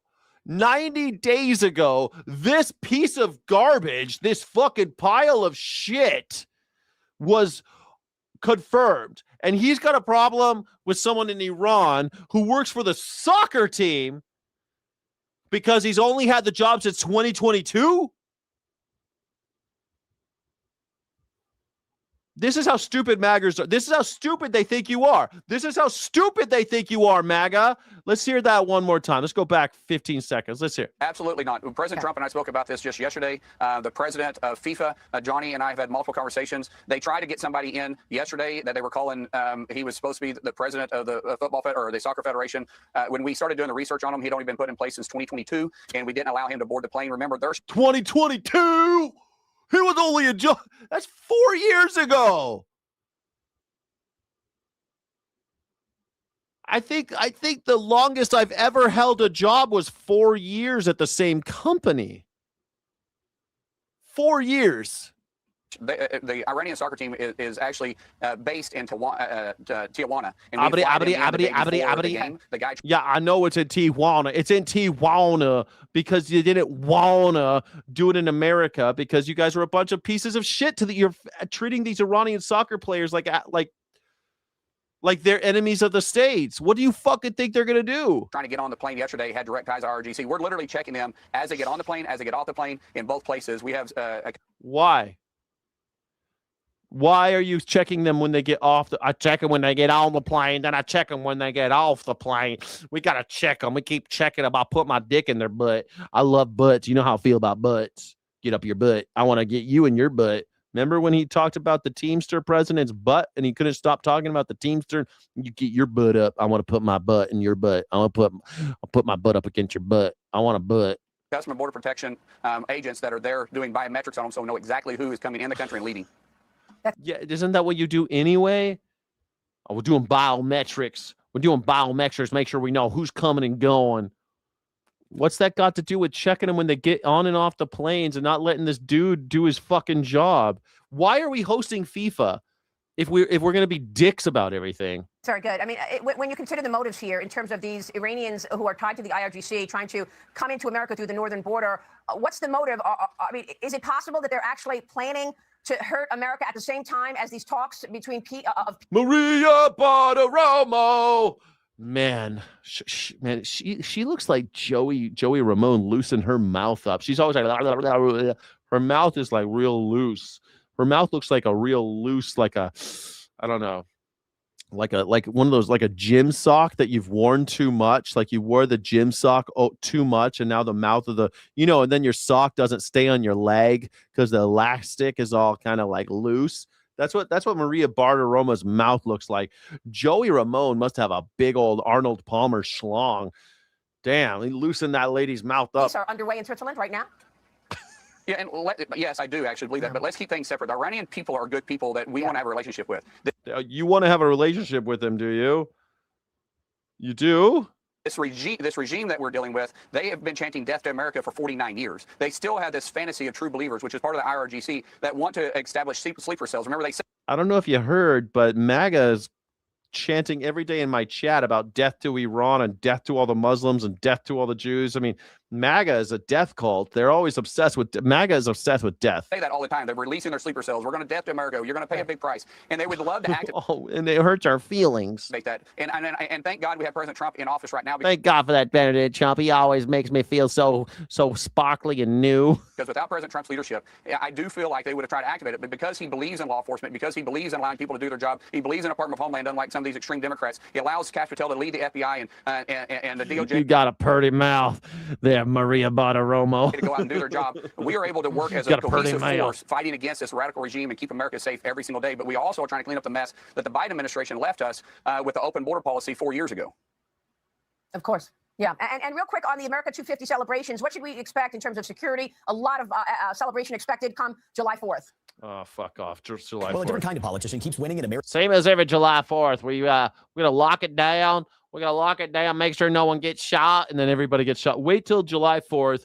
There will be a bunch of shootings like there are every year, and there'll be shootings all over America on 4th of July, and they'll be like, well, that was ISIS. That was Iran, the IRGC, and also trans. It was also the trans and also the radical left lunatic Democrats and the communists and the fascists and also Antifa. That's who was doing it. All the shootings happened over 4th of July weekend. It was Antifa. It's like, you ever notice that they always got a new enemy It's the IRGC, it's Antifa, it's the trans, it's the communists. It's just like, we just beset on all sides by enemies. Oh, we just don't know what to do. It's just too much. The Gulf of Algae. The Gulf of Algae. I love it. Many say Trump fears algae because it sounds like algebra. Arnold Palmer Schlong. I wasn't aware that golf had this sort of extra benefit. Man, you know about this, don't you? The Chris Jensen? When it's something about the swinging, I think. No, he just was born blessed. He was just born blessed. Some of us are. Some of us are just born blessed. Oh my God, he was all man. He was all man. So wonderful. American cities, the Democratic Socialists had this week another major victory in the race to become the next mayor of Washington, D.C. Here's CBS's Nicole Kelly. I plan to be a mayor for everyone who calls this city home. Janice Lewis George is poised to become the first Democratic Socialist mayor in the history of the nation's capital. Sword socialism is talking about just making sure your 911 system works, your 311 works, your trash gets picked up, your snow gets plowed. Those basic things that make a difference in everyone's lives. 38-year-old D.C. council member beat out 6 other candidates in the city's primary. Now she's facing a challenge from President Trump if she wins the general election in November. Well, we'd like it. Maybe we'd take back Washington, run it on a federal basis. I'm going to take it. I'm going to run it. I'm going to run it myself. I'm going to run it into the ground, just like I do with this country. I run things and I run it into the ground. Take that threat seriously. Remember when Donald Trump became president and they got rid of the giant Black Lives Matter on the street? They jackhammered it up almost immediately. That was cool. He's not a racist, though. He's not a racist. Yeah, I know he jackhammered up the whole Black Lives Matter on the street thing, but he's not racist, okay? I think that the president weighing in on a local election and deciding that if he doesn't like the way residents are voting, that he would threaten home rule is an attack on democracy. At times, the president has had a tense relationship with the capital city and threaten democracy. Donald Trump? Its outgoing mayor, Muriel Bowser. Last year, he declared a crime emergency, putting local police under federal control and deploying the National Guard. It doesn't make things safer. It makes things more tense. It makes people more scared. Backlash over some Trump administration policies and the Democratic establishment's response has fueled an apparent surge on the left, according to some political analysts. This is our year. In addition to New York City Mayor Zoran. They look pretty cool. I gotta say, you know what? I'm not one of those Zoran Mamdani. I'm holding out, man. I don't know. He's growing on me. He's growing on me. Gotta be honest with you, but I'm not a fan. But him and his wife, they always look so sweet. Like, why can't we just have normal people? They look like normal folks that actually enjoy each other's company.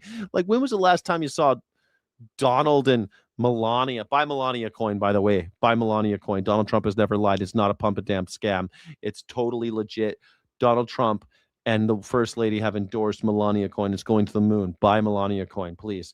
You could Cash App me at Skyjack Morgan or Venmo me at Skyjack Morgan. All one word. I'll buy Melania coin. It's going to the moon, guys. It's going to the moon. But look how nice they look. He's with an artist. She's an artist. He's a politician. Servant of the people. I mean, it's just kind of nice. I mean, I don't trust him. But God damn it. Can't we have nice things? Like,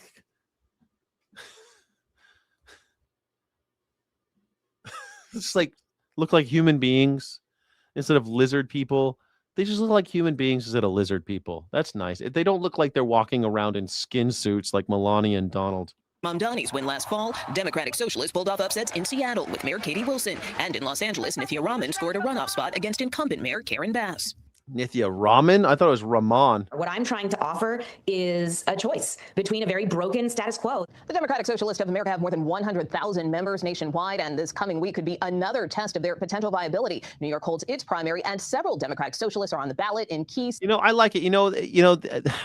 After World War II, the Americans, we took all the Nazis and our Nazis and their Nazis. They got along great after World War II, and then they set to killing social democrats. But now they changed the name. They're not social democrats anymore.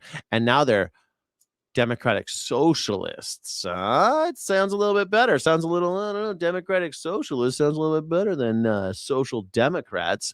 You know, Democratic Socialist, that's something I could get behind. It's kind of like when the Nazis changed their name to alt-right. Alt-right, we're not Nazis anymore. We're the alt-right. We're just the alternative right. We're not Nazis. We're not fascists. We're alt-right. We're just a marginalized community that just wants our voice heard. We're the alternative voice of the right.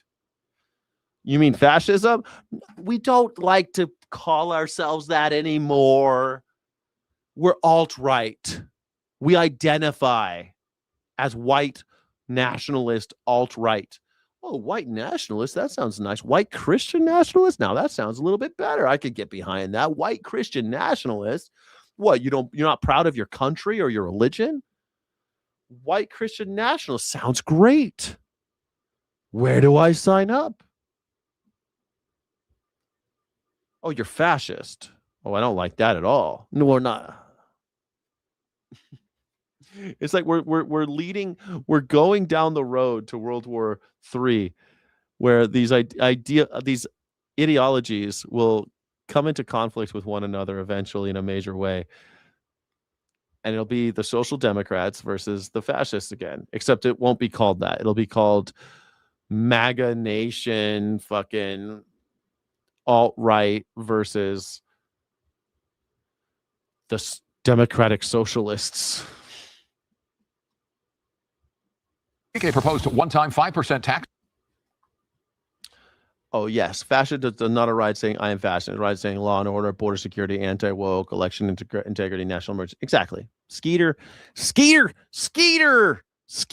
with the magic 8-ball. I can't see what your magic 8-ball says, but I always like the magic 8-ball. Seems so kind of nostalgic. On the wealth of billionaires officially qualified for the November ballot, but now uncertainty as to whether it will actually be put to voters as the union backing the measure. Man, I wish I were voting in California. I want to vote for this billionaire tax. Says they will pull the measure if Governor Newsom backs a 2% tax on billionaires that would instead be passed by California lawmakers. With more, let's go inside California politics with Inside California Politics host Nikki Lorenzo. Hi, Nikki. Nice. They say hey, we'll pull it. We'll pull it if Gavin Newsom just goes along with 2% tax on billionaires. Nice to have you here on this Friday. Let's start with this. For the first time in months, we are not talking about the I say go for 10%. Why 5%? 10% on billionaires. Race for governor, but the battle lines that are being drawn in a big way around 100% on bill. How about 99% on? We're going to do just a one-time tax. Just a one-time tax. It's going to be 99% on anybody who's worth over $999,999,000.99. That is a lot of money. 99% of anyone who makes over $999,999,000.99. All nines. I like it. It's like it's good for the Asians. Asian people love like all nines. It's lucky. It's the year of the horse. Year of the horse. This proposed billionaire tax. And backers of the tax basically gave Governor Newsom an ultimatum, which he seems to be rejecting. Indeed, Chair Micah, great to be with you on this Friday. And yeah, for once, we're not talking about the governor's race, but this does involve our current governor. And yes, the Healthcare Workers Union of SEIU putting this forward this week, sending this letter to the governor saying, look, we'll take this off the ballot if you agree to this one-time 2% tax. The governor's office was quick to respond and say, we're not interested in any kind of billionaire's tax, but the clock is ticking, guys. They have until next week, if there's going to be any kind of negotiation, to pull this off the ballot. So we're going to have to wait and see, but it looks like the governor is not really interested right now. Now that deadline next Thursday. What do you think this could governor ain't going to do that? He wants to run for president. Mean for Governor Newsom's future aspirations, especially if the full tax goes on the November ballot and passes, as some polls suggest it will. That's the thing. He could say, yeah, there's the will of the people. I got nothing to do with the governor. He's between a rock and a hard place. Not really. Yeah, there's a couple of different schools of thought here. I was actually shown some polling yesterday by a source that actually shows the billionaire's tax is a bit underwater now, below 50%. And those who were undecided in this poll, in this survey, once they were read the title and summary, were actually a no on this. And there are also several other tax measures that are poised to qualify as well. One would be to counter this billionaire's tax. There are a couple of others too proposed by business groups and to increase income taxes. So when you have all of these ballot measures on a ballot, and voters look at this and they feel a little overwhelmed by all of these ballot measures, they're likely to vote no. So SEIU could be looking at this saying, okay, what are our chances come November with a strong campaign behind this, powerhouses like Governor Newsom. And look, he has some billionaire backers, Chris Larson, Reed Hastings, like he has these people who have said, we will back him for president. And so he doesn't want to upset that class as well, although he has said he doesn't like the language of this tax measure, said it will hurt funding for firefighters. He's a fucking Republican. Look, I don't know why people think that Gavin Newsom's so great. Gavin Newsom sucks. Gavin Newsom is just Republican light. It's like you realize the Democrats are just another part of the conservative spectrum. And you get to like as far as you can go left, which is Zoran Mamdani and Bernie. That's as far as you're allowed to go. And even they aren't talking about real revolution. They're not talking about real reformation of our society. They're not talking about real redistribution of wealth. They're not talking about that. They're talking about trying to remodel the master's house with the master's tools. That's what Zoran Mamdani and all these fucking what do they call them? Democratic socialists. That's all they're talking about. They're not talking about real revolution. And that's fine, I guess. You know, if that's what gets you up out of bed in the morning, gets you hard. If that's what gets your dick hard, keep going. Keep going. You know, some people have a hard time getting erections. If Zoran Mamdani gets your dick hard, then you keep going, soldier. But it's not getting my dick hard. I don't give a shit. I think I just don't trust him. I don't think he's asking for enough. It's great. He's filling in potholes over in New York City. Awesome. Cool. That's the bare minimum. Because he's doing the bare minimum that the last guy couldn't do, that's like everyone's dancing in the streets. Come on. Doing the bare minimum. Ben from Berlin, it does not. What does not? What does not? All right, that's Let's take our country back! There is a magma chamber of anger sat underneath British society right now. Britain's been shifting to the right. I've spent the past few months trying to understand what's happening in this country. No one, speak to the media here. Attending far-right protests, including Unite the Kingdom, one of the biggest far-right rallies ever on the streets of the UK, where tens of thousands responded to the call of this man, anti-Islam activist Tommy Robinson, a convicted criminal turned anti-establishment figure. Are you ready for the Battle of Britain? But it's not just on the streets, and it's not just the extreme right that's on the up. The populist right-wing party Reform UK, led by longtime Trump ally Nigel Farage, made massive gains in local elections. Nigel Farage was the guy who basically led Brexit. And then he guess where all the money came from for Brexit? In May. This rightward shift isn't one single movement. The different groups represent different shades of right-wing politics, but they all seem to be feeding off of a divided Britain. At the heart of those divisions is the issue of migration. Just this week, a horrific attack by a Sudanese refugee on the streets of Belfast almost immediately turned into the latest I told you so moment for the far right, transforming a local tragedy into a national rallying cry, powerful allies amplifying the message and fanning the flames of hate. Only by protesting repeatedly and loudly will there be any change. Well, Elon Musk, you didn't like that when we were burning your fucking cars, did you? And then you were on TV crying, "Oh, why are they burning my cars? They burned my cars, Donald. They burned my cars." People in Britain are angry. Joe Mulhall infiltrated far-right groups, undercover here in the UK and in the US. He's one of the UK's top experts on these movements. You know, if you look at the way that people's lives have been, you know, lack of jobs, houses, schools, hospitals, stagnated wages, living standards going down or stagnating for years and years, and they feel that mainstream political parties have not met their material needs. What the far right are really good at is going to those people, and they turn up and they say, you're right to be angry, and they give them a scapegoat, and they say it's because someone has come to this country and taken it from you. They're really good at redirecting people. They'll never be able to say, oh, yeah, you had the right to be angry, but it was these billionaires over here who have all your fucking money. You see all the people with all the money? Hey, you don't have any money? Because someone stole it from you? Those guys have all the money because they stole it from you. Oh, no, you think the immigrant is the one with the money. They don't have any money. They didn't steal it from you. They don't have any of it. They got nothing. Those people with political power and all the wealth, they took that from you. You used to have political power and wealth, and now you don't. Somebody took it. They have it. If somebody stole your gold watch and you found the guy with the gold watch, you'd be looking for a guy with your gold watch. It's like if someone stole your phone and then you see a guy walking by with your phone. Oh, there's my phone. You're the guy who took it. If someone stole your car and you saw some guy drive by with your car, you'd be like, oh, there's that motherfucker that stole my car. But MAGA's so dumb, and these idiots in Britain are so stupid, they'll say, no, it's the immigrant. Wait, the immigrant? That guy ain't got shit. He's got no political power and no money.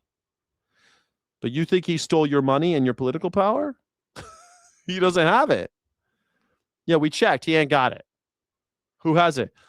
The billionaires. They got it all. They got all your political power and all your money. You think maybe they're the ones that took it? Since they have it? Yeah, that's a good place to start. These people are fucking stupid. It's just like It's like someone steals your car and then drives by with it, and you're like, punch the guy standing next to you because you think he stole your car. But you just saw the guy drive by with your car, but you punch this random dude next to you because he's brown. You stole my car, pow. Then you see a white guy drive by with it. You're like, nah, that couldn't be him. He didn't take it. President Donald Trump announcing overnight that cops made multiple arrests at the Lincoln Memorial reflecting pool. The arrests happening amid Trump claiming vandalism is to blame for the pool's damage and the spilling paint there. One of the men arrested. It's vandalism. He blames everybody. It must be. It's the vandals. The vandalism. The most policed place in America. Maybe the world. I don't know if you've ever been to the Washington Mall, but it is fucking insanely. There's people, soldiers walking around. Even before Donald Trump put all this national, there were a lot of cops there all the time. All the time. And now they're arresting people who go say, you're a vandal. It's the vandals. The vandals put the algae in the water, guys. It's the vandals. Is reportedly a former Olympian. News Nation's Corey Smith joins us now. They're arresting former Olympians. Live from our nation's capital there in D.C. Corey, what more are we learning about these arrests? Yeah, we've been doing some digging this morning, and especially after the president posted about this a few times this week. And let's go back to Friday when video of the blue paint peeling began circulating online. The president said it was the result of vandalism, and he followed it up with this Truth Social post on Saturday, saying the United States Park Police have arrested multiple individuals for vandalizing our nation's magnificent reflecting pool. Who would do such a thing? These are very serious crimes. You believe this shit, Mac? Hold on a second. We got to do another poll. All right, 75% say it wasn't worth the Iran poll. The Iran war was not worth the cost of the Americans. Did vandals cause the, I don't know, pool failure? The epic pool fail? Fuck, epic failure. Epic failure. Did vandal, do you believe, am I supposed to really believe that? I'm supposed to believe that vandals have arrested multiple individuals for vandalizing our nation's magnificent reflecting pool. Who would do such a thing? Who would do such a thing? These are very serious crimes having to do with the destruction of national monuments. Okay. It's funny. No one's ever had this problem until you came along. All of a sudden, until you fucked it up so badly. Now it's a... I'm supposed to believe that? To do with the destruction of national monuments. Years in jail. Work will be... Shane Lewis doesn't know. You don't know how it works, Shane Lewis?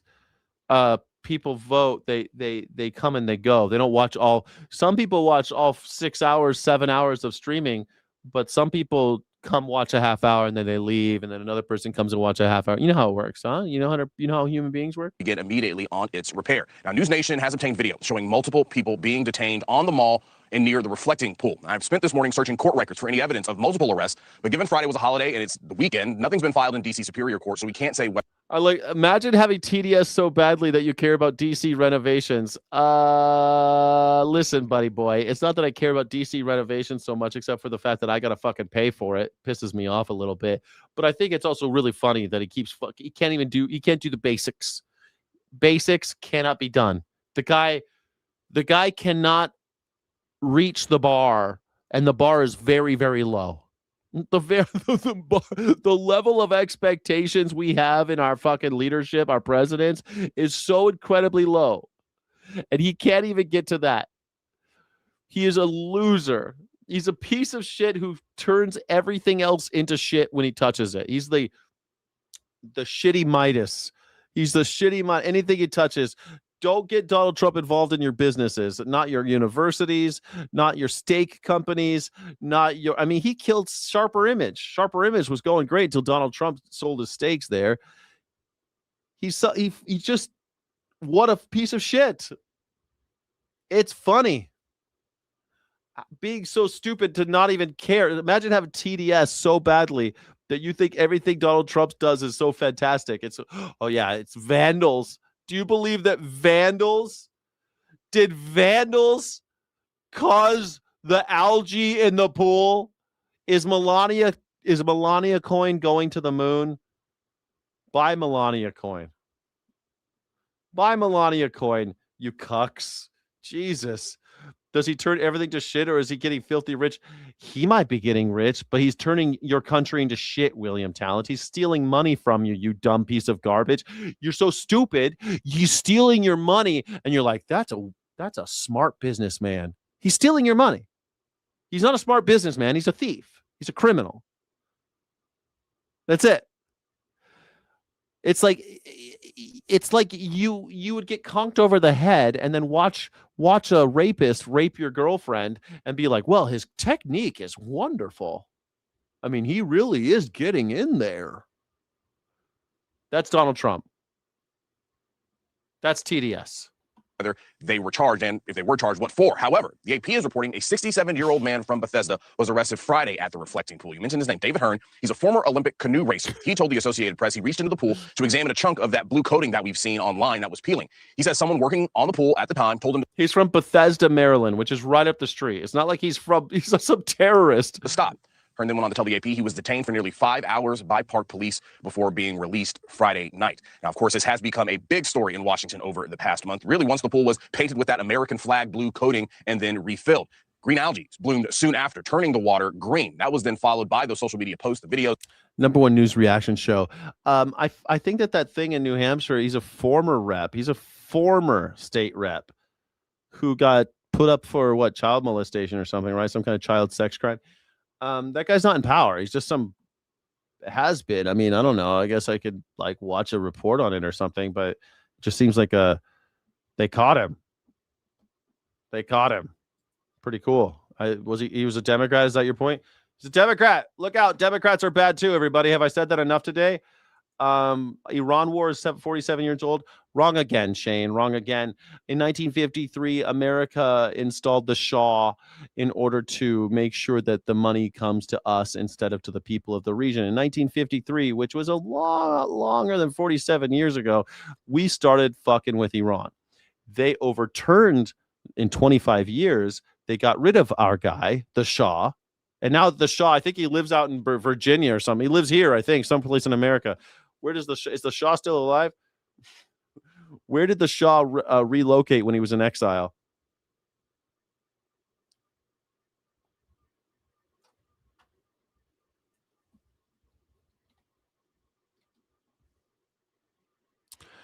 He relocated Egypt, Morocco, and then the United States. In 1979, he came because he had cancer. Then he was in Panama. Then he went back to Egypt. So he was only in the United States for a little while.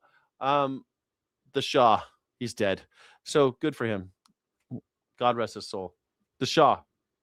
We installed a puppet government in 1953 in Iran. They got pissed. 45 years later, they revolted. 25 years later, they revolted. And then we're like, you guys started a war. You're an idiot if you think the war started in 1979. You're a fucking idiot. You are susceptible to propaganda, and you're dumb you're gullible. MAGA, the G stands for gullible. Make America gullible again. You'll just believe everything Donald Trump tells you because you've got TDS. Documenting that the material, the blue paint, the sealant on the bottom has started to peel. We then saw crews get back into the pool trying to clean out that algae. We know that it was partially drained, but that does not stop people from coming by, literally sticking their hands into the water of the reflecting pool and grabbing some of that blue paint out. We know the Park Service is fighting this algae bloom with nanobubbler technology, hydrogen peroxide. We have seen some progress made, but look, algae is resilient. It's been around for billions of years, so it's tough. The president said that the pool will likely need to be drained for repairs to be made. Of course, the rush is on, Anna, to have this done in time for the big America 250 celebration and, of course, the 4th of July. We're going to keep digging, see if we can find any sort of official documentation of multiple arrests being made, as the president said there. We'll bring in. Look how stupid the White House looks with that stupid claw in the background that he put up for his birthday. It's my birthday. I want a big USC. Update next hour. But for now, we're back to you. Thank you for watching. No. No. How did I end up? All right. I think that's the show. I think I wanted to end on some good news, but I don't think I have any good news for you. Do I have any good news? Oh yeah, I did have some good news. Dang it. Trump has vandals. Vandals are responsible. Okay, this is the only one. Okay, last one. On Fox News, I keep on asking, like, where's Steve Doocy? Where's Steve Doocy? Steve Doocy was too level-headed for Fox News. I always liked Steve Doocy on Fox, and now he's gone. And now Peter Doocy is the White House correspondent. But look at it's Father's Day. Make it out of wood. Did you guys have a great Father's Day? Did you get a good present for Father's Day? Did you buy somebody a present for Father's Day? Did you do anything for Father's Day? What'd you do for Father's Day, everybody? Let me know.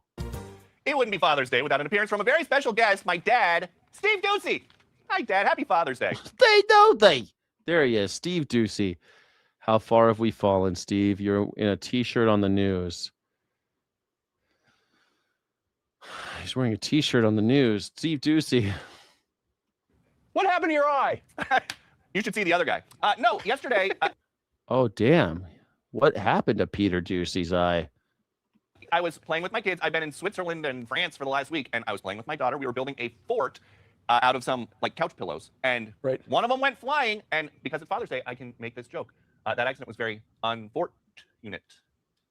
Anyway, I have a scratched cornea. You have a scratched cornea from a fucking pillow fight with your daughter? Oh, no. I'm sorry, Peter Doocy. I hate you, but I don't want you to get it. Like, did Peter Doocy have it coming? Yeah, but does he deserve a scratched cornea? No, he's like Charlie Kirk. He had it coming, but he didn't deserve to die. He had it coming. Thank you. Yep. Yeah, no, I know how painful that is. I don't know if you remember, but about 30 years ago, I was doing some home improvements, and I scratched my cornea when I was putting up some of that pink insulation in the garage. I do remember. And I had to. I went to the. Oh my God! It's just Shane. You know what? The only reason I keep on mentioning because you're so stupid. It's like your brain doesn't work. Bullshit, jackass. Iran took Americans in 79. Carter negotiated the release of those hostages. Reagan, they were released the day Reagan became president. The day. Because of all the work that had been done up until that point. They got released the day Reagan became president. Like, and Reagan made hay out of that, by the way, before. Because it was taking so long to get the hostages. But they got released because of Carter. It's like, also, they tried to rescue him and the military failed. That wasn't Carter's fault that the fucking helicopters fell in the desert. It wasn't Carter's fault that happened. He's not the guy putting that shit together. Anyway, my God. MAGA, why are you so dumb? God damn it. It's like it hurts my soul. It's I feel sorry for all you maggers and how dumb you all are. It's just like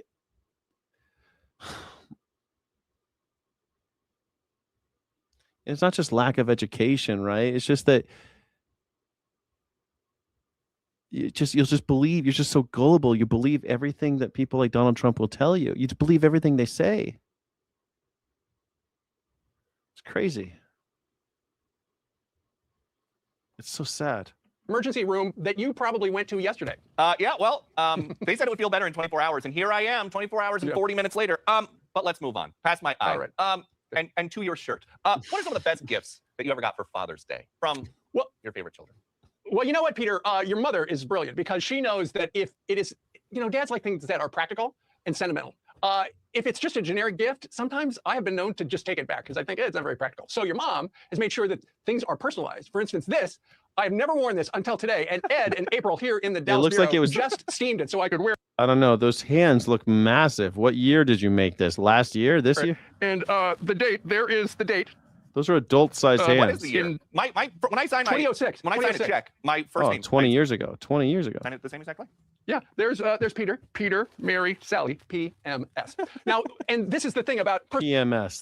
That's kind of funny. Personalized things. You put them in a drawer and you keep them forever. This was a necktie you guys made for me. It's very handsome. Who would know that one day the kid right there who's giving a piggyback ride to his sisters would wind up at the White House working Monday through Friday. So those are. I still like Steve Doocy. I don't care. I still like Steve. I like Steve Doocy. I'm sorry. I like him. I know he's a Republican shill for Fox News, but he's not a magger, he always pushes back a little bit, I don't know. He's at least still a newsman, not Peter. Although Peter did ask, hey, aren't you just blaming Vans for everything. So Peter, maybe he's got some newsman in him as well. I don't know. Those are things that are important. You know, the other thing dads really like, and you know this, Peter, because this has been a rule at the Ducey house forever, because I grew up with not a lot. I wanted to make sure that you guys were very efficient with money. And so rather than spend $5 on a Hallmark card, I would make sure that you guys instead make a card for me or write a poem. Those are the kind of things that dads, it gets to you. And I've got a box with every one of the cards you ever made.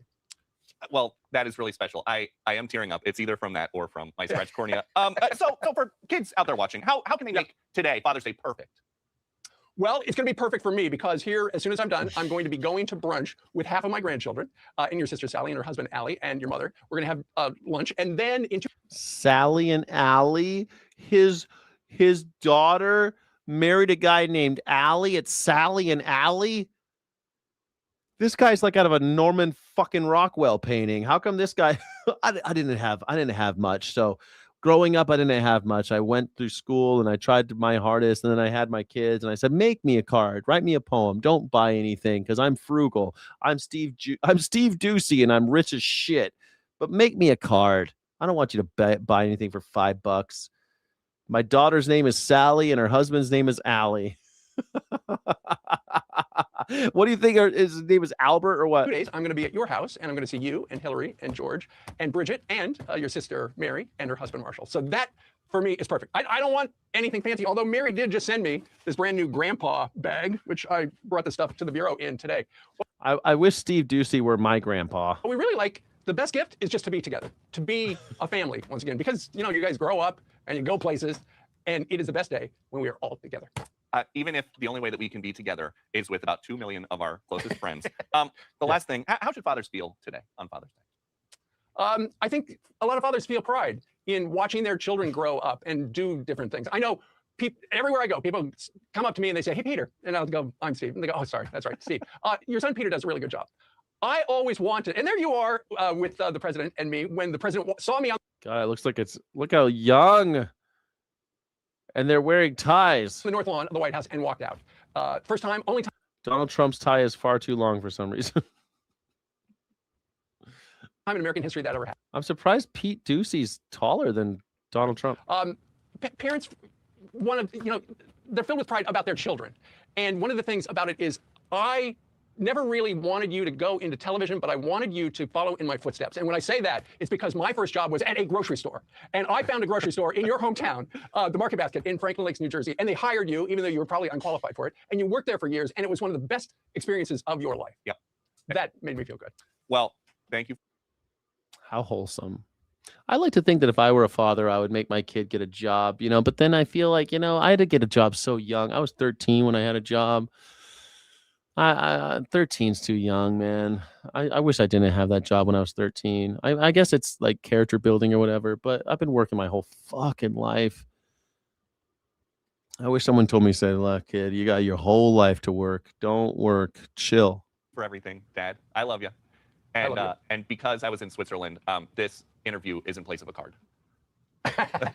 Peter, you can still text me a poem. We will. Dad, thank you. Text me a poem. That's sweet. Well, that's nice. I like to see that. I feel like that was a nice tone to end on. Today I have a house showing, so I've got to show my house. I'm trying to sell my house, and they're going to come by. I already have an offer, but hopefully I'll get another offer. We'll start a bidding war, and we'll get 10 times as much as I plan to sell the house for, because I'm moving to a place where hopefully I can grow my own vegetables and have solar panels and maybe do all that type of stuff. Yeah, it would be good. I worked on what? When I was 13, I worked in construction. Yes, guy. Yeah. Hopefully everything's gonna work out. People keep on telling me that. Yeah. When I was a kid, I worked construction until I turned 14, and then I got a job. No. Till I turned 14, and then I got a job in food and beverage. I got a job in food and beverage. I worked at a pizza place. Yeah, I had a job since I was 13 years old, and I do not recommend it. I wish my parents were the type of parents that were like, "Oh, you need a car, I'll buy you a car." But my parents just weren't like that. They were like, "You got to work for the car. I'm not going to buy my own car." And so that meant I had to have a job when I was 14 and save up money for almost 2 fucking years to have a car when I was 15. I bought a car when I was 15. and it needed work, so I worked on it. And then when I was 15 and a half, I had a learner's permit. And then when I was 16, I got my driver's license, finally drive my own car.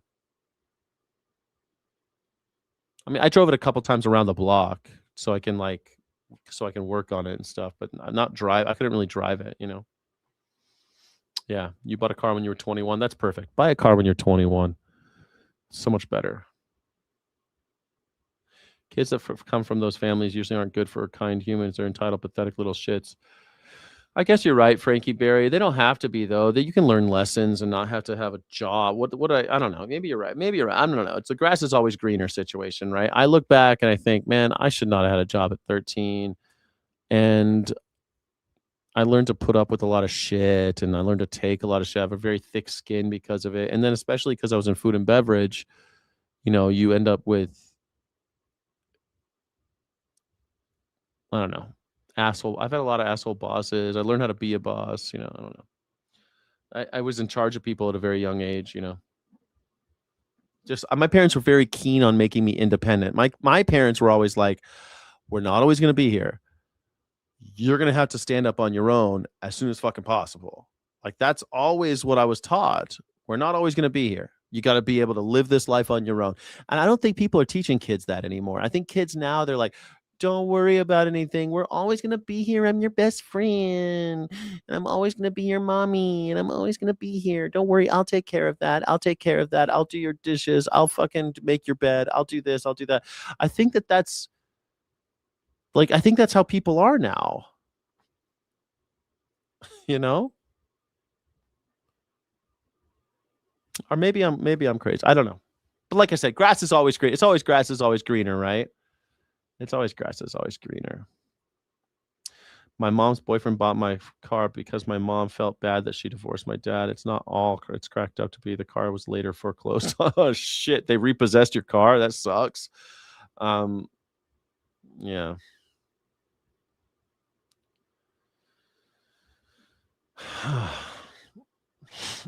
Kids should be taught how to be independent.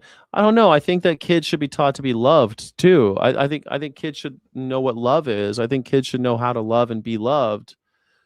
That is something I think is just as important as this independence. And I guess that is a form of love. But my parents were very much more about being independent, take care of yourself, educate yourself, read as much as you can. Never let them see you cry. Never feel uncomfortable. Like, my parents taught me how to like etiquette and shit, taught me how to eat properly with forks and knives, and taught me strict manners so that if I ever was in a situation around rich people, I would know how to behave. And that's all good, but they skimped out on the other stuff, you know, like that. And I guess there's always, you know, your parents are always going to be the ones that you criticize the most, right? Because they're the humans that had the most effect on you, and the ones that you're going to be thinking about the most, probably. I mean, that's who put the voice in your head, right? The one that tells you whether when you make a mistake and you say, oh, you stupid asshole, that's your parents talking. That's who put that voice in your head. And you got to be able to like be your own person and fix that voice on your own. You can't blame them forever, but you'll be thinking about them forever.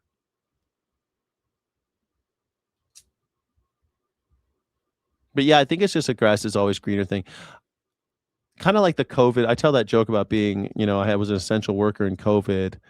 And I know that like everyone complaining about how they were locked in their houses during COVID. I think it's a little ridiculous, but I guess they probably wish that they could go to work. I wish that I could have stayed home. You know, I wish I could have stayed home during COVID. I wish I could have been locked up with my girlfriend during COVID, or locked up with someone that I liked, someone that I loved during COVID. That would have been great. I don't know. Anyway, I hope you guys have a great day.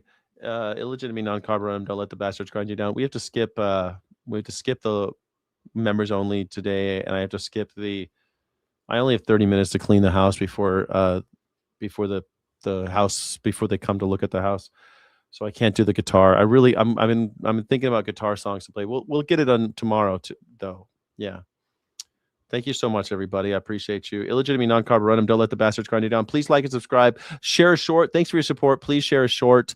Share a short. please share the channel with your friends. Share the channel try to get it out there. Try to just share it. Hit the share button and copy and send it to one friend on WhatsApp or something. Anybody, send it to yourself. It doesn't fucking matter. YouTube sees that and it helps the algorithm. So please share the short. We're almost at 20,000 subscribers, which is a huge milestone. And it'd be a really tremendous thing if we could get that done. I appreciate you guys so much. Illegitimate non-carburetum. Don't let the bastard grind you down, because I need you. We need each other. And the animals need us most of all. Thanks, everybody. 1, 2, 3.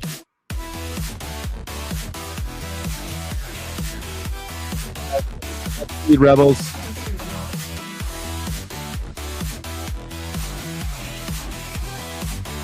Thank you, Veg in the Woods. Thank you, moderators. Thank you, Sky City Rebels.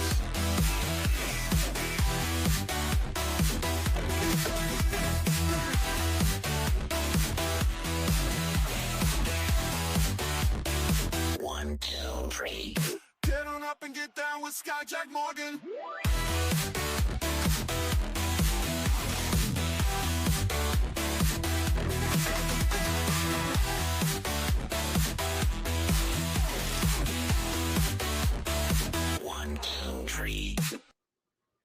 Thank you so much for watching. Don't forget to like and subscribe. Thank you so friggin' much.